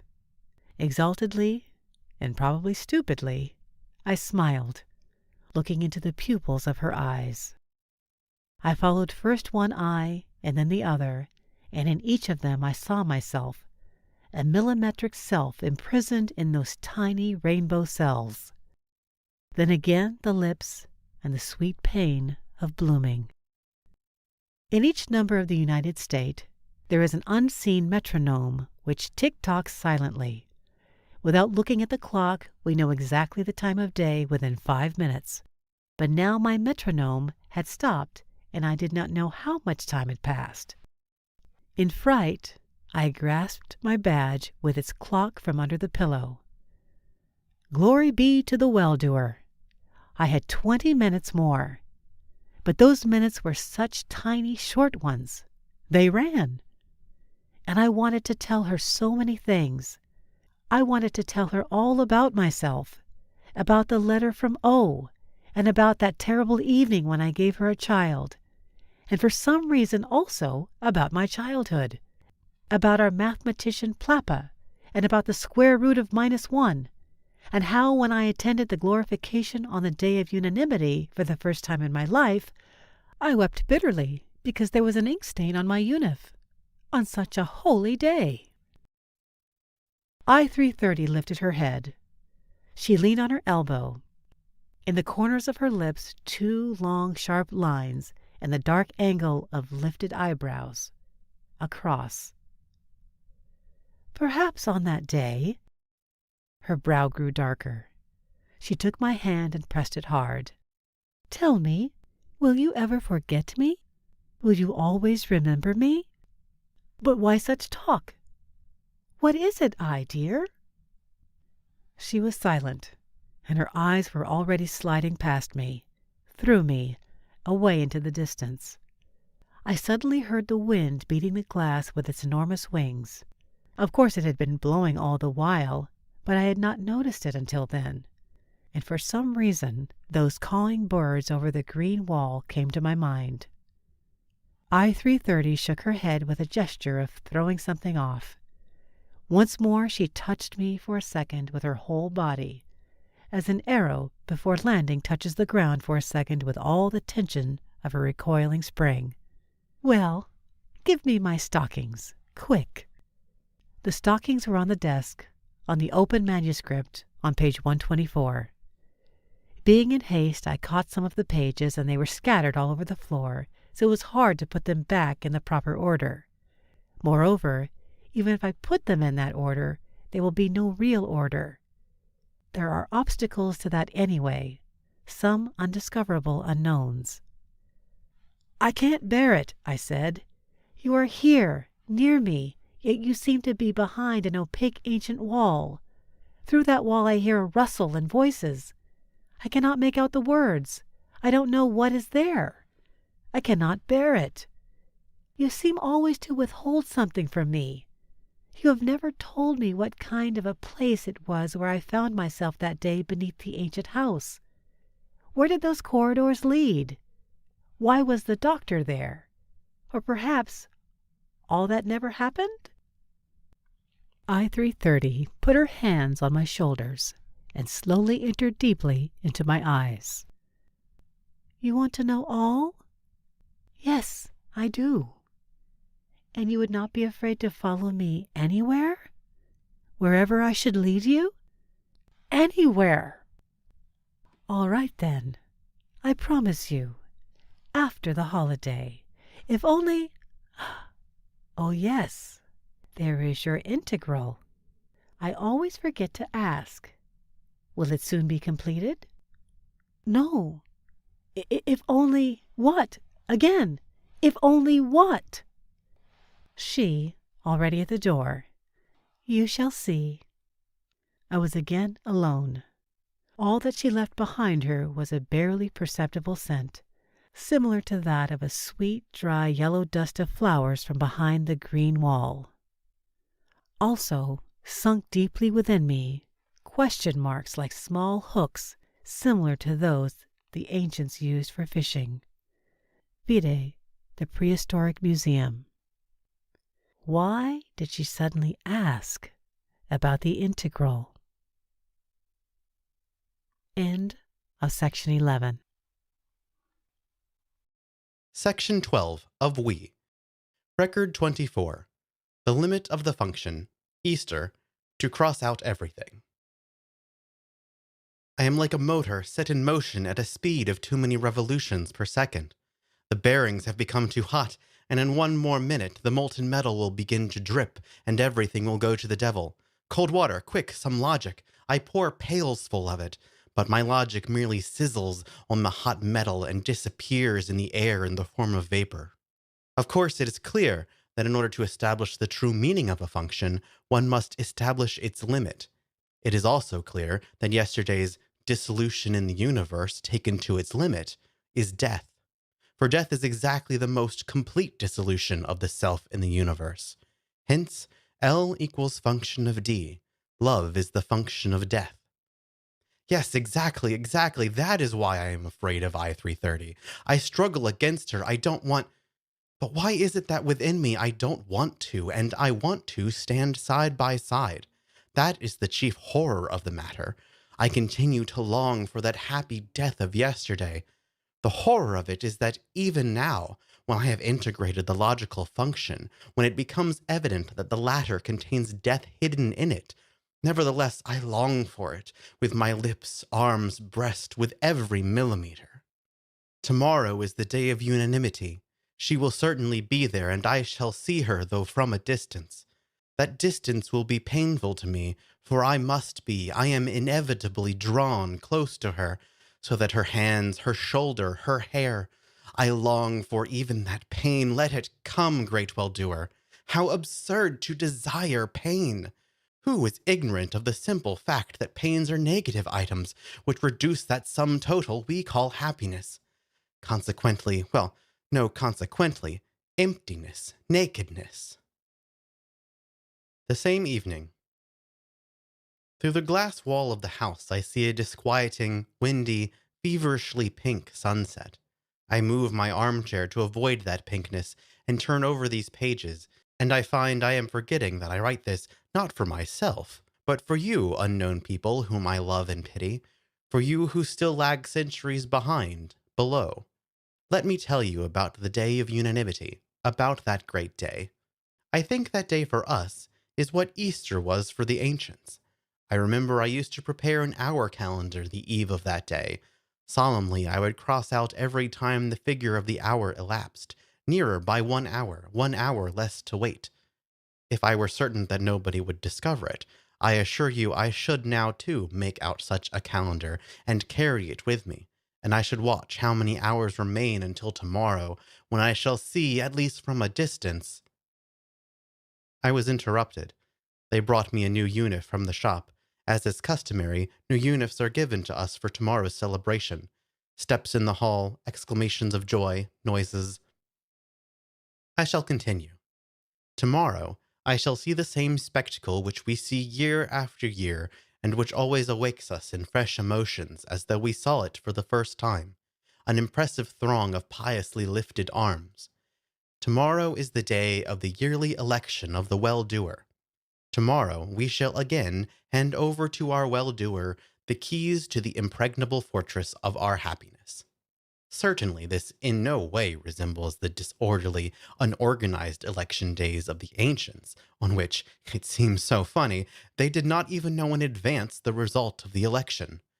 To build a state on some non-discountable contingencies, to build blindly, what could be more nonsensical?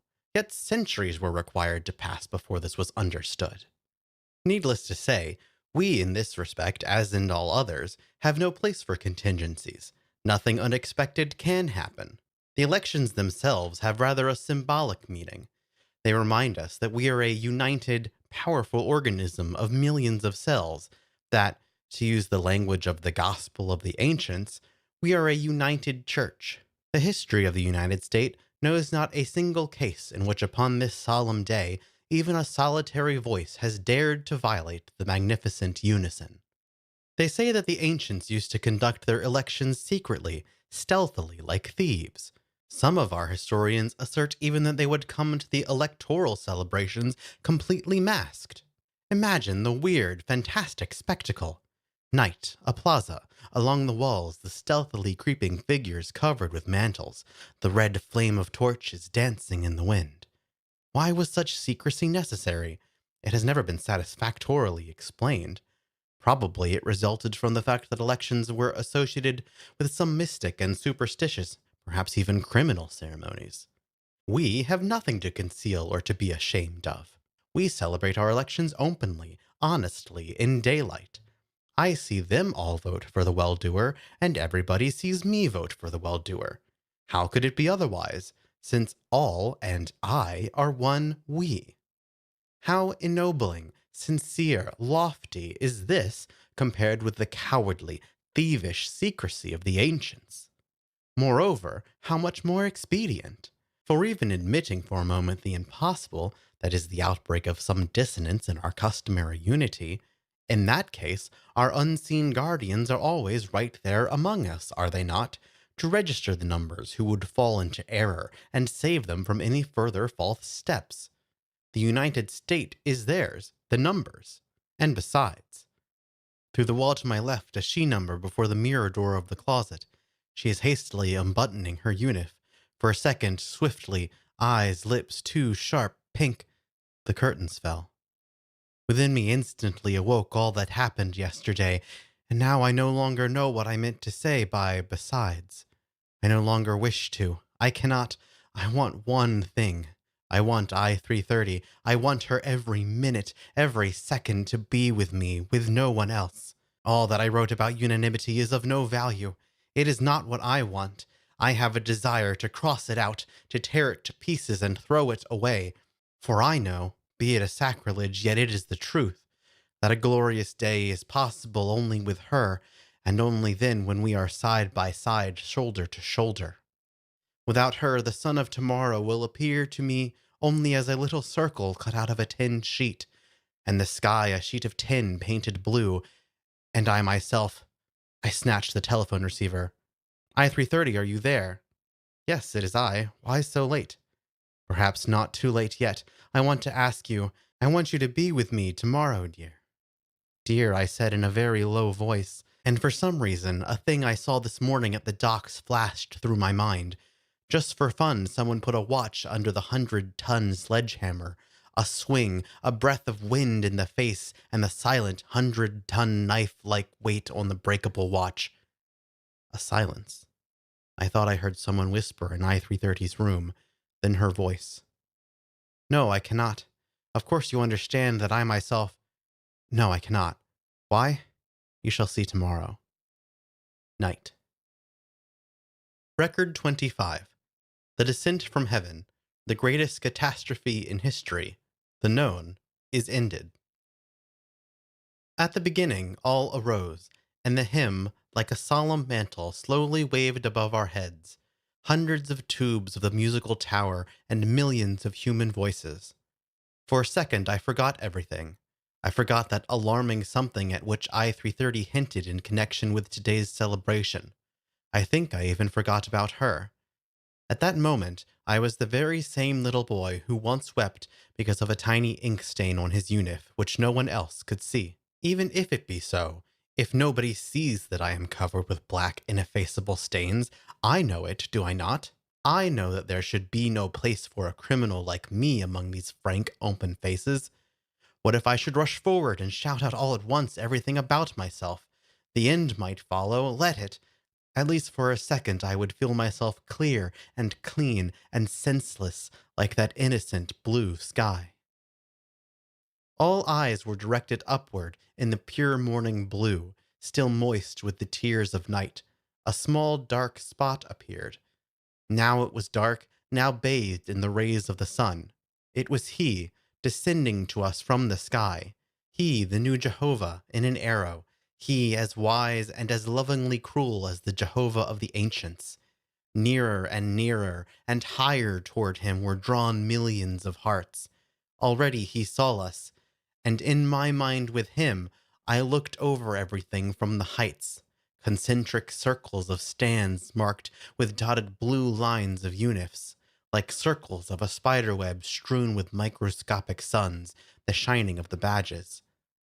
And in the center, there soon the wise white spider would occupy his place, the well-doer clad in white, the well-doer who wisely tangled our hands and feet in the salutary net of happiness. His magnificent descent from the sky was accomplished. The brassy hymn came to silence. All sat down.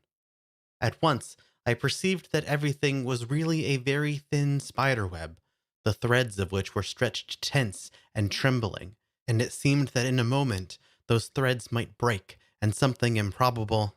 I half rose and looked around, and I met many lovingly worried eyes which passed from one face to another. I saw someone lifting his hand and almost imperceptibly waving his fingers. He was making signs to another.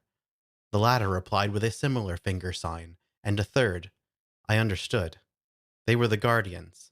I understood. They were alarmed by something. The spiderweb was stretched and trembling, and within me, as if tuned to the same wavelength of a radio, within me there was a corresponding quiver. On the platform, a poet was reciting his pre-electoral ode. I could not hear a single word. I only felt the rhythmic swing of the hexametric pendulum, and with its every motion I felt how nearer and nearer there was approaching some hour set for...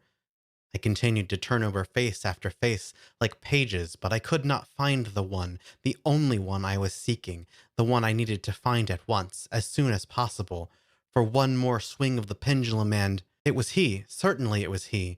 Below, past the main platform, gliding over the sparkling glass, the earwings flapped by, the running body gave a reflection of a double-curved S, like a noose, which was rolling towards some of the intricate passages among the stands. S, I-330. There is some thread between them. I have always felt some thread between them. I don't know yet what that thread is, but someday I shall untangle it. I planted my gaze on him. He was rushing further away. Behind him, that invisible thread. There he stopped. There, I was pierced, twisted together into a knot as if by a lightning-like, mini-volted electric discharge. In my row, not more than 40 degrees from me, S stopped and bowed. I saw I-330, and beside her the smiling, repellent, negro-lipped R-13. My first thought was to rush to her and cry, "Why with him? Why did you not want—" But the salutary, invisible spiderweb bound fast my hands and feet. So, gritting my teeth together, I sat stiff as iron, my gaze fixed upon them. A sharp, physical pain at my heart. I remember my thought, if non-physical causes affect physical pain, then it is clear that... I regret that I did not come to any conclusion. I remember only that something about soul flashed through my mind, a purely nonsensical ancient expression. His soul fell into his boots, passed through my head. My heart sank. The hexameter came to an end. It was about to start. What it? The 5-minute pre-election recess established by custom. The custom established pre-electional silence. But now it was not that pious, really prayer-like silence that it usually was. Now it was as in the ancient days when there were no accumulating towers, when the sky, still untamed in those days, would roar from time to time with its storms. It was like the lull before the storm of the ancient days. The air seemed to be made of transparent, vaporized cast iron.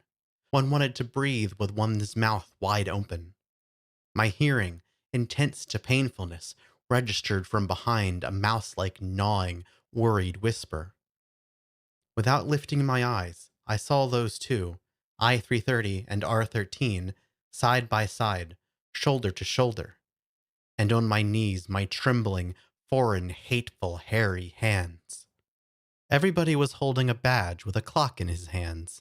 1, 2, 3, 5 minutes. From the main platform, a cast iron slow voice. Those in favor shall lift their hands. If only I dared look straight into his eyes as formerly, straight and devotedly, and think, here I am, my whole self, take me. But now I did not dare. I had to make an effort to raise my hand, as if my joints were rusty. A whisper of millions of hands, someone's subdued ah, and I felt something was coming, falling heavily, but I could not understand what it was, and I did not have the strength or courage to take a look. Those opposed? This was always the most magnificent moment of our celebration. All would remain sitting motionless, joyfully bowing their heads under the salutary yoke of that number of numbers. But now, to my horror again, I heard a rustle, light as a sigh, yet it was more distinct even than the brass tube of the hymn. Thus the last sigh in a man's life. Around him, people with their faces pale and with drops of cold sweat upon their forehead. I lifted my eyes and... It took 1/100th of a second only. I saw thousands of hands arise, opposed, and fall back. I saw the pale, cross-marked face of I-330 and her lifted hand. Darkness came upon my eyes. Another 100th of a second. Silence. Quiet. The pulse. Then, as if at the sign of some mad conductor, from all the stands rattling, shouting, a whirlwind of eunuchs lifted by the rush, the perplexed figures of the guardians running to and fro, someone's heels in the air near my eyes, and close to those heels, someone's wide-open mouth tearing itself by an inaudible scream. For some reason, this picture remains particularly distinct in my memory. Thousands of mouths noiselessly yelling as if on the screen of a monstrous cinema. Also as if on a screen somewhere below, at a distance, for a second, 090 pressed against the wall in a passage, her lips white, defending her abdomen with crossed arms. She disappeared as if washed away by a wave, or else I simply forgot her because this was not on the screen anymore, but within me, within my compressed heart, within the rapidly pulsating temples. Over my head, somewhat to the left, R13 suddenly jumped upon a bench, all sprinkling red rabid. In his arms was I-330, pale, her unif torn from shoulder to breast, red blood on white. She firmly held him round the neck, and he, with huge leaps from bench to bench, repellent and agile like a gorilla, was carrying her upward. As if it were in a fire of ancient days, everything became red around me. Only one thing in my head, to jump after them, to catch them. At this moment I cannot explain to myself the source of that strength within me, but like a battering ram I broke through the crowd, over somebody's shoulder, over a bench, and I was there in a moment and caught R13 by the collar. Don't you dare, I say, immediately. Fortunately, no one could hear my voice as everyone was shouting and running. Who is it? What's the matter? What? R13 turned around. His sprinkling lips were trembling. He apparently thought it was one of the guardians. What? I won't allow. Put her down at once. But he only sprinkled angrily with his lips, shook his head, and ran on. Then I am terribly ashamed to write all this down, but I believe I must, so that you, my unknown readers, may make a complete study of my disease. Then I hit him over the head with all my might. You understand? I hit him. This I remember distinctly. I also remember a feeling of liberation that followed my action, a feeling of lightness in my whole body. I-330 slid quickly out of his arms. Go away, she shouted to R. Don't you see that he... Go.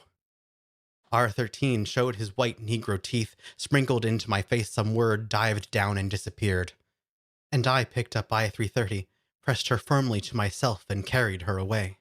My heart was beating forcibly. It seemed enormous, and with every beat it would splash out such a thundering, such a hot, such a joyful wave. A flash. Let them below there.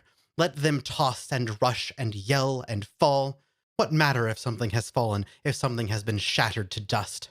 Little matter, only to remain this way and carry her, carry and carry.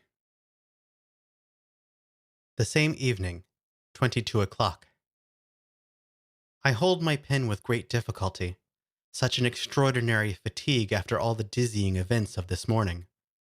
Is it possible that the strong, salutary, centuries-old walls of the United States have fallen? Is it possible that we are again without a roof over our heads, back in the wild state of freedom like our remote ancestors? Is it possible that we have lost our well-doer? Opposed, on the day of unanimity, opposed. I am ashamed of them, painfully, fearfully ashamed. But who are they? And who am I?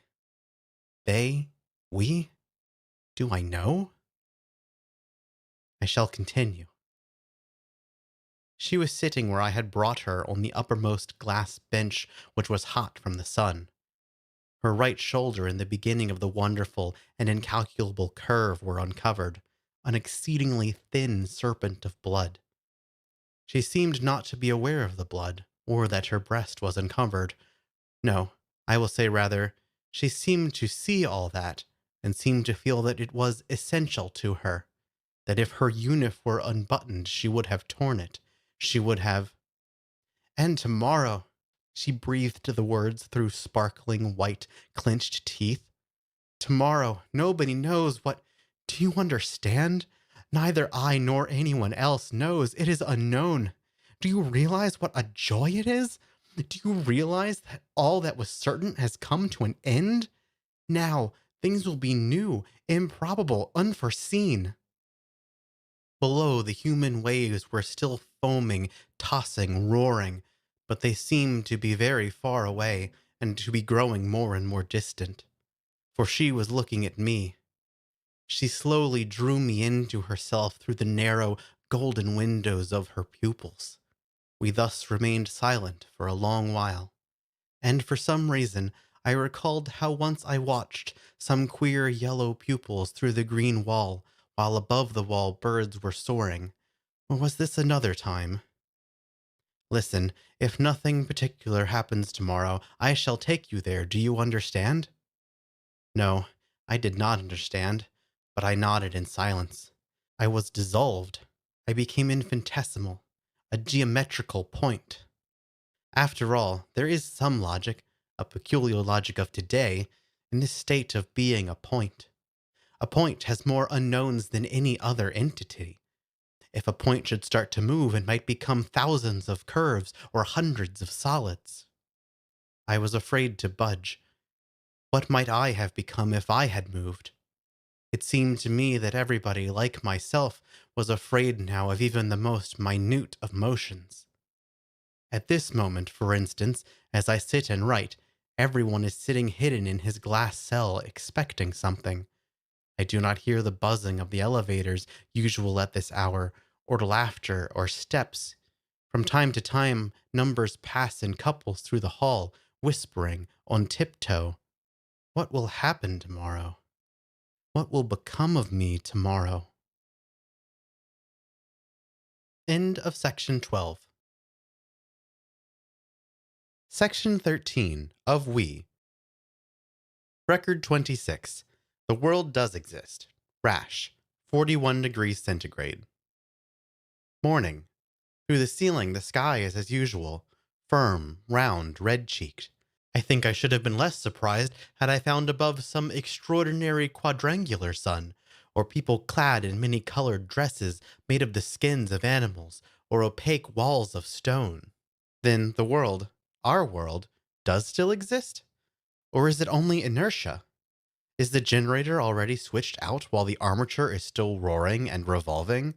2 more revolutions, or 3, and at the 4th will it die away? Are you familiar with that strange state in which you wake up in the middle of the night, open your eyes into the darkness, and then suddenly feel you are lost in the dark? You quickly begin to feel around, to seek something familiar and solid, a wall, a lamp, a chair. In exactly the same way I felt around, seeking in the Journal of the United States. Quickly, I found this. The celebration of the Day of Unanimity, long awaited by all, took place yesterday. The same well-doer who so often proved his unshakable wisdom was unanimously re-elected for the 48th time. The celebration was clouded by a little confusion created by the enemies of happiness, who, by their action, naturally lost the right to be the bricks for the foundation of the renovated United States. It is clear to everybody that to take into consideration their votes would mean to consider, as a part of a magnificent, heroic symphony, the accidental cough of a sick person who happened to be in the concert hall. Oh, great sage, is it really true that despite everything we are saved? What objection indeed can one find to this most crystalline syllogism? And further on a few more lines. Today at 12 o'clock, a joint meeting of the Administrative Bureau, Medical Bureau, and Bureau of Guardians will take place. An important state decree is to be expected shortly. No, the walls still stand erect. Here they are. I can feel them. And that strange feeling of being lost somewhere, of not knowing where I am, that feeling is gone. I am not surprised any longer to see the sky blue and the sun round and all the numbers going to work as usual. I walked along the avenue with a particularly firm, resounding step. It seemed to me that everyone else walked exactly like me. But at the crossing, on turning the corner, I noticed people strangely shying away, going around the corner of a building sidewise, as if a pipe had burst in the wall, as if cold water were spurting like a fountain on the sidewalk, and it was impossible to cross it. Another 5 or 10 steps, and I too felt a spurt of cold water that struck me and threw me from the sidewalk. At a height of approximately 2 meters, a quadrangular piece of paper was pasted to the wall, and on that sheet of paper, unintelligible, poisonously green letters. Mephi. And under the paper, an S-like curved back and wing ears shaking with anger or emotion. His right arm lifted as high as possible, his left arm hopelessly stretched out backwards like a hurt wing. He was trying to jump high enough to reach the paper and tear it off, but he was unable to do so. He was a fraction of an inch too short. Probably every one of the passers-by had the same thought. If I go to help him, I, only one of the many, will he not think that I am guilty of something, and that I am therefore anxious to? I must confess, I had that thought. But remembering how many times he had proved my real guardian angel, and how often he had saved me, I stepped towards him, and with courage and warm assurance I stretched out my hand and tore off the sheet. S turned around. The little drill sank quickly into me to the bottom and found something there. Then he lifted his left brow, winked towards the wall where Mephi had been hanging a minute ago. The tail of his little smile twinkled even with a certain pleasure which greatly surprised me. But why should I be surprised? A doctor always prefers a temperature of 40 degrees centigrade, and a rash to the slow, languid rise of temperature during the period of incubation of a disease. It enables him to determine the character of the disease. Mephi broke out today on the walls like a rash. I understood his smile. In the passage to the underground railway, under our feet on the clean glass of the steps, again a white sheet, Mephi, and also on the walls of the tunnel, and on the benches, and on the mirror of the car, apparently pasted on in some haste as some were hanging on a slant, everywhere the same white, gruesome rash. I must confess that the exact meaning of that smile became clear to me only after many days, which were overfilled with the strangest and most unexpected events. The roaring of the wheels, distinct in the general silence, seemed to be the noise of infected streams of blood. Some number was inadvertently touched on the shoulder, and he started so that a package of papers fell out of his hands. To my left, another number was reading a paper, his eyes fixed always on the same line. The paper perceptibly trembled in his hands. I felt that everywhere, in the wheels, in the hands, in the newspapers, even in the eyelashes, the pulse was becoming more and more rapid, and I thought it probable that today, when I-330 and I should find ourselves there, the temperature would rise to 39, 40, perhaps 41 degrees, and... At the docks, the same silence filled with the buzzing of an invisible propeller. The lathes were silent as if brooding. Only the cranes were moving almost inaudibly, as if on tiptoe, gliding, bending over, picking up with their tentacles the lumps of frozen air and loading the tanks of the integral. We are already preparing the integral for a trial flight. Well, shall we have her up in a week? This was my question addressed to the second builder. His face is like porcelain, painted with sweet blue and tender pink flowers, eyes and lips. But today those little flowers looked faded and washed out. We were counting aloud when suddenly I broke off in the midst of a word and stopped, my mouth wide open. Above the cupola, above the blue lump lifted by the crane, there was a scarcely noticeable small white square. I felt my whole body trembling, perhaps with laughter. Yes, I myself heard my own laughter. Did you ever hear your own laughter? No, listen, I said. Imagine you're in an ancient airplane. The altimeter shows 5,000 meters, a wing breaks, you're dashing down and on the way you calculate tomorrow from 12 to 2, from 2 to 6, and dinner at 5. Would it not be absurd? The little blue flowers began to move and bulge out.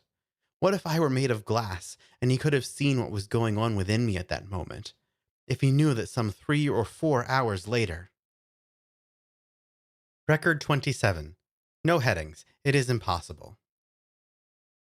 I was alone in the endless corridors. In those same corridors, a mute, concrete sky. Water was dripping somewhere upon a stone. The familiar heavy, opaque door, and the subdued noise from behind it. She said she would come out at 16 sharp. It was already 5 minutes, and then 10, then 15 past 16. No one appeared. For a second I was my former self, horrified at the thought that the door might open. 5 minutes more, and if she does not come out... Water was dripping somewhere upon a stone. No one about. With melancholy pleasure I felt saved. And slowly I turned and walked back along the corridor. The trembling dots of the small lamps on the ceiling became dimmer and dimmer. Suddenly, a quick rattle of a door behind me. Quick steps, softly echoing from the ceiling and the walls. It was she, light as a bird, panting somewhat from running. "I knew you would be here. You would come. I knew you." The spears of her eyelashes moved apart to let me in. And how can I describe what effect that ancient, absurd, and wonderful rite has upon me when her lips touch mine? Can I find a formula to express that whirlwind which seeps out of my soul everything save her? Yes, yes, from my soul. You may laugh at me if you will.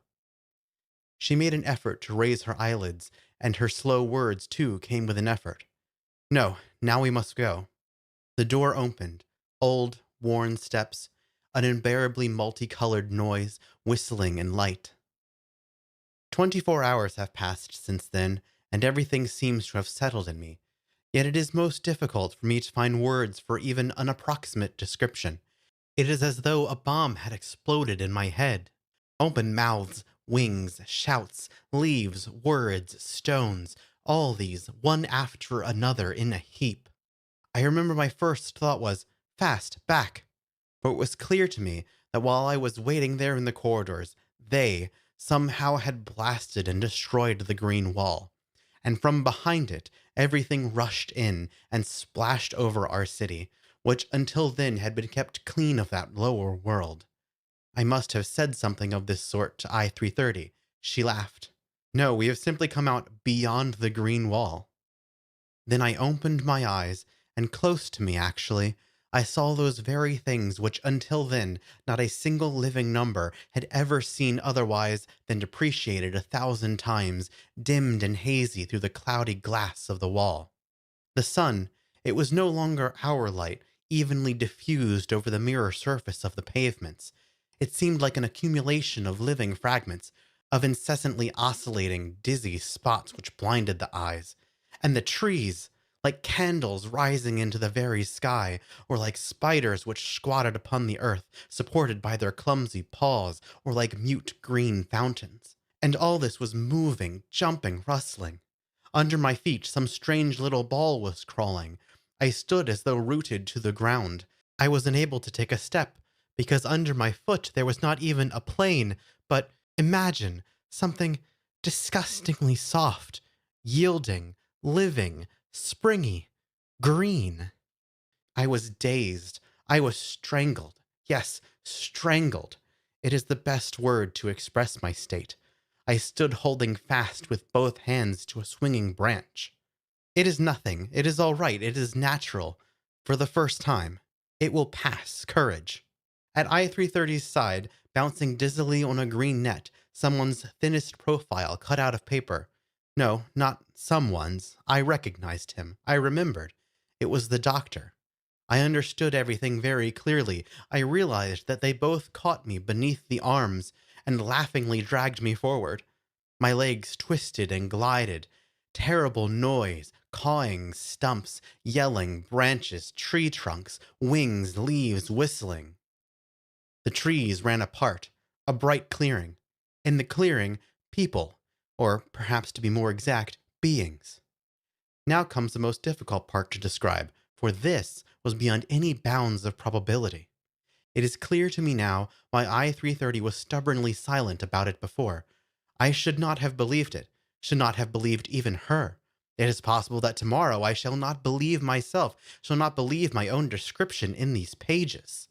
In the clearing, around a naked, skull-like rock, a noisy crowd of 300 or 400 people.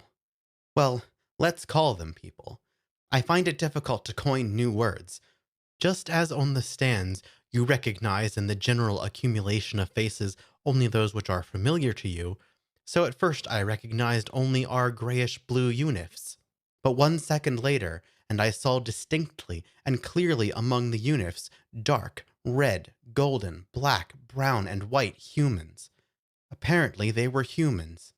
None of them had any clothes on, and their bodies were covered with short, glistening hair, like that which may have been seen on the stuffed horse in the prehistoric museum.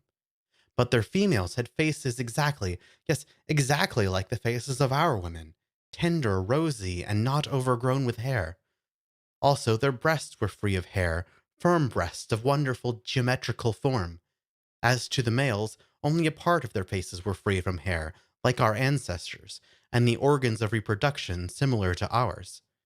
All of this was so unbelievable, so unexpected, that I stood there quietly. I assert positively that I stood quietly, and looked around. Like a scale. Overload one side sufficiently, and then you may gently put on the other as much as you will. The arrow will not move. Suddenly I felt alone. I-330 was no longer with me. I don't know how nor where she disappeared. Around me were only those, with their hair glistening like silk in the sunlight. I caught someone's warm, strong, dark shoulder. Listen, please, in the name of the well-doer, could you tell me where she went? A minute ago, she... Long-haired, austere eyebrows turned towards me. Shh, silence. He made a sign with his head towards the center, where there stood the yellow skull-like stone. There, above the heads of all, I saw her. The sun beat straight into my eyes, and because of that she seemed coal-black, standing out on the blue cloth of the sky, a coal-black silhouette on a blue background. A little higher the clouds were floating, and it seemed that not the clouds, but the rock itself, and she herself upon that rock, and the crowd and the clearing, all were silently floating like a ship, and the earth was light and glided away from under the feet. Brothers, it was she. Brothers, you all know that there inside the wall, in the city, they are building the integral. And you know also that the day has come for us to destroy that wall and all other walls, so that the green wind may blow all over the earth from end to end.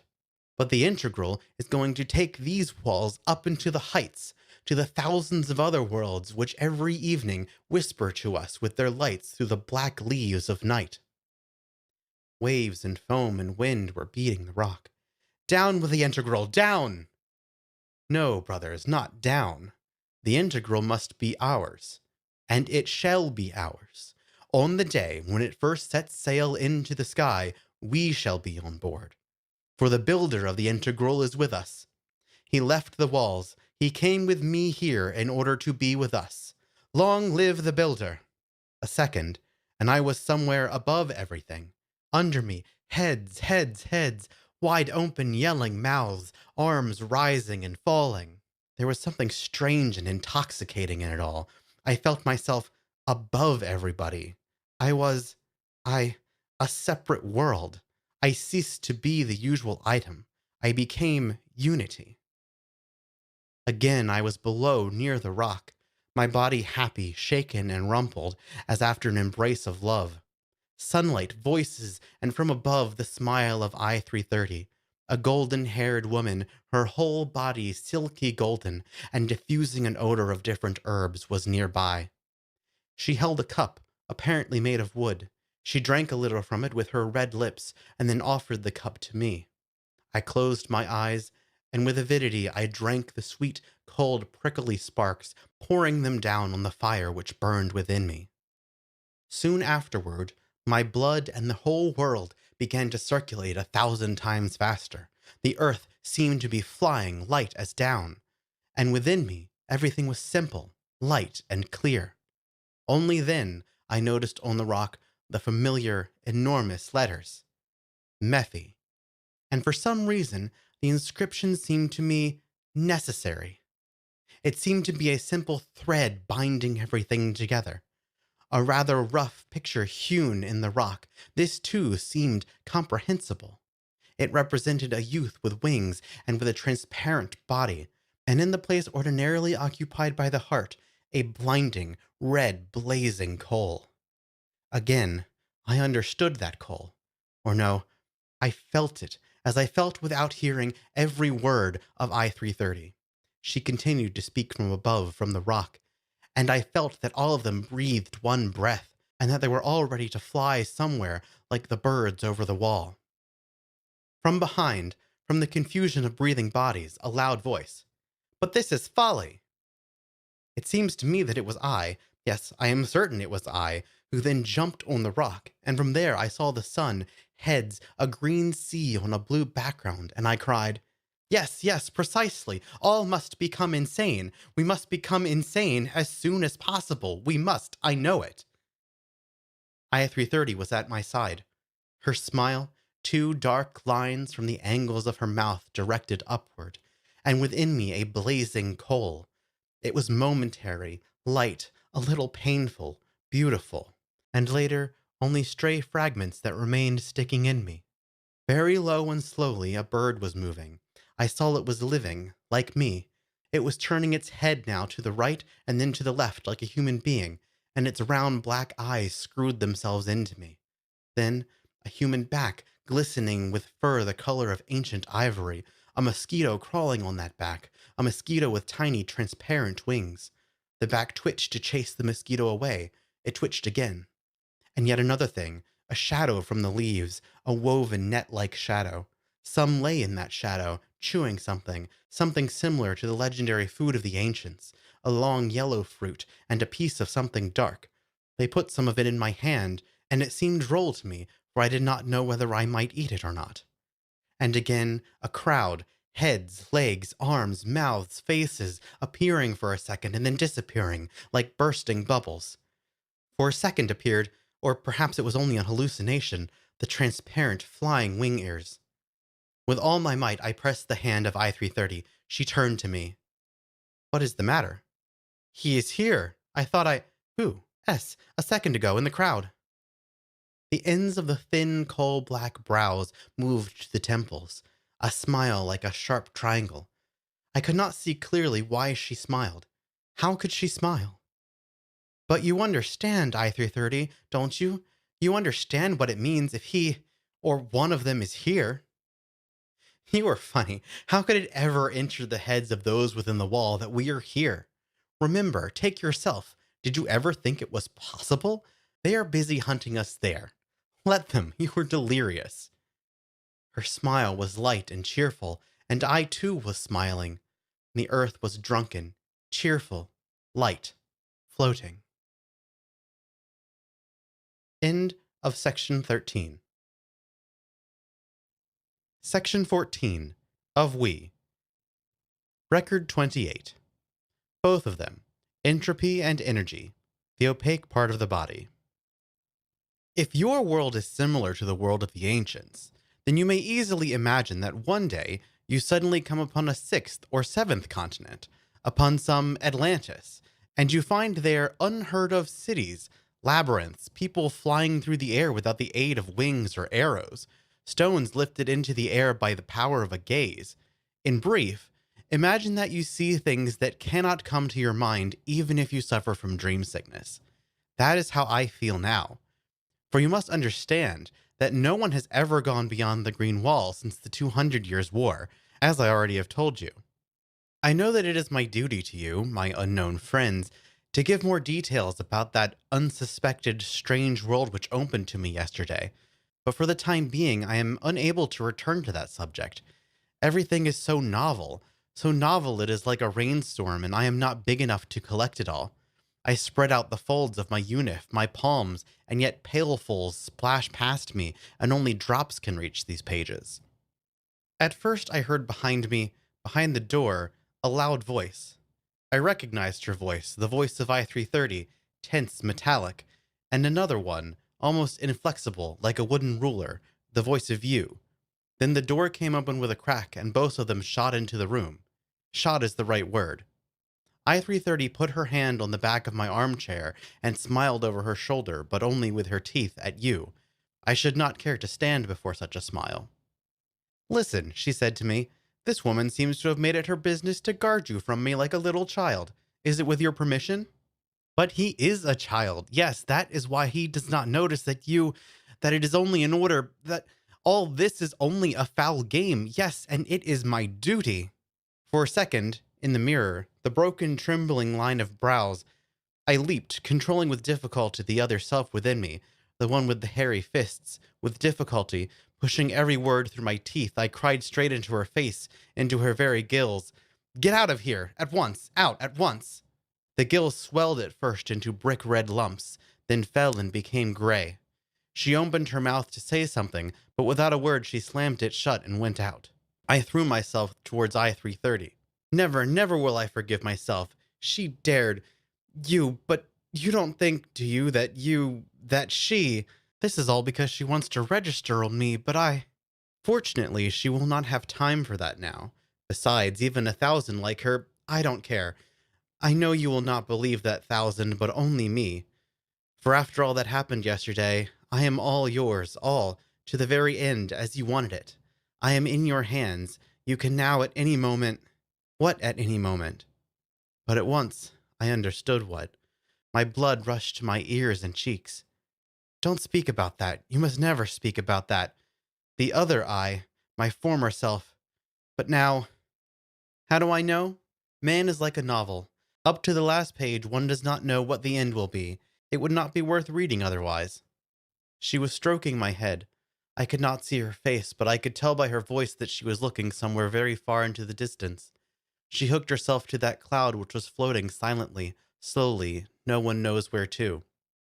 Suddenly, she pushed me away with her hand, firmly but tenderly. Listen, I came to tell you that perhaps we are now... our last days. You know, don't you, that all auditoriums are to be closed after tonight? Closed? Yes, I passed by and saw that in all auditoriums preparations are going on. Tables, medics in all white. But what does it all mean? I don't know. Nobody knows as yet. That is the worst of it. I only feel the current is on. The spark is jumping, and if not today, then tomorrow. Yet perhaps they will not have time. For a long while I have ceased to understand who are they and who we. I do not understand what I want.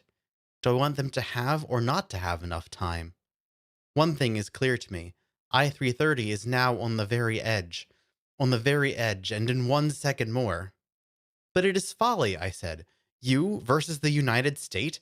It is the same as if you should cover the muzzle of a gun with your hands and expect that way to prevent the shot. It is absolute folly. A smile.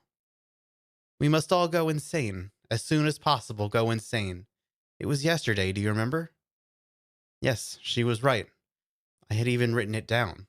Consequently, it really took place. In silence, I looked into her face. At that moment, the dark cross was especially distinct. Dear, before it is too late, if you want, I'll leave everything. I'll forget everything, and we'll go there beyond the wall to them. I do not even know who they are. She shook her head. Through the dark windows of her eyes, I saw within her a flaming oven, sparks, tongues of flame, and above them a heap of dry, tarry wood. It was clear to me that it was too late. My words could be of no avail. She stood up. She would soon leave. Perhaps these were the last days, or the last minutes. I grasped her hand. No, stay a little while longer. For the sake... She slowly lifted my hand towards the light, my hairy paw which I detest. I wanted to withdraw it, but she held it tightly. Your hand.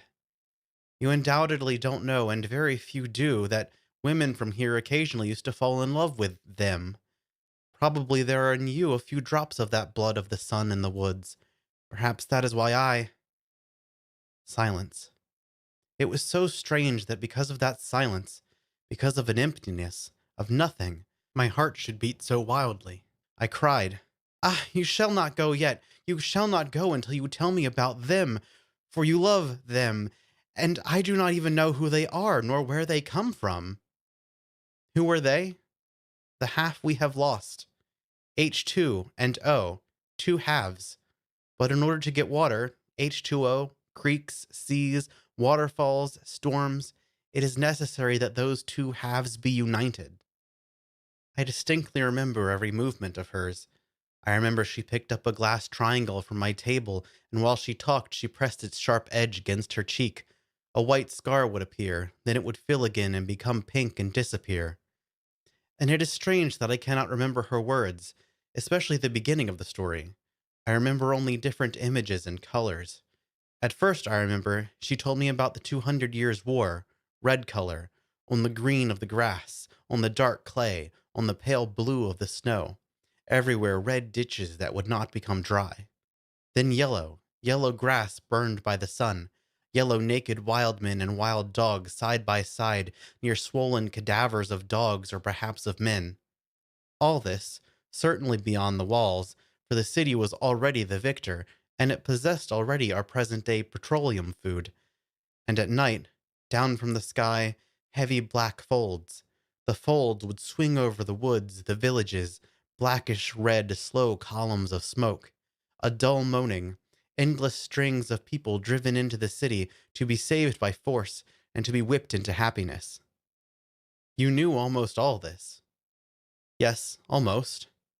But you did not know, and only a few did, that a small part of them remained together and stayed to live beyond the wall.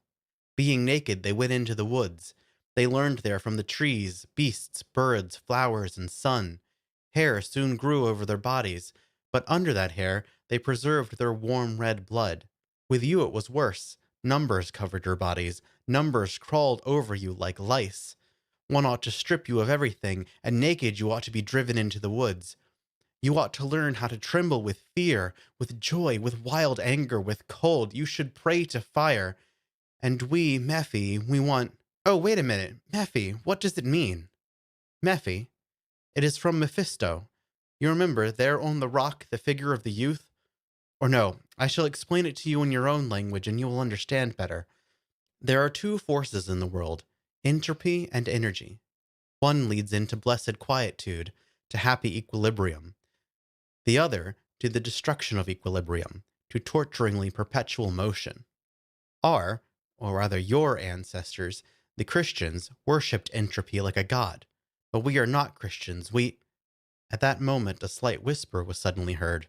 A knock at the door, and in rushed that flattened man with the forehead low over his eyes, who several times had brought me notes from I-330.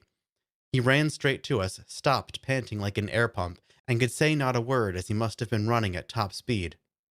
But tell me, what has happened? I-330 grasped him by the hand. They are coming here, panted the air pump, with guards, and with them that what's-his-name, the hunchback. Yes, they are in the house by this time. They'll be here soon. Quick, quick. Nonsense, we have time. I-330 was laughing, cheerful sparks in her eyes. It was either absurd, senseless courage, or else there was something I did not yet understand.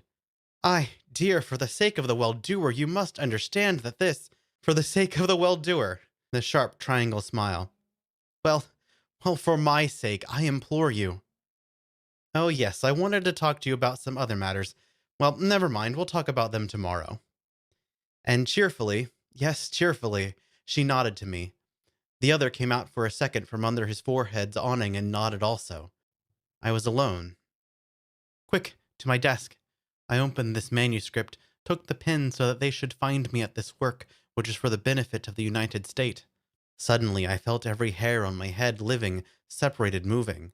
What if they should read even one page of these most recently written? Motionless I sat at the table, but everything around me seemed to be moving, as if the less than microscopic movements of the atoms suddenly were magnified millions of times, and I saw the walls trembling, my pen trembling, and the letters swinging and fusing together. To hide them, but where? Glass all around. To burn them? But they would notice the fire through the corridor and in the neighboring room. Besides, I felt unable, I felt too weak, to destroy this torturing and perhaps dearest piece of my own self. Voices from a distance, from the corridor, and steps. I had only time to snatch a handful of pages and put them under me, and then, as if soldered to the armchair, every atom of which was quivering, I remained sitting, while the floor under my feet rolled like the deck of a ship up and down. All shrunk together, and hidden under the awning of my own forehead like that messenger, I watched them stealthily. They were going from room to room, beginning right at the end of the corridor. Nearer, nearer. I saw that some sat in their rooms, torpid like me. Others would jump up and open their doors wide. Lucky ones. If only I could, too. The well-doer is the most perfect fumigation humanity needs. Consequently, no peristalsis in the organism of the United States could... I was writing this nonsense, pressing my trembling pen hard and lower, my head bent over the table, and within me some sort of crazy forge. With my back I was listening, and I heard the click of the doorknob, a current of fresh air. My armchair was dancing a mad dance. Only then, and even then with difficulty, I tore myself away from the page, turned my head in the direction of the newcomers. How difficult it is to play a foul game. In front of all was S, morose, silent, swiftly drilling with his eyes deep shafts within me, within my armchair, within the pages which were twitching in my hands. Then, for a second, familiar, everyday faces at the door. One of them separated itself from the rest with its bulging pinkish-brown gills. At once I recalled everything that happened in the same room half an hour ago, and it was clear to me that they would presently... All my being was shriveling and pulsating in that fortunately opaque part of my body with which I was covering the manuscript. U came up to S, gently plucked his sleeve and said in a low voice, "This is D503, the builder of the integral. You have probably heard of him. He is always like that, at his desk, does not spare himself at all." And I thought, what a dear, wonderful woman. S slid up to me, bent over my shoulder towards the table. I covered the lines I had written with my elbow, but he shouted severely, "Show us at once what you have there, please." Dying with shame, I held out the sheet of paper. He read it over, and I noticed a tiny smile jump out of his eyes, jump down his face, and slightly wagging its tail, perch upon the right angle of his mouth. Somewhat ambiguous, yet... Well, you may continue. We shall not disturb you any more. He went splashing towards the door as if in a ditch of water, and with every step of his I felt coming back to me my legs, my arms, my fingers. My soul again distributed itself evenly over my whole body. I breathed. The last thing, you lingered in my room to come back to me and say in my very ear in a whisper, "It is lucky for you that I did not understand. What did she mean by that? The same evening I learned that they led away 3 numbers, although nobody speaks out loud about that, or about anything that happened. This ostensible silence is due to the educational influence of the guardians who are ever present among us. Conversations deal chiefly with the quick fall of the barometer and the forthcoming change in the weather. Record 29. Threads on the face. Sprouts. An unnatural compression. It is strange. The barometer continues to fall, yet there is no wind. There is quiet. Above, the storm which we do not yet hear has begun. The clouds are rushing with a terrific speed. There are few of them as yet, separate fragments. It is as if there above us an unknown city were being destroyed, and pieces of walls and towers were rushing down, coming nearer and nearer with terrific speed. But it will take some days of rushing through the blue infinite before they reach the bottom. That is us, below, and below there is silence. There are thin, incomprehensible, almost invisible threads in the air. Every autumn they are brought here from beyond the wall. They float slowly, and suddenly you feel something foreign and invisible on your face. You want to brush it off, but no, you cannot rid yourself of it. You feel it especially near the green wall where I was this morning. I-330 made an appointment with me to meet her in the ancient house in that apartment of ours. I was not far from the rust-red, opaque mass of the ancient house when I heard behind me short, hasty steps and rapid breathing. I turned around and saw 090 trying to catch up to me. She seemed strangely and perfectly rounded.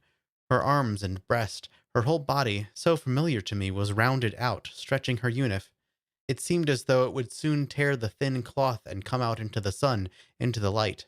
I think that there in the green debris, in springtime, the unseen sprouts try thus to tear their way through the ground in order to emit their branches and leaves and to bloom.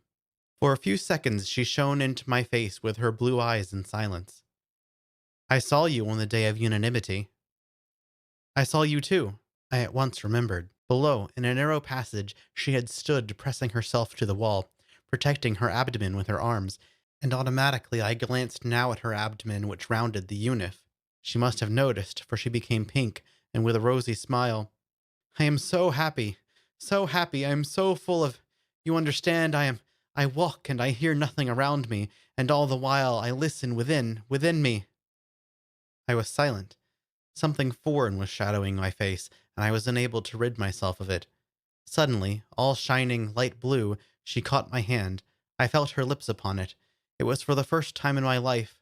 It was some ancient caress as yet unknown to me, and I was so ashamed and it pained me so much that I swiftly, I think even roughly, pulled my hand away. "Listen, you are crazy, it seems. And anyway, what are you happy about? Is it possible that you forget what is ahead of you?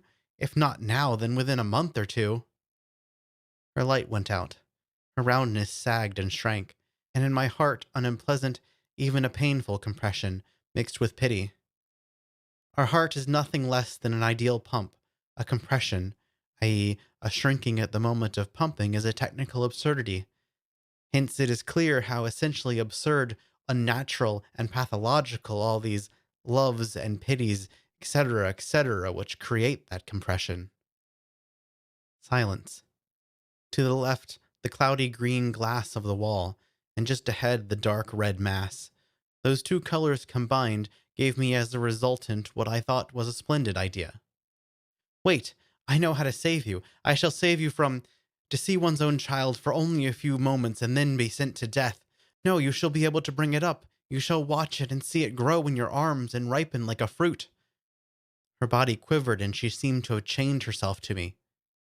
Do you remember that woman, I-330, that of long ago, who during that walk? Well, she is now right here in the ancient house. Let us go to her, and I assure you that I shall arrange matters at once. I already pictured us, I-330 and I, leading O90 through the corridors, then how she would be brought amidst flowers, grass, and leaves. But O90 stepped back, the little horns of her rosy crescent trembling and bending downwards. Is she that same one? She asked. That is... I was confused for some reason. Yes, of course, that very same. And you want me to go to her, to ask her to... Don't you ever dare to say another word about it. Leaning over, she walked away. Then, as if she remembered something, she turned around and cried, I shall die, be it so, and it is none of your business. What do you care? Silence. From above, pieces of blue towers and walls were falling downward with terrific speed. They will have perhaps hours or days to fly through the infinite. Unseen threads were slowly floating through the air, planting themselves upon my face, and it was impossible to brush them off, impossible to rid myself of them. I walked slowly toward the ancient house, and in my heart I felt that absurd, tormenting compression. End of section 14. Section 15 of We. Record 30. The last number. Galileo's mistake. Would it not be better? Here is my conversation with I-330, which took place in the ancient house yesterday in the midst of the loud noise, among colors which stifled the logical course of my thoughts, red, green, bronze, saffron yellow, orange colors, and all the while under the motionless marble smile of that snub-nosed ancient poet. I shall reproduce the conversation word by word, for it seems to me that it may have an enormous and decisive importance for the fate of the United States. More than that, for the fate of the universe. Besides, reading it, you, my unknown readers, may find some justification for me. I-330, without preliminaries, at once threw everything upon my head. I know that the day after tomorrow, the first trial trip of the integral is to take place. On that day, we shall take possession of it. What? Day after tomorrow? Yes, sit down and don't be upset. We cannot afford to lose a minute. Among the hundreds who were arrested yesterday, there were 20 Mephies. To let pass 2 or 3 days means that they will perish. I was silent. As observers on the trial trip, they will send electricians, mechanicians, physicians, meteorologists, etc. At 12 sharp, you must remember this. When the bell rings for dinner, we shall remain in the passage, lock them all up in the dining hall, and the integral will be ours. You realize that it is most necessary, happen what may. The integral in our hands will be a tool that will help us put an end to everything at once without pain. Their arrows, bah, they would be insignificant mosquitoes against a buzzard. And then, if it proves inevitable, we may direct the tubes of the motors downward, and by their work alone... I jumped up. It is inconceivable. It is absurd. Is it not clear to you that what you are contriving is a revolution? Yes, a revolution. Why is it absurd? Absurd? Because a revolution is impossible. Because I speak for myself and for you, our revolution was the last one. No other revolutions may occur. Everybody knows that. A mocking, sharp triangle of brows. My dear, you are a mathematician, are you not? More than that, a philosopher-mathematician? Well then, name the last number. What is... I cannot understand. Which last? The last one. The highest, the largest. But I-330, it is absurd. Since the number of numbers is infinite, how can there be a last one? And why, then, do you think there is a last revolution? There is no last revolution. Their number is infinite. The last one is a children's story. Children are afraid of the infinite, and it is necessary that children should not be frightened, so that they may sleep through the night. But what is the use? What is the use of it all? For the sake of the well-doer, what is the use, since all are happy already? All right, even suppose that is so, what further? How funny. A purely childish question. You tell something to children, come to the very end, yet they will invariably ask you what further and what for.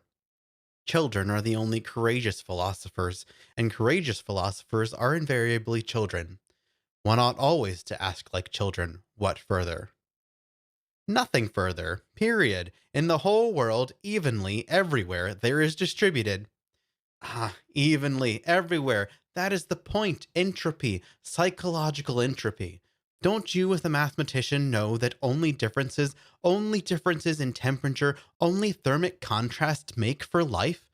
And if all over the world there are evenly warm or evenly cold bodies, they must be pushed off in order to get flame, explosions, and we shall push.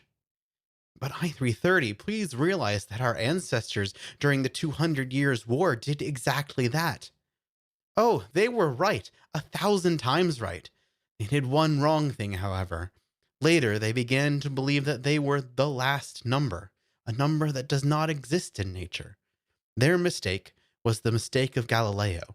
He was right in that the Earth revolves around the sun, but he did not know that our whole solar system revolves about some other center.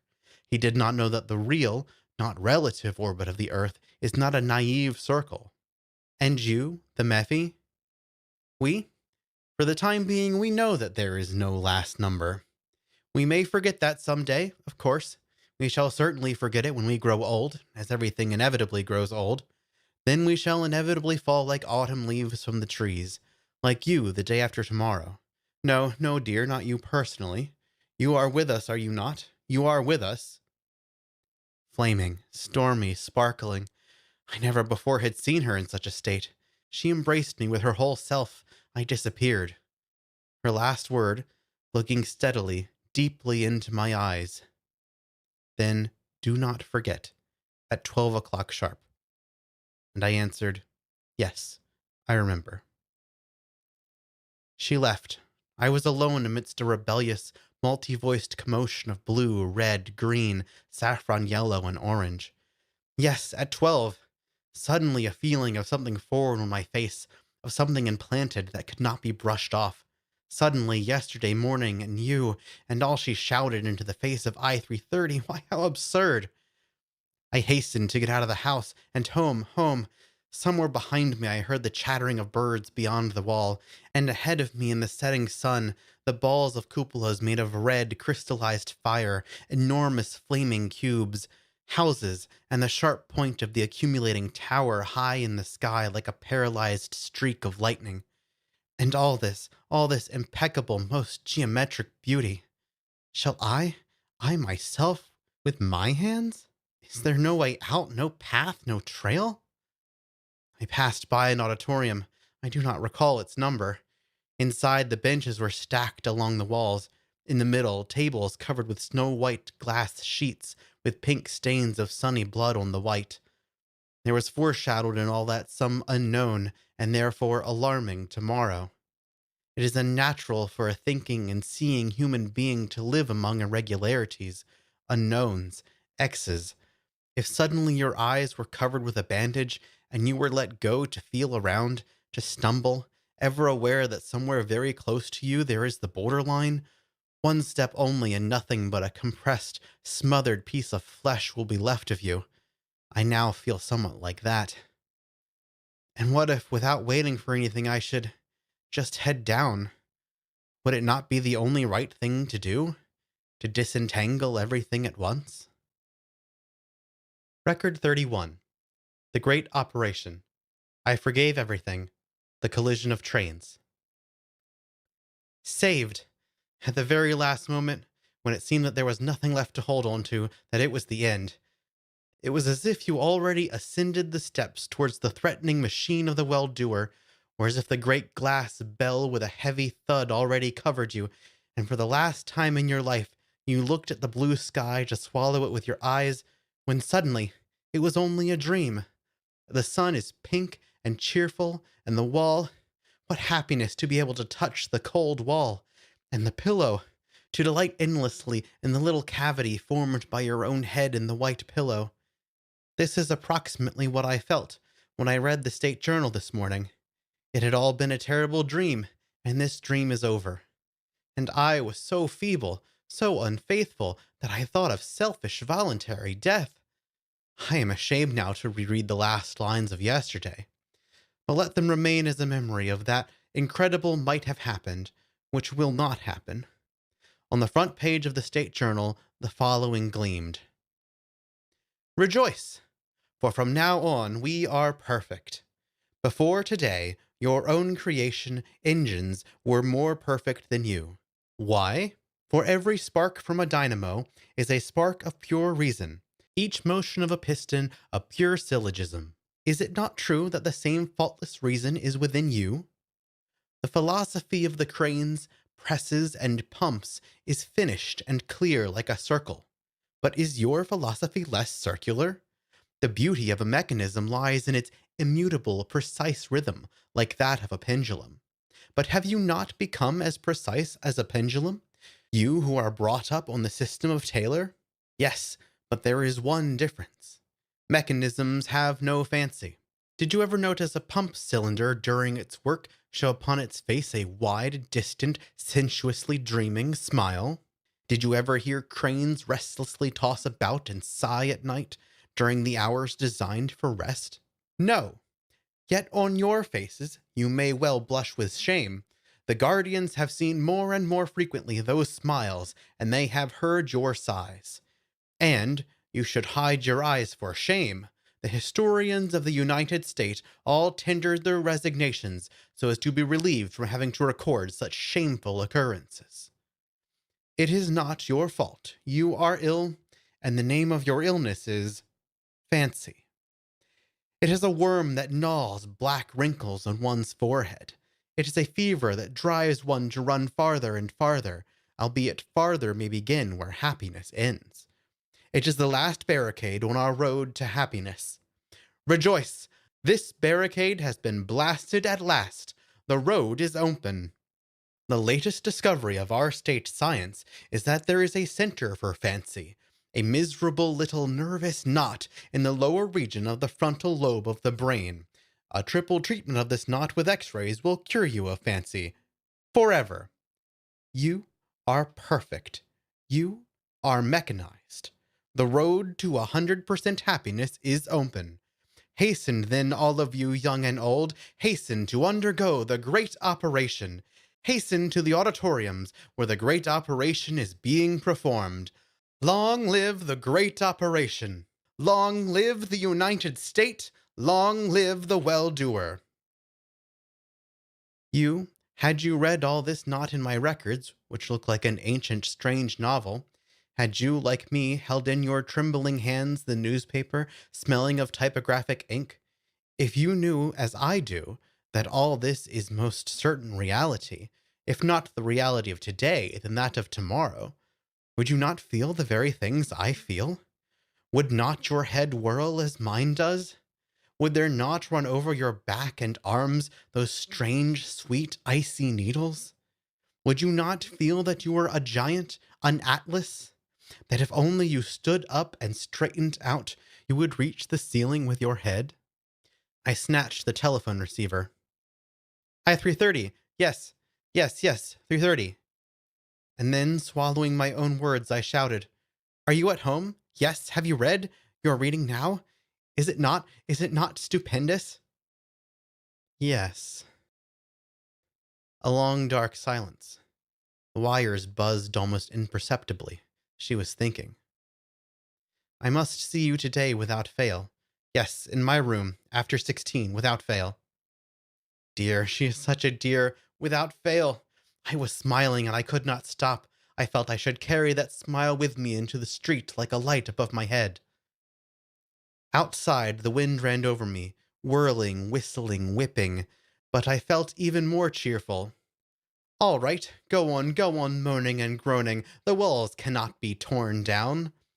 Flying leaden clouds broke over my head. Well, let them, they could not eclipse the sun. We chained it to the zenith like so many Joshuas, son of nuns. At the corner, a group of Joshuas, son of nuns, were standing with their foreheads pasted to the glass of the wall. Inside, on a dazzling white table already a number lay. One could see 2 naked souls diverging from under the sheet in a yellow angle. White medics bent over his head, a white hand, a stretched-out hand holding a syringe filled with something. And you, what are you waiting for? I asked nobody in particular, or rather all of them. And you? Someone's round head turned to me. I? Oh, afterwards. I must first... Somewhat confused, I left the place. I really had to see I-330 first. But why first? I could not explain to myself. The docks, the integral, bluish like ice, was glistening and sparkling. The engine was caressingly grumbling, repeating some one word, as if it were my word, a familiar one. I bent down and stroked the long, cold tube of the motor. Dear, what a dear tube! Tomorrow it will come to life. Tomorrow, for the first time, it will tremble with burning, flaming streams in its bowels. With what eyes would I have looked at the glass monster had everything remained as it was yesterday? If I knew that tomorrow at 12 I should betray it. Yes, betray. Someone behind cautiously touched my elbow. I turned around. The plate-like flat face of the second builder. Do you know already? He asked. What, about the operation? Yes. How everything suddenly... No, not that. The trial fight is put off until day after tomorrow, on account of that operation. They rushed us for nothing. We hurried. On account of the operation. Funny limited man. He could see no further than his own platter. If only he knew that but for the operation tomorrow at 12, he would be locked up in a glass cage, would be tossing about trying to climb the walls. At 12:30, when I came into my room, I saw you. She was sitting at my table, firm, straight, bone-like, resting her right cheek on her hand. She must have waited for a long time, because when she brusquely rose to meet me, there remained on her cheek 5 white imprints of her fingers. For a second, that terrible morning came back to me. She beside I-330, indignant, but for a second only. All was at once washed off by the sun of today, as it happens sometime when you enter your room on a bright day and absent-mindedly turn on the light. The bulb shines, but it is out of place, droll, unnecessary. Without hesitation, I held up my hand to her. I forgave her everything. She firmly grasped both my hands and pressed them till they hurt. Her cheeks quivering and hanging down like ancient, precious ornaments. She said with emotion, I was waiting. I want only one moment. I only wanted to say how happy, how joyous I am for you. You realize, of course, that tomorrow or day after tomorrow you will be healthy again, as if born anew. I noticed my papers on the table, the last 2 pages of my record of yesterday. They were in the place where I left them the night before. If only she knew what I wrote there. Although I did not care, after all. Now it was only history. It was the ridiculously far-off distance, like an image through a reversed opera glass. Yes, I said. A while ago, while passing through the avenue, I saw a man walking ahead of me. His shadow stretched along the pavement, and think of it, his shadow was luminous. I think more than that, I am absolutely certain that tomorrow all shadows will disappear. Not a shadow from any person or anything. The sun will be shining through everything. She, gently and earnestly, You are a dreamer. I should not allow my children in school to talk that way. She told me something about the children, that they were all led in one herd to the operation, that it was necessary to bind them afterwards with rope, and that one must love pitilessly. Yes, pitilessly. And that she thought she might finally decide to... She smoothed out the grayish-blue fold of the uniform that fell between her knees, swiftly pasted her smile all over me, and went out. Fortunately, the sun did not stop today. The sun was running. It was already 16 o'clock.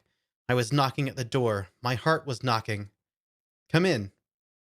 I threw myself upon the floor near her chair to embrace her limbs, to lift my head upward and look into her eyes, first into one and then into the other, and in each of them to see the reflection of myself in wonderful captivity. There beyond the wall that looked stormy, there the clouds were leaden. Let them be.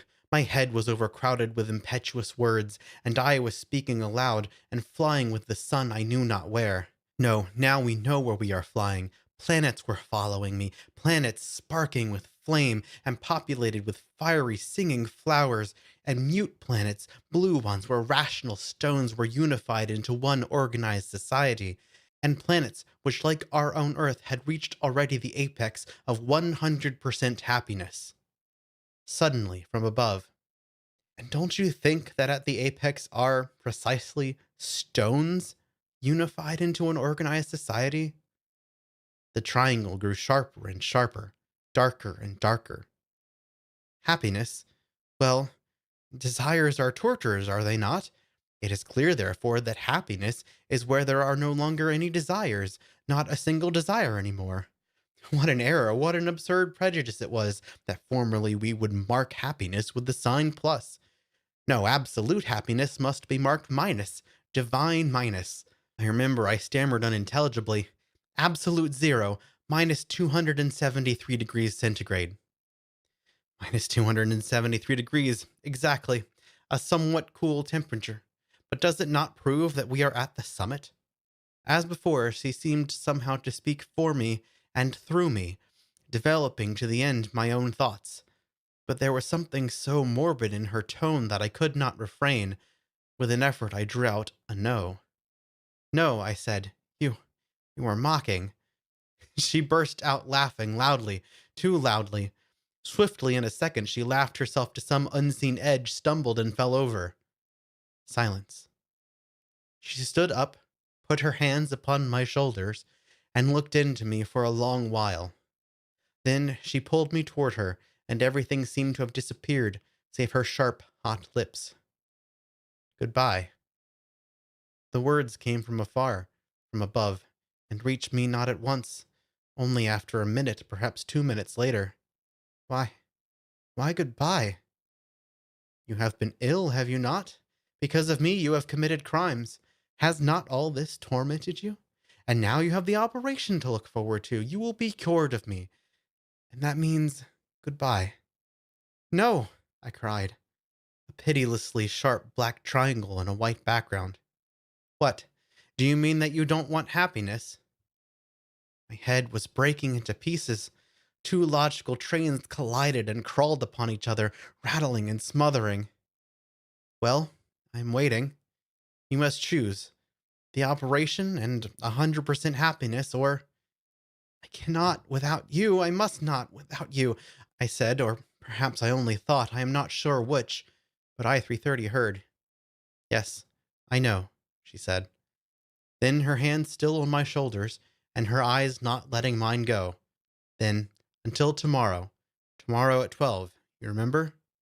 "No, it was postponed for a day after tomorrow." "So much the better for us. At 12, day after tomorrow." I walked alone in the dusky street. The wind was whirling, carrying, driving me like a piece of paper. Fragments of the leaden sky were soaring, soaring. They had to soar through the infinite for another day or two.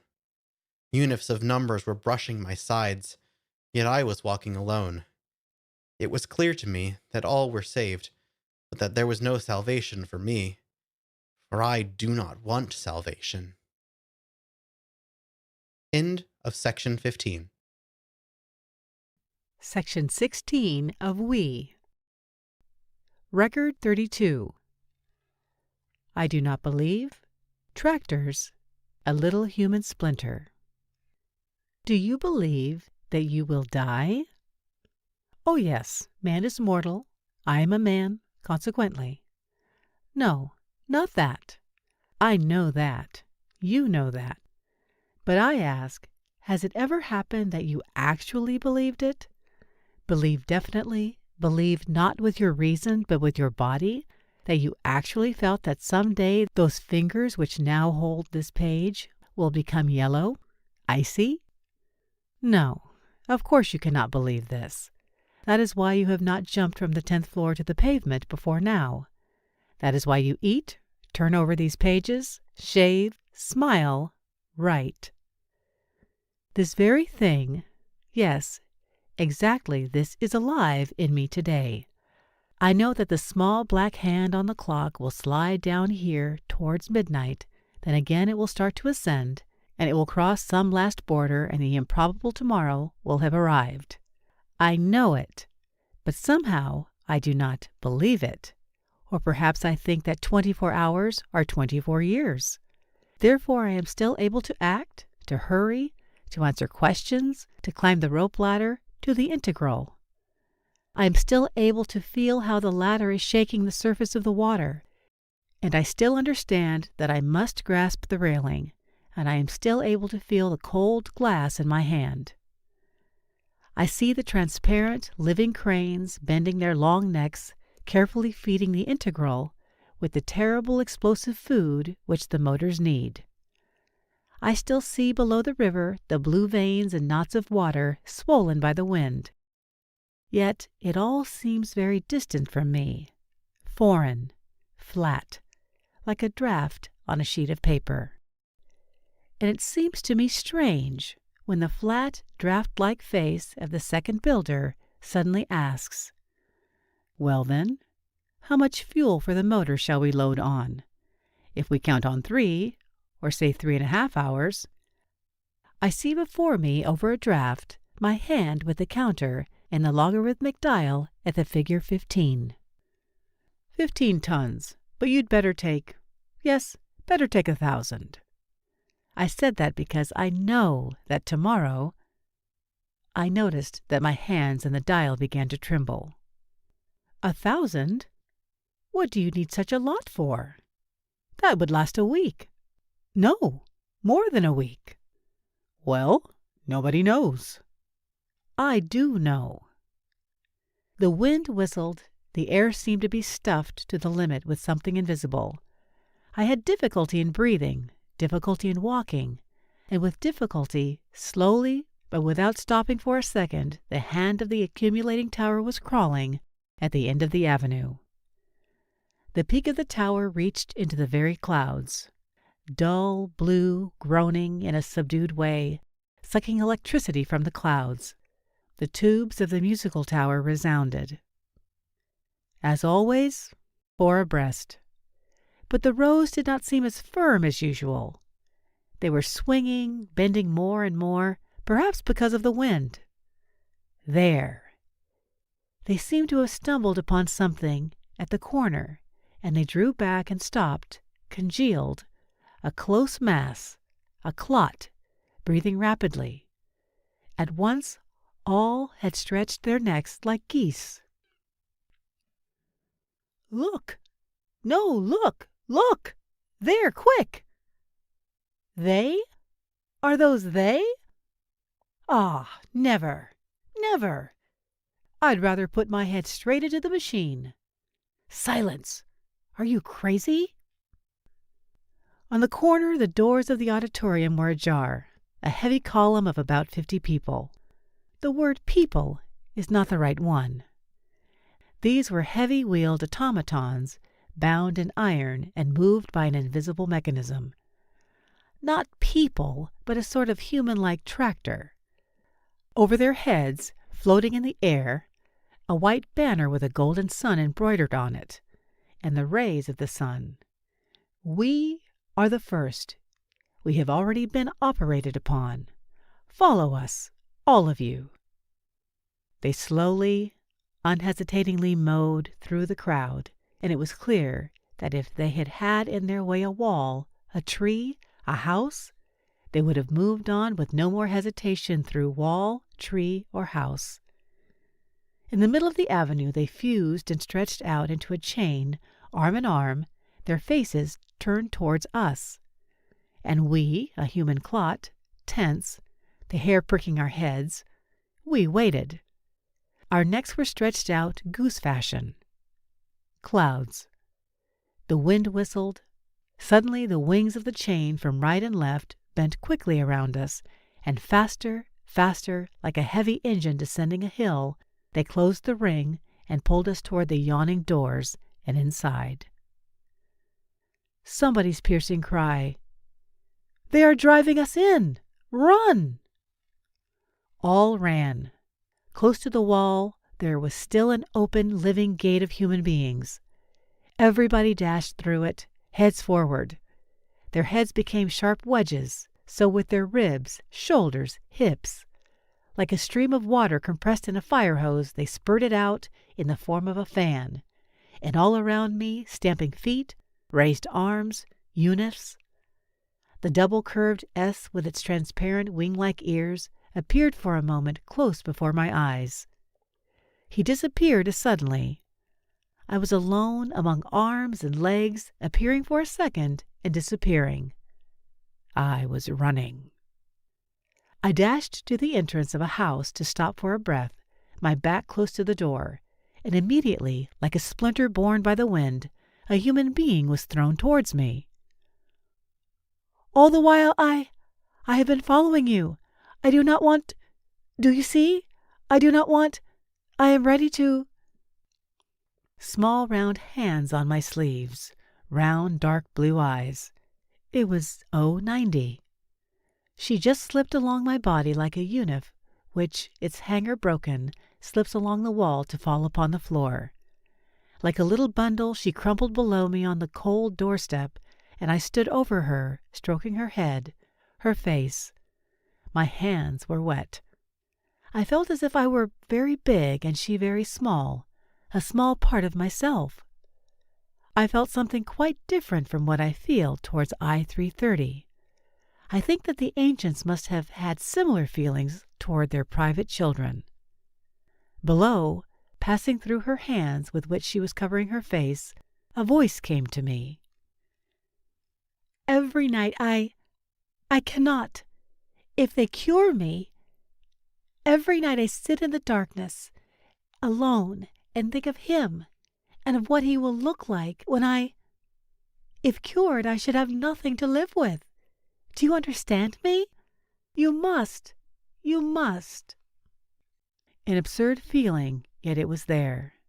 I really must. Absurd because this duty of mine was nothing but another crime. Absurd because white and black cannot be one.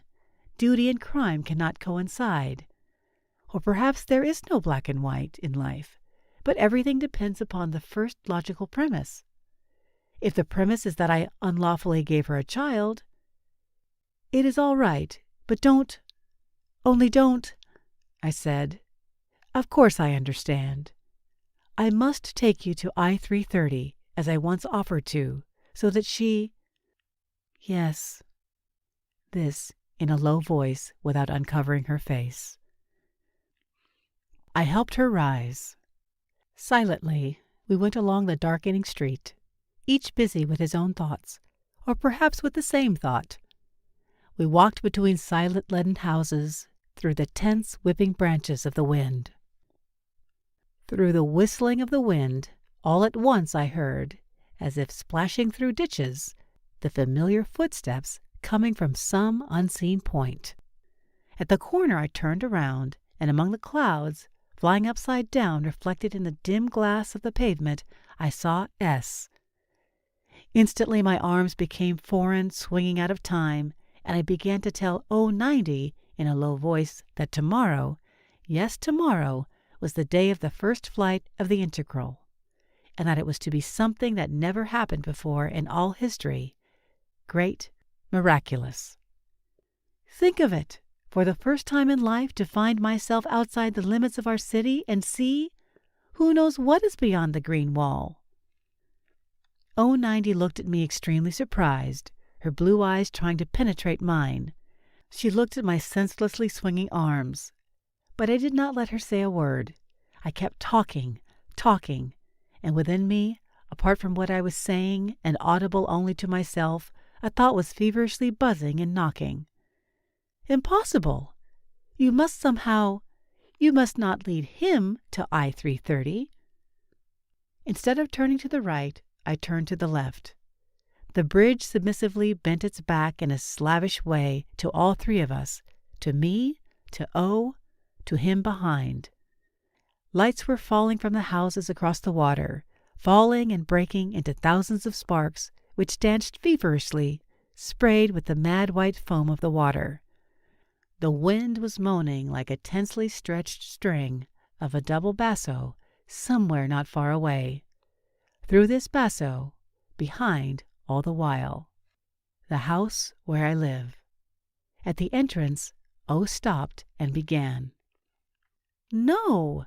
You promised, did you not, that—" I did not let her finish. Hastily, I pushed her through the entrance, and we found ourselves in the lobby.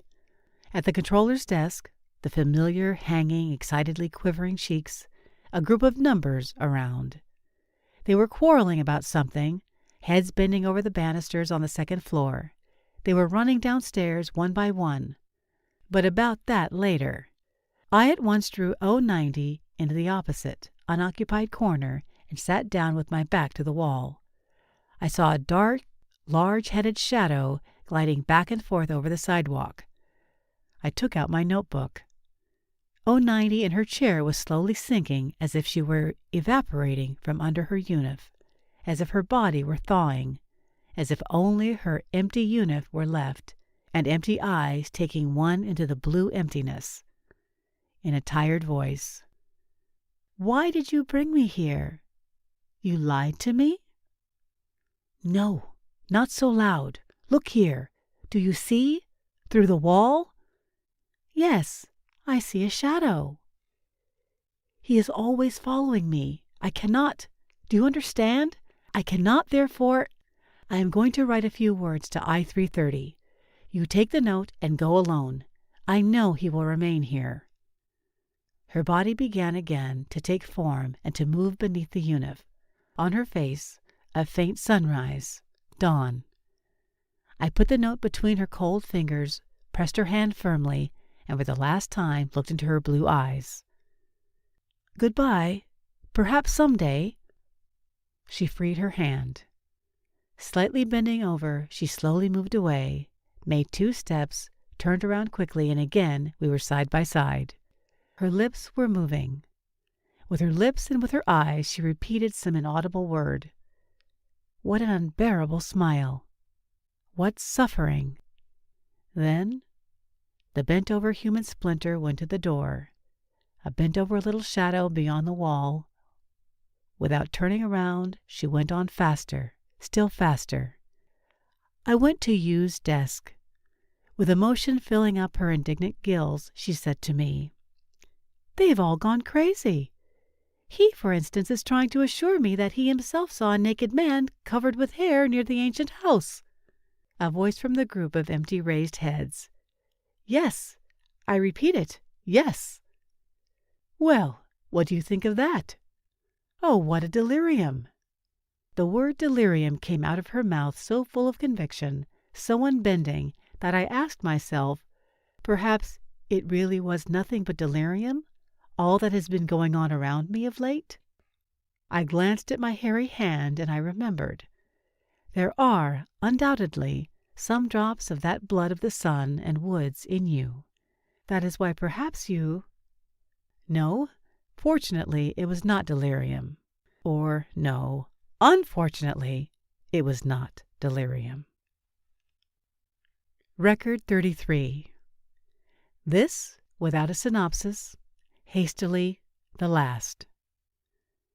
The day. Quick to the newspaper. Perhaps there. I read the paper with my eyes. Exactly. My eyes now are like a pen, or like a counting machine, which you hold and feel in your hands like a tool, something foreign, an instrument. In the newspaper on the first page, in large print, "The enemies of happiness are awake. Hold to your happiness with both hands. Tomorrow all work will stop, and all the numbers are to come to be operated upon. Those who fail to come will be submitted to the machine of the well-doer." Tomorrow! How can there be any tomorrow? Following my daily habit, I stretched out my arm, instrument, to the bookshelf to put today's paper with the rest in a cover ornamented with gold. While doing this, what for? What does it matter? Never again shall I. In this cover, never. And out of my hands, down to the floor, it fell. I stood looking all around, over all my room. Hastily I was taking away, feverishly putting into some unseen valise everything I regretted leaving here. My desk, my books, my chair. Upon that chair sat I-330 that day. I was below on the floor. My bed. Then for a minute or two I stood and waited for some miracle to happen. Perhaps the telephone would ring. Perhaps she would say that. But no miracle. I am leaving, going into the unknown. These are my last lines. Farewell, you, my unknown beloved ones, with whom I have lived through so many pages, before whom I have bared my diseased soul, my whole self, to the last broken little screw, to the last cracked spring. I am going. End of section 16. Section 17 of We. Record 34. The Forgiven Ones. A Sunny Night. A Radio Valkyrie. Oh, if only I actually had broken myself to pieces. If only I actually had found myself with her in some place beyond the wall, among beasts showing their yellow tusks. If only I actually had never returned here. It would be 1,000, 1,000,000 times easier. But now, what? Now to go and choke that. But would it help? No. Take yourself in hand, D503. Set into yourself the firm logical hub. At least for a short while, weigh heavily with all your might on the lever, and like the ancient slave, turn the millstones of syllogisms until you have written down and understood everything that happened. When I boarded the Integral, everybody was already there and everybody occupied his place. All the cells of the gigantic hive were filled. Through the glass of the decks, tiny ant-like people below, at the telegraph, dynamo, transformers, altimeters, ventilators, indicators, motor, pumps, tubes. In the saloon, people sitting over tables and instruments, probably those commissioned by the Scientific Bureau. Near them, the second builder and his two aides. All three had their heads down between their shoulders like turtles, their faces gray, autumnal, rayless. Well? I asked. Well, somewhat uncanny, replied one of them, smiling a gray, rayless smile. Perhaps we shall have to land in some unknown place, and, generally speaking, nobody knows. I hardly could bear to look at them, when in an hour or so I was to throw them out with my own hands, to cast them out from the cozy fingers of our tables of hours, forever to tear them away from the mother's breast of the United States. They reminded me of the tragic figures of The Three Forgiven Ones, a story known to all of our school children. It tells about three numbers, who, by the way of experiment, were exempted for a whole month from any work. Footnote, it happened long ago, in the 3rd century A.T., after the tables. Go wherever you will, do what you will, they were told. The unhappy three wandered the whole time about the place of their usual work and gazed within with hungry eyes. They would stop on the plazas and for hours busy themselves repeating the motions which they were used to making during certain hours of the day. It became a bodily necessity for them to do so. They would saw and plane the air. With unseen sledgehammers, they would bang upon unseen stakes. Finally, on the 10th day, they could bear it no longer. They took one another by the hand, entered the river, and to the accompaniment of the march, they waded deeper and deeper until the water forever ended their sufferings. I repeat, it was hard for me to look at them, and I was anxious to leave them. I just want to take a glance into the engine room, and then off, I said. They were asking me questions. What voltage should be used for the initial spark? How much ballast water was needed in the aft tank? As if a phonograph were somewhere within me, I was giving quick and precise answers, but I, my inner self, was busy with its own thoughts. In the narrow passage, gray units were passing, gray faces, and for a second, one face with its hair low over the forehead, eyes gazing from deep beneath it. It was that same man. I understood. They had come, and there was no escape from it for me. Only minutes remained, a few dozens of minutes, an infinitesimal molecular quiver of my whole body. This did not cease to the very end. It was as if an enormous motor were placed under the very foundations of my body, which was so light that the walls, partitions, cables, beams, lights, everything was quivering. I did not yet know whether she was there, but I had no time. They were calling me, "Quick, to the commander's bridge. Time to go." Where? Gray, rayless faces. Below in the water, tense blue veins. Heavy, cast iron patches of sky. It was so difficult to lift my cast iron hand and take up the receiver of the commander's telephone. "Up, 45 degrees." A heavy explosion, a jerk, a rabid greenish white mountain of water aft. The deck beneath my feet began to move, soft as rubber, and everything below, the whole life forever. For a second, falling deeper and deeper into a sort of funnel, becoming more and more compressed. The icy blue relief map of the city, the round bubbles of cupolas, the lonely leaden finger of the accumulating tower. Then instantaneously, a cotton curtain of cloud. We pierced it, and there was the sun and the blue sky. Seconds, minutes, miles, the blue was hardening, fast filling with darkness. Like drops of cold silver sweat appeared the stars. A sad, unbearably bright, black, starry, sunny night.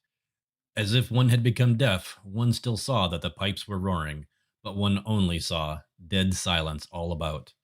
The sun was mute. It was natural, of course. One might have expected it. We were beyond the terrestrial atmosphere. The transition was so quick, so sudden, that everyone became timid and silent. Yet I thought I felt even easier under that fantastic, mute sun. I had bounded over the inevitable border, having left my body somewhere there below. And I was soaring bodiless to a new world, where everything was to be different, upside down. "Keep the same course," I shouted into the engine room, or perhaps it was not I, but a phonograph in me, and the same machine with a mechanical, hinge-like movement handed the commander's trumpet to the second builder. All permeated by that most delicate molecular quiver known only to me, I ran down the companionway to seek the door of the saloon. An hour later, it was to latch and lock itself.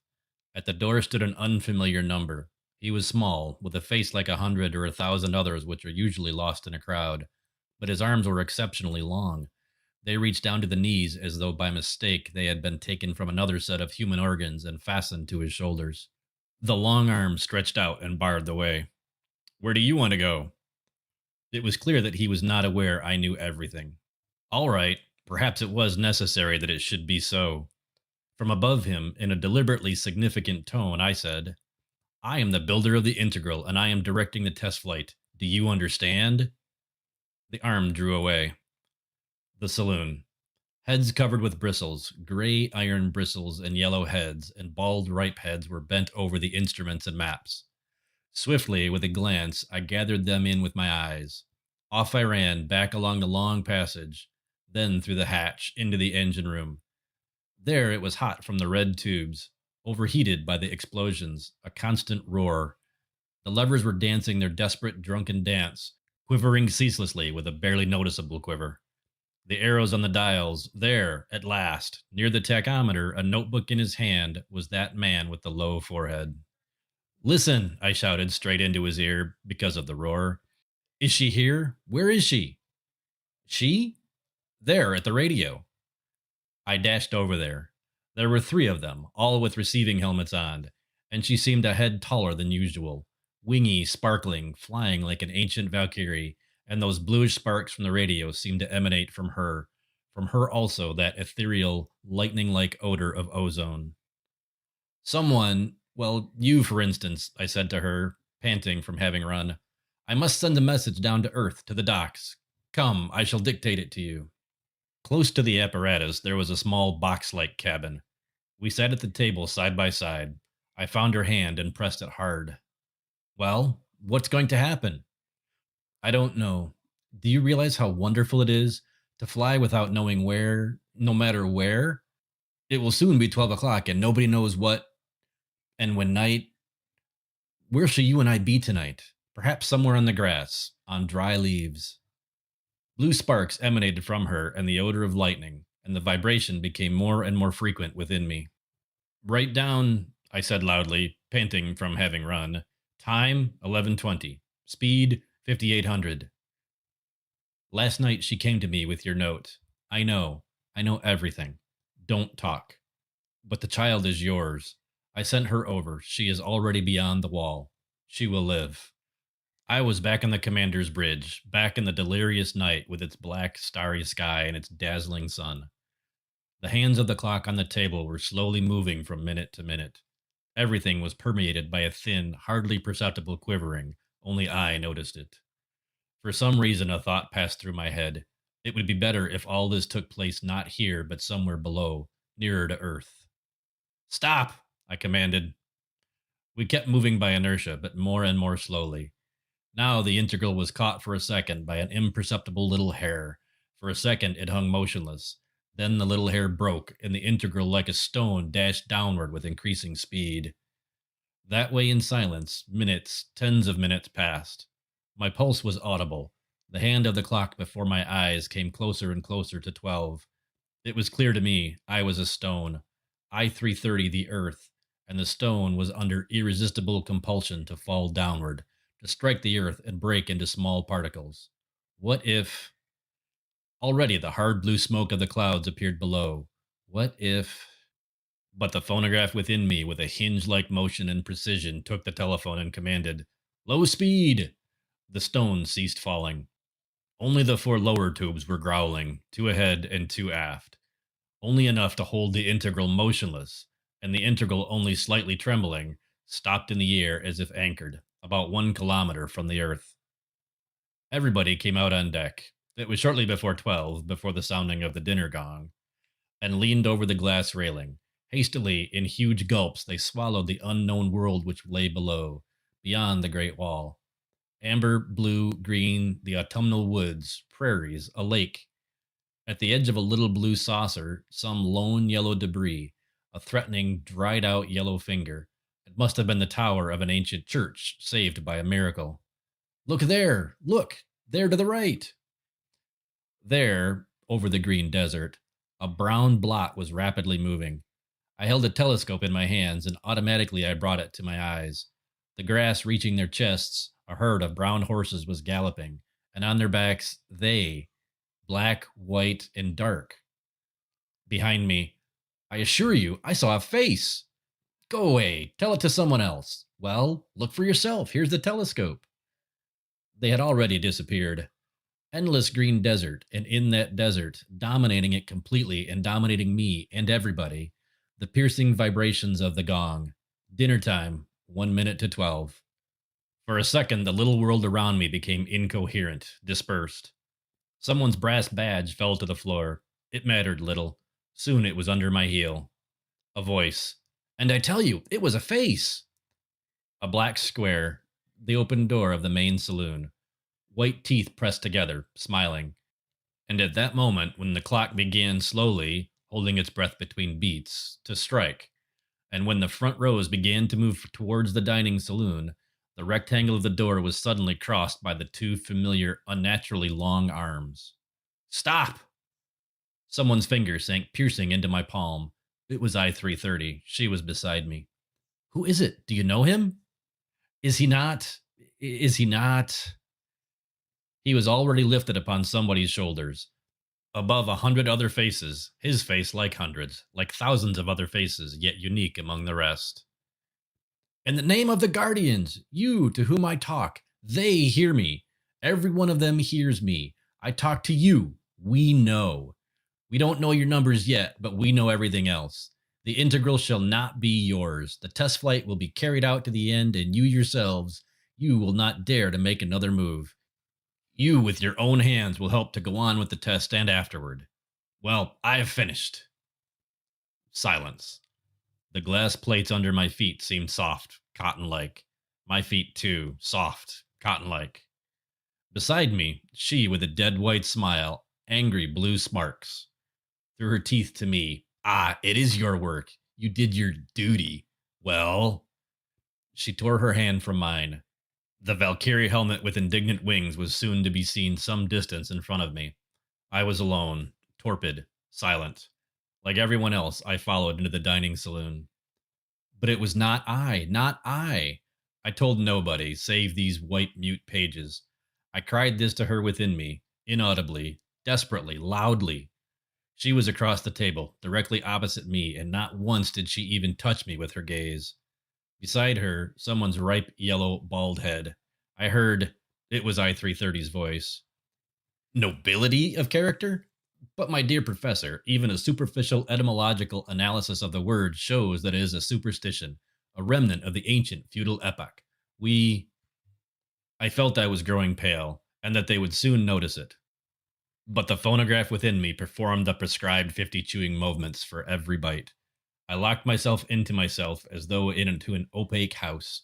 I threw up a heap of rocks before my door and lowered the window blinds. Afterwards, again the telephone of the commander was in my hands, and again we made the flight with icy, supreme anxiety through the clouds into the icy, starry, sunny night. Minutes, hours passed. Apparently, all that time the logical motor within me was working feverishly at full speed. For suddenly, somewhere at a distant point of the dark blue space, I saw my desk, and the gill-like cheeks of you over it, and the forgotten pages of my records. It became clear to me, nobody but she, everything was clear to me. If only I could reach the radio room soon.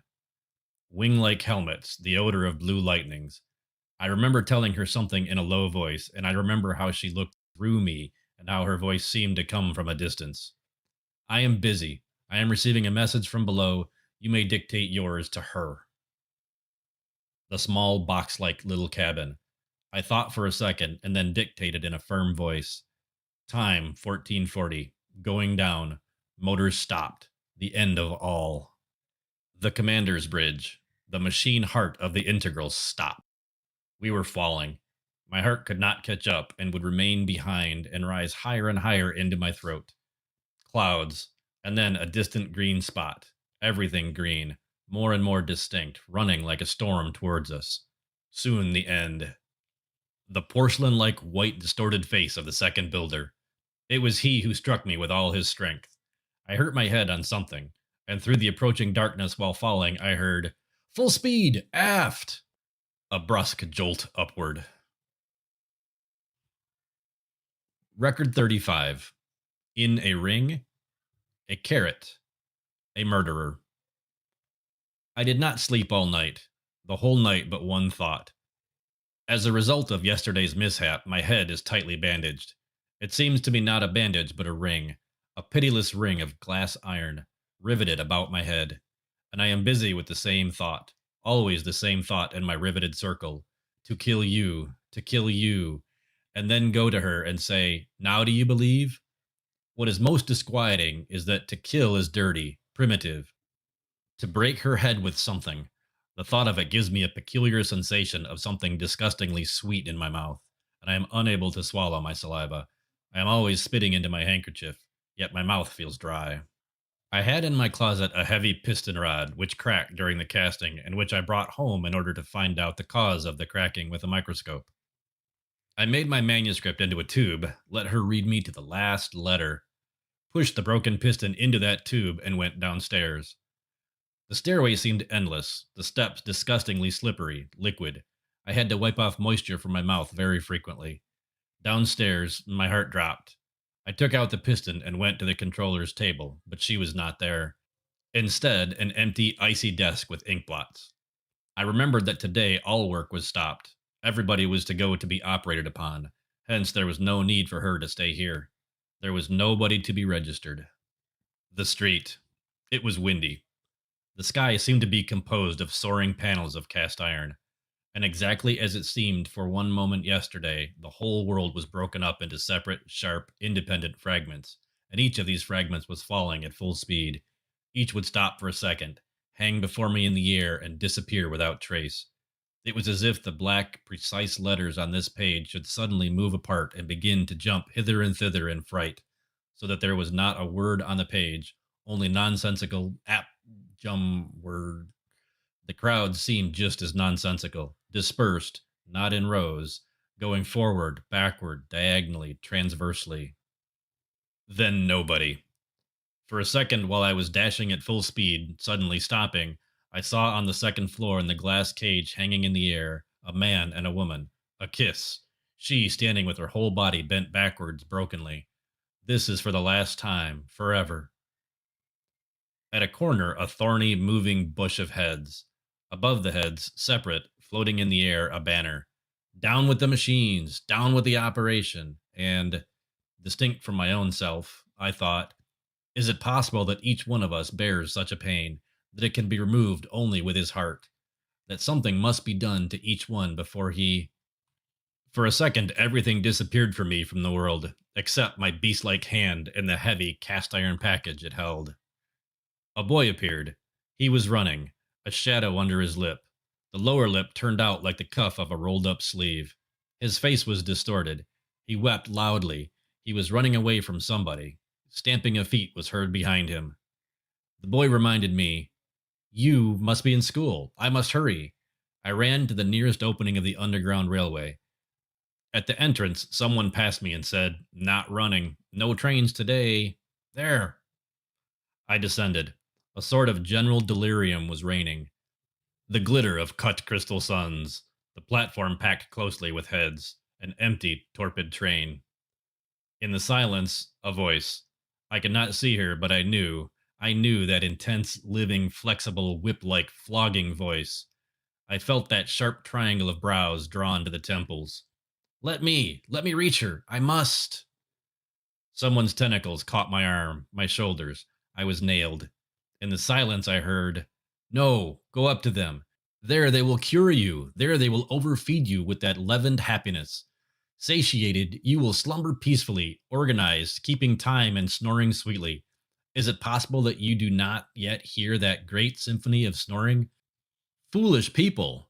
Don't you realize that they want to liberate you from these gnawing, worm-like, torturing question marks?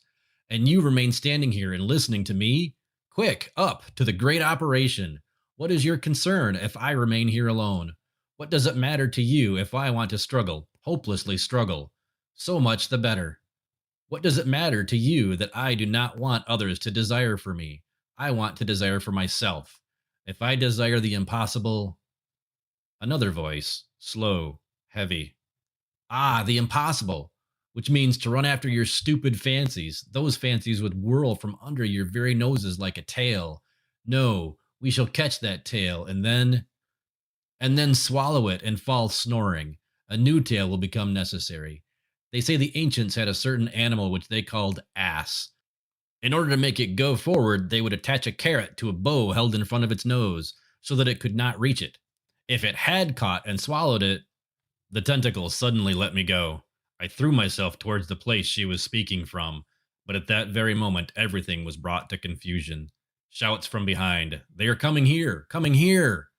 The lights twinkled and went out. Someone cut the cable, and everything was like a lava of cries, groaning heads, fingers. I do not know how long we were rolled about that way in the underground tube. I only remember that steps were felt, dusk appeared, becoming brighter and brighter, and again we were in the street, dispersing fanwise in different directions.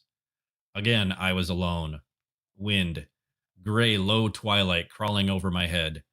In the damp glass of the sidewalk, somewhere very deep, there were light, topsy-turvy walls and figures moving along, feet upward. And that terribly heavy package in my hands pulled me down to that depth to the bottom. At the desk again. You was not there. Her room was dark and empty. I went up to my room and turned on the light. My temples, tightly bound by the iron ring, were pulsating. I paced and paced, always in the same circle. My table, the white package on the table, the bed, my table, the white package on the table. In the room to my left, the curtains were lowered. To my right, the knotty bald head over a book, the enormous parabolic forehead, wrinkles on the forehead like a series of yellow, illegible lines. At times our eyes met, and then I felt that those lines were about me. It happened at 21 o'clock exactly. You came in on her own initiative. I remember that my breathing was so loud that I could hear it and that I wanted to breathe less noisily, but was unable to. She sat down and arranged the fold of her uniform on her knees. The pinkish-brown gills were waving. "Oh dear, is it true that you are wounded? I just learned about it, and at once I ran." The piston was before me on the table. I jumped up, breathing even louder. She heard and stopped halfway through a word and rose. Already I had located the place on her head. Something disgustingly sweet was in my mouth. My handkerchief? I could not find it. I spat on the floor. The fellow with the yellow fixed wrinkles would think of me. It was necessary that he should not see. It would be even more disgusting if he could. I pressed the button. I had no right to do that, but who cared about rights then? The curtains fell. Evidently, she felt and understood what was coming, for she rushed to the door. But I was quicker than she, and I locked the door with the key, breathing loudly and not taking my eyes for a second away from that place on her head. You're mad! How dare you! She moved backwards toward the bed, put her trembling hands between her knees. Like a tense spring, holding her firmly with my gaze, I slowly stretched out my arm towards the table. Only one arm could move, and I snatched the piston. I implore you, one day, only one day. Tomorrow I shall go and attend to the formalities. What was she talking about? I swung my arm, and I consider I killed her. Yes, you, my unknown readers, you have all the right to call me murderer. I know that I should have dealt the blow on her head had she not screamed. For the sake, I agree. Why, one moment. With trembling hands, she tore off her uniform, a large, yellow, drooping body. She fell upon the bed. Then I understood. She thought that I pulled the curtains in order to... that I wanted... This was so unexpected and stupid that I burst out laughing. Immediately, the tense spring within me broke, and my hand weakened, and the piston fell to the floor. Here I learned from personal experience that laughter is the most terrible of weapons. You can kill anything with laughter, even murder. I sat at my table and laughed desperately. I saw no way out of that absurd situation. I don't know what would have been the end if things had run their natural course, for suddenly a new factor in the arithmetical chain. The phone rang. I hurried, grasped the receiver. Perhaps she... I heard an unfamiliar voice. Wait a minute. Annoying, infinite buzzing. Heavy steps from afar, nearer and louder like cast iron, and... D503? The well-doer speaking. Come at once to me. Ding. He hung up the receiver. Ding, like a key in a keyhole. Yu was still in bed, eyes closed, gills apart in the form of a smile. I picked up her clothes, threw them on her, and said through clenched teeth, Well, quick, quick! She raised her body on her elbow, her breasts hanging down to one side, eyes round. She became a figure of wax. What? Get dressed, that is what. Face distorted, she firmly snatched her clothes and said in a flat voice, Turn away. I turned away, pressed my forehead against the glass. Light, figures, sparks were trembling in the black, wet mirror. No, all of this was I, myself, within me. What did he call me for? Is it possible that he knows already about her, about me, about everything? Yu, already dressed, was at the door. I made a step toward her and pressed her hand as hard as though I hoped to squeeze out of it, drop by drop, what I needed. Listen, her name. You know who I'm talking of. Did you report her name? No? Tell the truth. I care not what happens, but tell the truth. No. No, but why not, since you... Her lower lip turned out like the lip of that boy, and her face... Tears were running down her cheeks. Because I was afraid that if I did, you would stop love... Oh, I could not. I understood. It was the truth. Absurd, ridiculous, human truth. I opened the door. End of section 17. Section 18 of We. Record 36. Empty Pages. The Christian God. About my mother.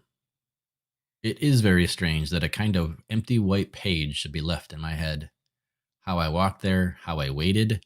I remember I had to wait. I know nothing about it.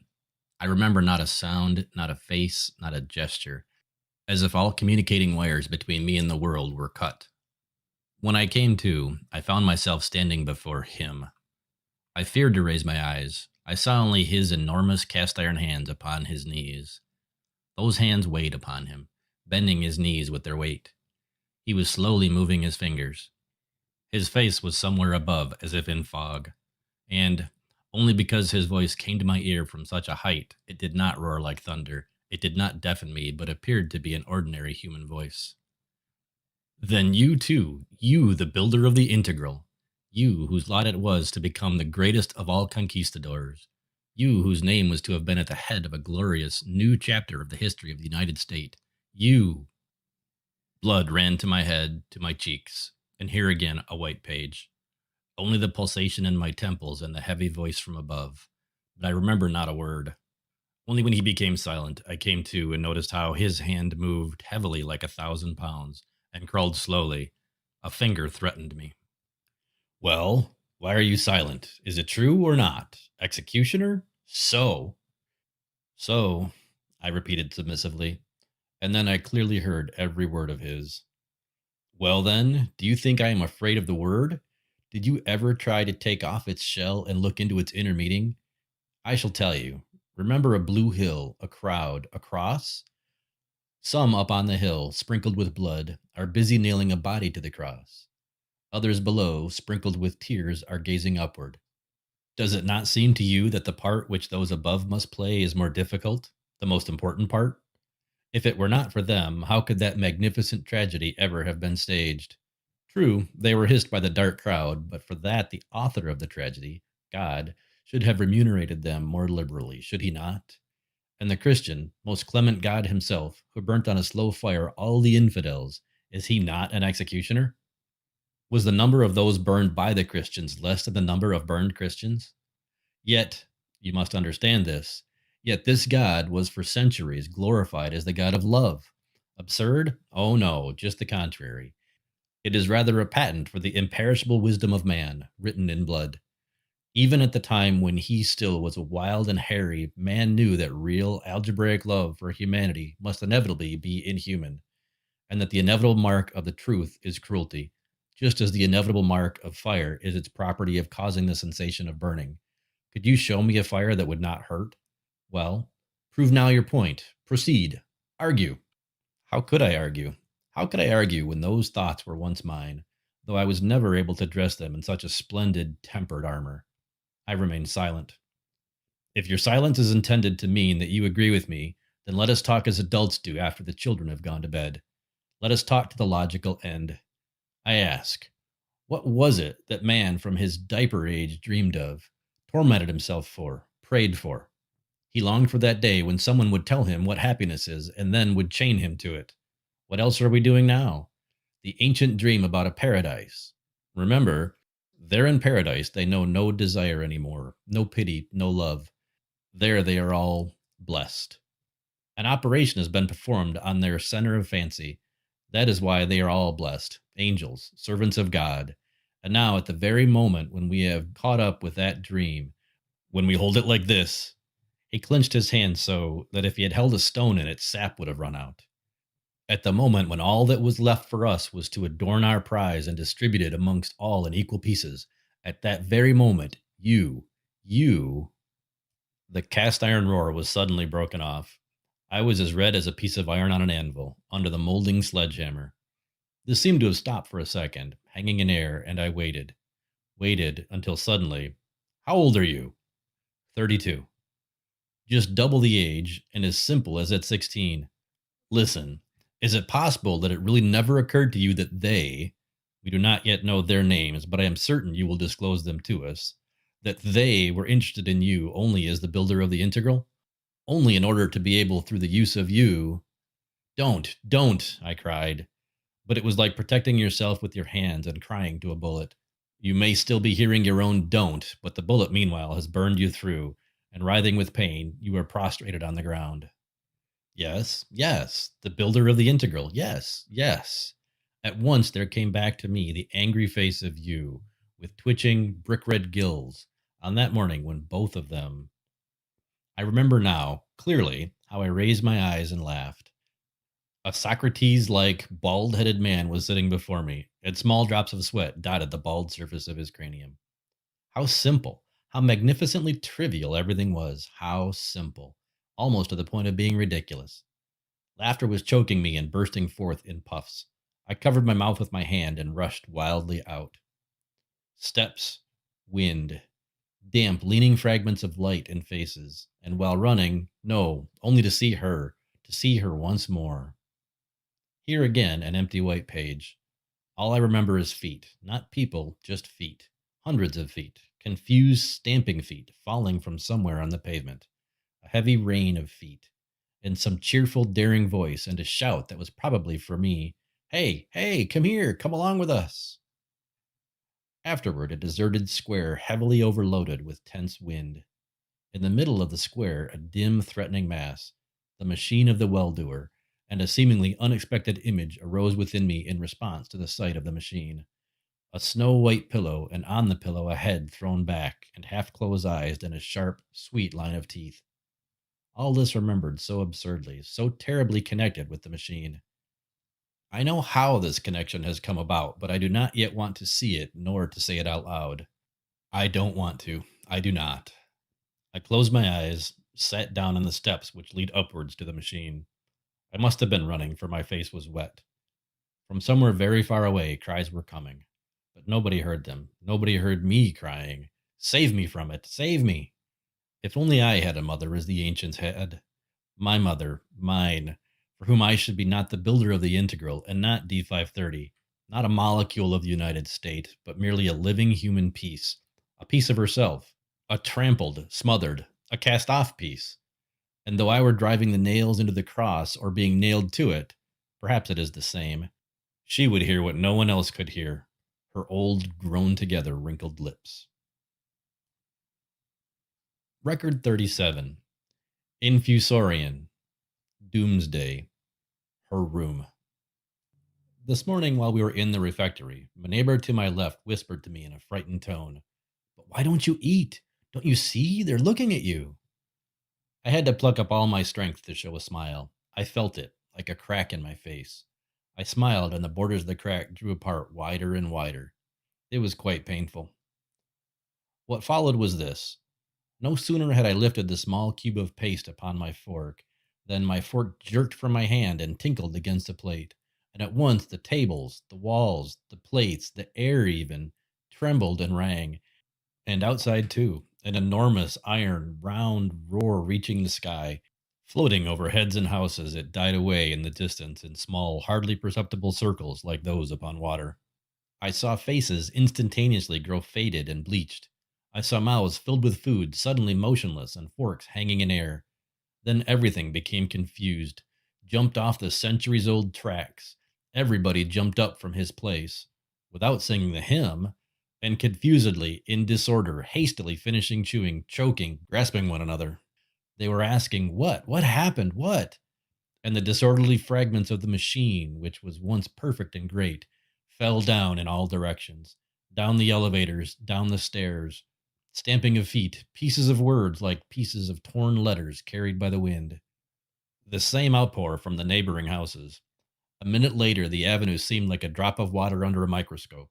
The infusoria locked up in the transparent, glass-like drop of water were tossing around, to the sides, up and down.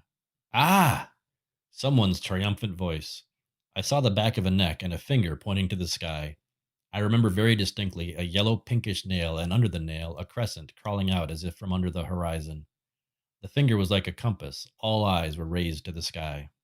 There, running away from an invisible pursuit, masses of clouds were rushing upon each other, and colored by the clouds, the arrows of the guardians, with their tubes like antennae, were floating.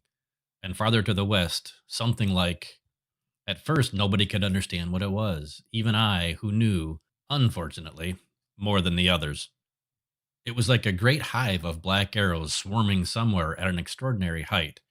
They looked like hardly noticeable, swiftly moving points. Nearer and nearer.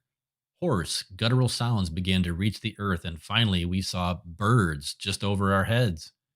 They filled the sky with their sharp, black, descending triangles. The stormy wind drove them down, and they began to land on the cupolas, on the roofs, poles, and balconies. Ah! Ah! And the triumphant back of the neck turned, and I saw that man with the protruding forehead, but it seemed that the title, so to speak, was all that was left of him. He seemed to have crawled out from under his forehead, and on his face, around the eyes and lips, bunches of rays were growing. Through the noise of the wind and wings and cawing, he cried to me, Do you realize? They have blown up the wall. The wall has been blown up. Do you understand?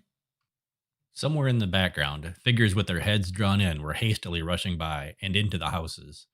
In the middle of the pavement, a mass of those who had been already operated upon, they moved towards the west.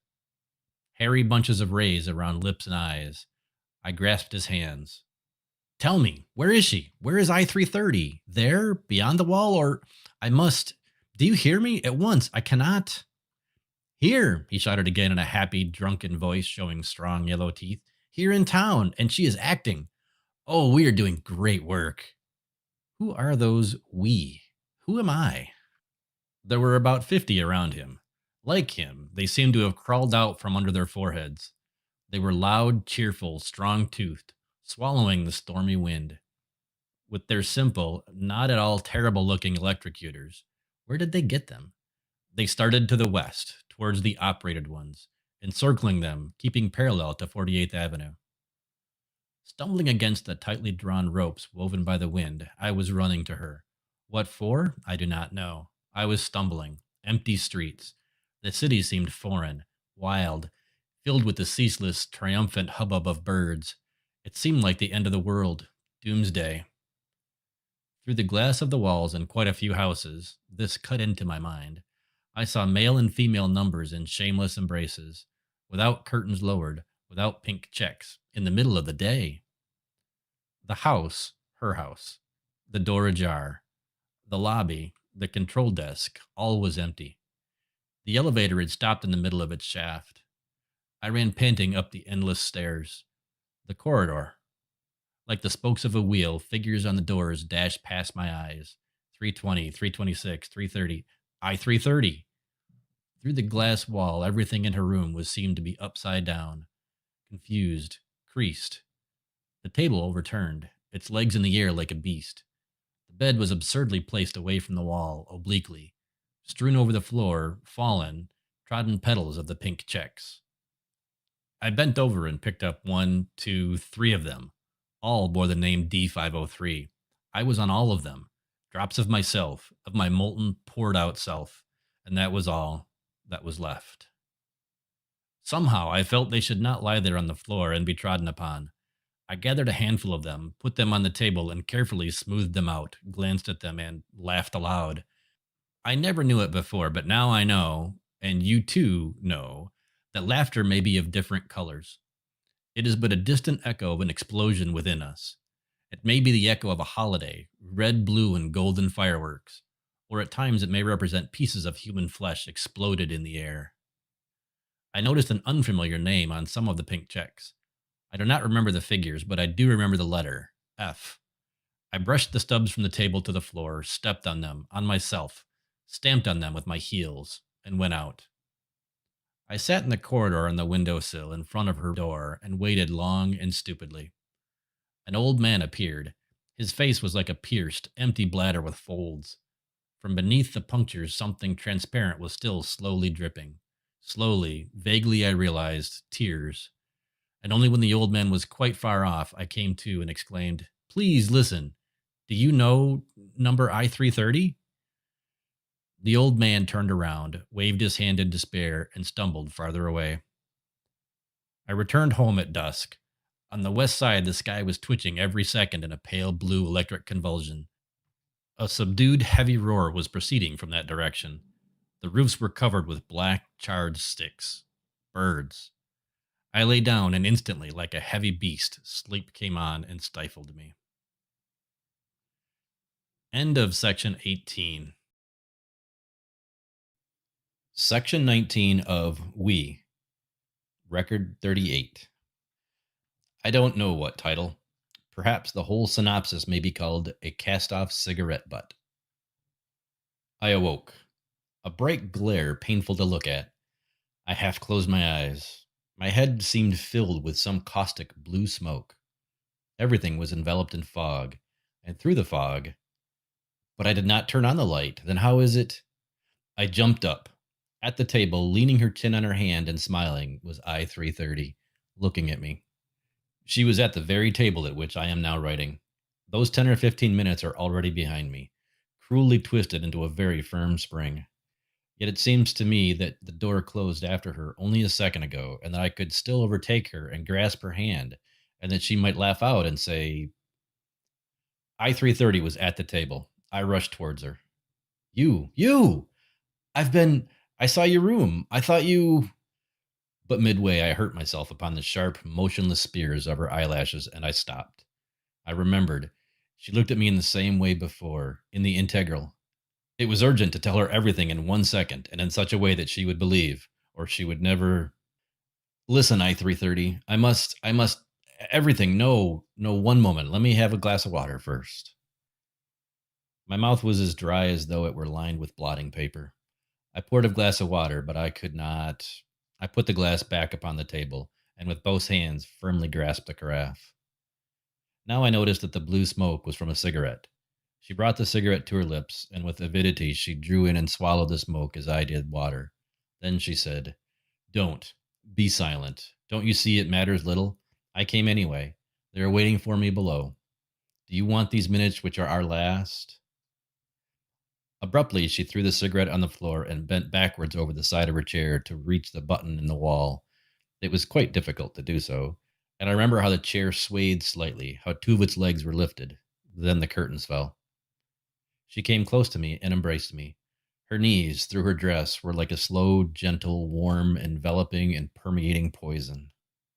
Suddenly, it happens at times, you plunge into sweet, warm sleep, when all at once, as if something pricks you, you tremble and your eyes are again widely open. So it was now. There, on the floor in her room, were the pink checks stamped with traces of footsteps. One of them bore the letter F and some figures. Plus and minus fused within my mind into one lump. I could not say even now what sort of a feeling it was, but I crushed her so that she cried out with pain. 1 more minute out of those 10 or 15, her head thrown back, lying on the bright white pillow, her eyes half closed, a sharp, sweet line of teeth. And all this reminded me in an irresistible, absurd, torturing way about something forbidden, something not permissible at that moment. More tenderly, more cruelly, I pressed her to myself. More bright grew the blue traces of my fingers. She said without opening her eyes, I noticed this. They say you went to see the well-doer yesterday. Is it true? Yes. Then her eyes opened widely, and with delight I looked at her and saw that her face grew quickly paler and paler, that it effaced itself, disappearing. Only the eyes remained. I told her everything, only for some reason what I don't know. No, it's not true. I know the reason. I was silent about one thing, his assertion at the end that they needed me only in order. Like the image on a photographic plate in a developing fluid, her face gradually reappeared. The cheeks, the white line of teeth, the lips. She stood up and went to the mirror door of the closet. My mouth was dry again. I poured water, but it was revolting to drink it. I put the glass back on the table and asked, Did you come to see me because you wanted to inquire? A sharp, mocking triangle of brows drawn to the temples looked at me from the mirror. She turned around to say something, but said nothing. It was not necessary. I knew. To bid her goodbye, I moved my foreign limbs, struck the chair with them. It fell upside down, dead like the table in her room. Her lips were cold, just as cold was once the floor here near my bed. When she left, I sat down on the floor, bent over the cigarette butt. I cannot write any more. I no longer want to. Record 39. The end. All this was like the last crystal of salt thrown into a saturated solution. Quickly, needle-like crystals began to appear, to grow more substantial and solid. It was clear to me. The decision was made, and tomorrow morning I shall do it. It amounts to suicide, but perhaps then I shall be reborn, for only what is killed can be reborn. Every second the sky twitched in convulsion there in the west. My head was burning and pulsating inside. I was up all night, and I fell asleep only at about 7 o'clock in the morning, when the darkness of the night was already dispelled and becoming gray, and when the roofs crowded with birds became visible. I woke up, 10 o'clock. Evidently the bell did not ring today. On the table, left from yesterday, there stood the glass of water. I gulped the water down with avidity, and I ran. I had to do it quickly as possible. The sky was deserted, blue, all eaten up by the storm. Sharp corners of shadows. Everything seemed to be cut out of blue autumnal air. thin, dangerous to touch. It seemed so brittle, ready to disperse into glass dust. Within me, something similar. I ought not to think. It was dangerous to think, and I did not think. Perhaps I did not even see properly. I only registered impressions. There on the pavement, thrown from somewhere, branches were strewn. Their leaves were green, amber, and cherry red. Above, crossing each other, birds and arrows were tossing about. Here below, heads, open mouths, hands waving branches. All this must have been shouting, buzzing, chirping. Then, streets empty as if swept by a plague. I remember I stumbled over something disgustingly soft, yielding yet motionless. I bent down. A corpse. It was lying flat, the legs apart. The face. I recognized the thick Negro lips, which even now seemed to sprinkle with laughter. His eyes, firmly screwed in, laughed into my face. 1 second. I stepped over him and ran. I could no longer. I had to have everything done as soon as possible, or else I felt I would break. I would break in two like an overloaded sail. Luckily, it was not more than 20 steps away. I already saw the sign with the golden letters, the Bureau of Guardians. At the door, I stopped for a moment to gulp down as much air as I could and stepped in. Inside, in the corridor, stood an endless chain of numbers, holding small sheets of paper and heavy notebooks. They moved slowly, advancing a step or two and stopping again. I began to be tossed about along the chain. My head was breaking into pieces. I pulled them by the sleeves. I implored them as a sick man implores to be given something that would, even at the price of sharpest pain, end everything. Forever. A woman with a belt tightly clasped around her waist over the unif and with two distinctly protruding squatty hemispheres tossing about as if she had eyes on them, chuckled at me. "He has a bellyache. Show him to the room second door on the right." Everybody laughed, and because of that laughter, something rose in my throat. I felt I should scream or... Suddenly from behind, someone touched my elbow. I turned around. Transparent wing ears. But they were not pink as usual. They were purplish red. His Adam's apple was tossing about as though ready to tear the covering. Quickly, boring into me. "What are you here for?" I seized him. "Quickly, please, quickly, into your office. I must tell everything, right away. I'm glad that you... It may be terrible that it should be you to whom... But it is well. It is well." He, too, knew her. This made it even more tormenting for me. But perhaps he, too, would tremble when he should hear, and that we would both be killing... And I would not be alone at that, my supreme second. The door closed with a slam. I remember a piece of paper was caught beneath the door, and it rustled on the floor when the door closed. And then a strange, airless silence covered us as if a glass bell were put over us. If only he had uttered a single, most insignificant word, no matter what, I should have told him everything at once, but he was silent. So keyed up that I heard a noise in my ears, I said without looking at him, "I think I always hated her from the very beginning. I struggled, or no, don't believe me.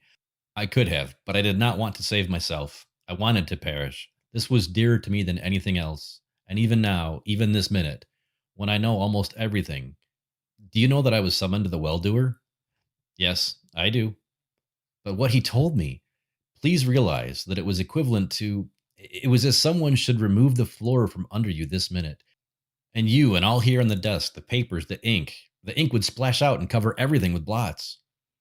"What else? What further? Hurry up, others are waiting." Then stumbling, muttering, I told him everything that is recorded in these pages. About my real self, and about my hairy self, and about my hands. Yes, exactly that was the beginning. And how I would not do my duty then, and how I lied to myself, and how she obtained false certificates for me, and how I grew worse and worse every day, and about the long corridors underground, and there, beyond the wall. All this I threw out in formless pieces and lumps. I would stutter and fail to find words. The lips, double curved in a smile, would prompt me with a word I needed, and I would nod gratefully. "Yes, yes." Suddenly, what was it? He was talking for me, and I only listened and nodded. "Yes, yes," and then, "Yes, exactly so. Yes, yes." I felt cold around my mouth as though it were wet with ether, and I asked with difficulty, "But how is it you could not learn anywhere?" He smiled a smile growing more and more curved. Then, "But I see that you do want to conceal from me something. For example, you enumerated everything that you saw beyond the wall, but you failed to mention one thing. You deny it?" But don't you remember that once, just in passing, just for a second, you saw me there? Yes, yes, me. Silence. Suddenly, like a flash of lightning, it became shamelessly clear to me. He too, and all myself, my torment, all that I brought here, crushed by the burden, plucking up my last strength as if performing a great feat, all appeared to me only funny. Like the ancient anecdote about Abraham and Isaac. Abraham all in a cold sweat, with a knife already raised over his son, over himself, and suddenly a voice from above. Never mind, I was only joking. Without taking my eyes from the smile, which grew more and more curved, I put my hands on the edge of the desk and slowly, very slowly, pushed myself with my chair away from him. Then, instantly gathering myself into my own hands, I dashed madly out, past loud voices, past steps and mouths. I do not remember how I got into one of the public restrooms at a station of the Underground Railway. Above, everything was perishing. The greatest civilization, the most rational in human history, was crumbling. But here, by some irony, everything remained as before, beautiful. The walls shone, water murmured cozily, and like the water, the unseen, transparent music. Only think of it. All this is doomed. All this will be covered with grass some day. Only myths will remain. I moaned aloud. At the same instant, I felt someone gently patting my knee. It was from the left. It was my neighbor who occupied a seat on my left. An enormous forehead, a bald parabola. Yellow, unintelligible lines of wrinkles on his forehead. Those lines about me. I understand you. I understand completely, he said. Yet you must calm yourself. You must. It will return. It will inevitably return. It is only important that everybody should learn of my discovery. You are the first to whom I talk about it. I have calculated that there is no infinity. No. I looked at him wildly. Yes, yes, I tell you so. There is no infinity. If the universe is infinite, then the average density of matter must equal zero. But as it is not zero, we know, consequently, the universe is finite. It is spherical in form, and the square of its radius, r squared, is equal to the average density multiplied by... The only thing left is to calculate the numerical coefficient, and then... Do you realize what it means? It means that everything is final. Everything is simple. But you, my dishonored sir, you disturb me. You prevent my finishing my calculations by your yelling. I do not know which shattered me more, his discovery or his positiveness at that apocalyptic hour. I only then noticed that he had a notebook in his hands and a logarithmic dial. I understood then that even if everything was perishing, it was my duty, before you, my unknown and beloved, to leave these records in a finished form. I asked him to give me some paper, and here in the restroom, to the accompaniment of the quiet music, transparent like water, I wrote down these last lines. I was about to put down a period, as the ancients would put a cross over the caves into which they used to throw their dead, when all of a sudden my pencil trembled and fell from between my fingers. Listen, I pulled my neighbor. Yes, listen, I say. There, where your infinite universe ends, what is there? What? He had no time to answer. From above, down the steps, stamping. End of section 19. Section 20 of We. Record 40. Facts. The bell. I am certain. Daylight. It is clear. The barometer, 760 millimeters. It is possible that I, D503, really wrote these pages. Is it possible that I ever felt or imagined I felt all this? The handwriting is mine, and what follows is all in my handwriting, fortunately only the handwriting. No more delirium, no absurd metaphors, no feelings, only facts. For I am healthy, perfectly, absolutely healthy. I am smiling. I cannot help smiling. A splinter has been taken out of my head, and I feel so light, so empty. To be more exact, not empty, but there is nothing foreign, nothing that prevents me from smiling. Smiling is the normal state for a normal human being. The facts are as follows. That evening, my neighbor who discovered the finiteness of the universe, and I, and all others who did not have a certificate showing that we had been operated on, all of us were taken to the nearest auditorium. For some reason, the number of the auditorium, 112, seemed familiar to me. There they tied us to the tables and performed the great operation. Next day, I, D503, appeared before the well-doer and told him everything known to me about the enemies of happiness. Why before it seemed hard for me to go, I cannot understand. The only explanation seems to be my illness, my soul. The same evening, sitting at the same table with him, with the well-doer, I saw for the first time in my life the famous gas chamber. They brought in that woman. She was to testify in my presence. That woman remained stubbornly silent and smiling. I noticed that she had sharp and very white teeth, which were very pretty. Then she was brought under the bell. Her face became very white, and as her eyes were large and dark, all was very pretty. When they began pumping the air from under the bell, she threw her head back and half closed her eyes. Her lips were pressed together. This reminded me of something. She looked at me, holding the arms of the chair firmly. She continued to look until her eyes closed. Then she was taken out and brought to by means of electrodes and again put under the bell. The procedure was repeated 3 times, yet she did not utter a word. The others who were brought in with that woman proved to be more honest. Many of them began to speak after the first trial. Tomorrow they will all ascend the steps to the machine of the well-doer. No postponement is possible, for there still is chaos, groaning, cadavers, beasts in the western section, and to our regret there are still quantities of numbers who betrayed reason. But on the transverse Avenue 40, we succeeded in establishing a temporary wall of high-voltage waves, and I hope we win. More than that, I am certain we shall win, for reason must win.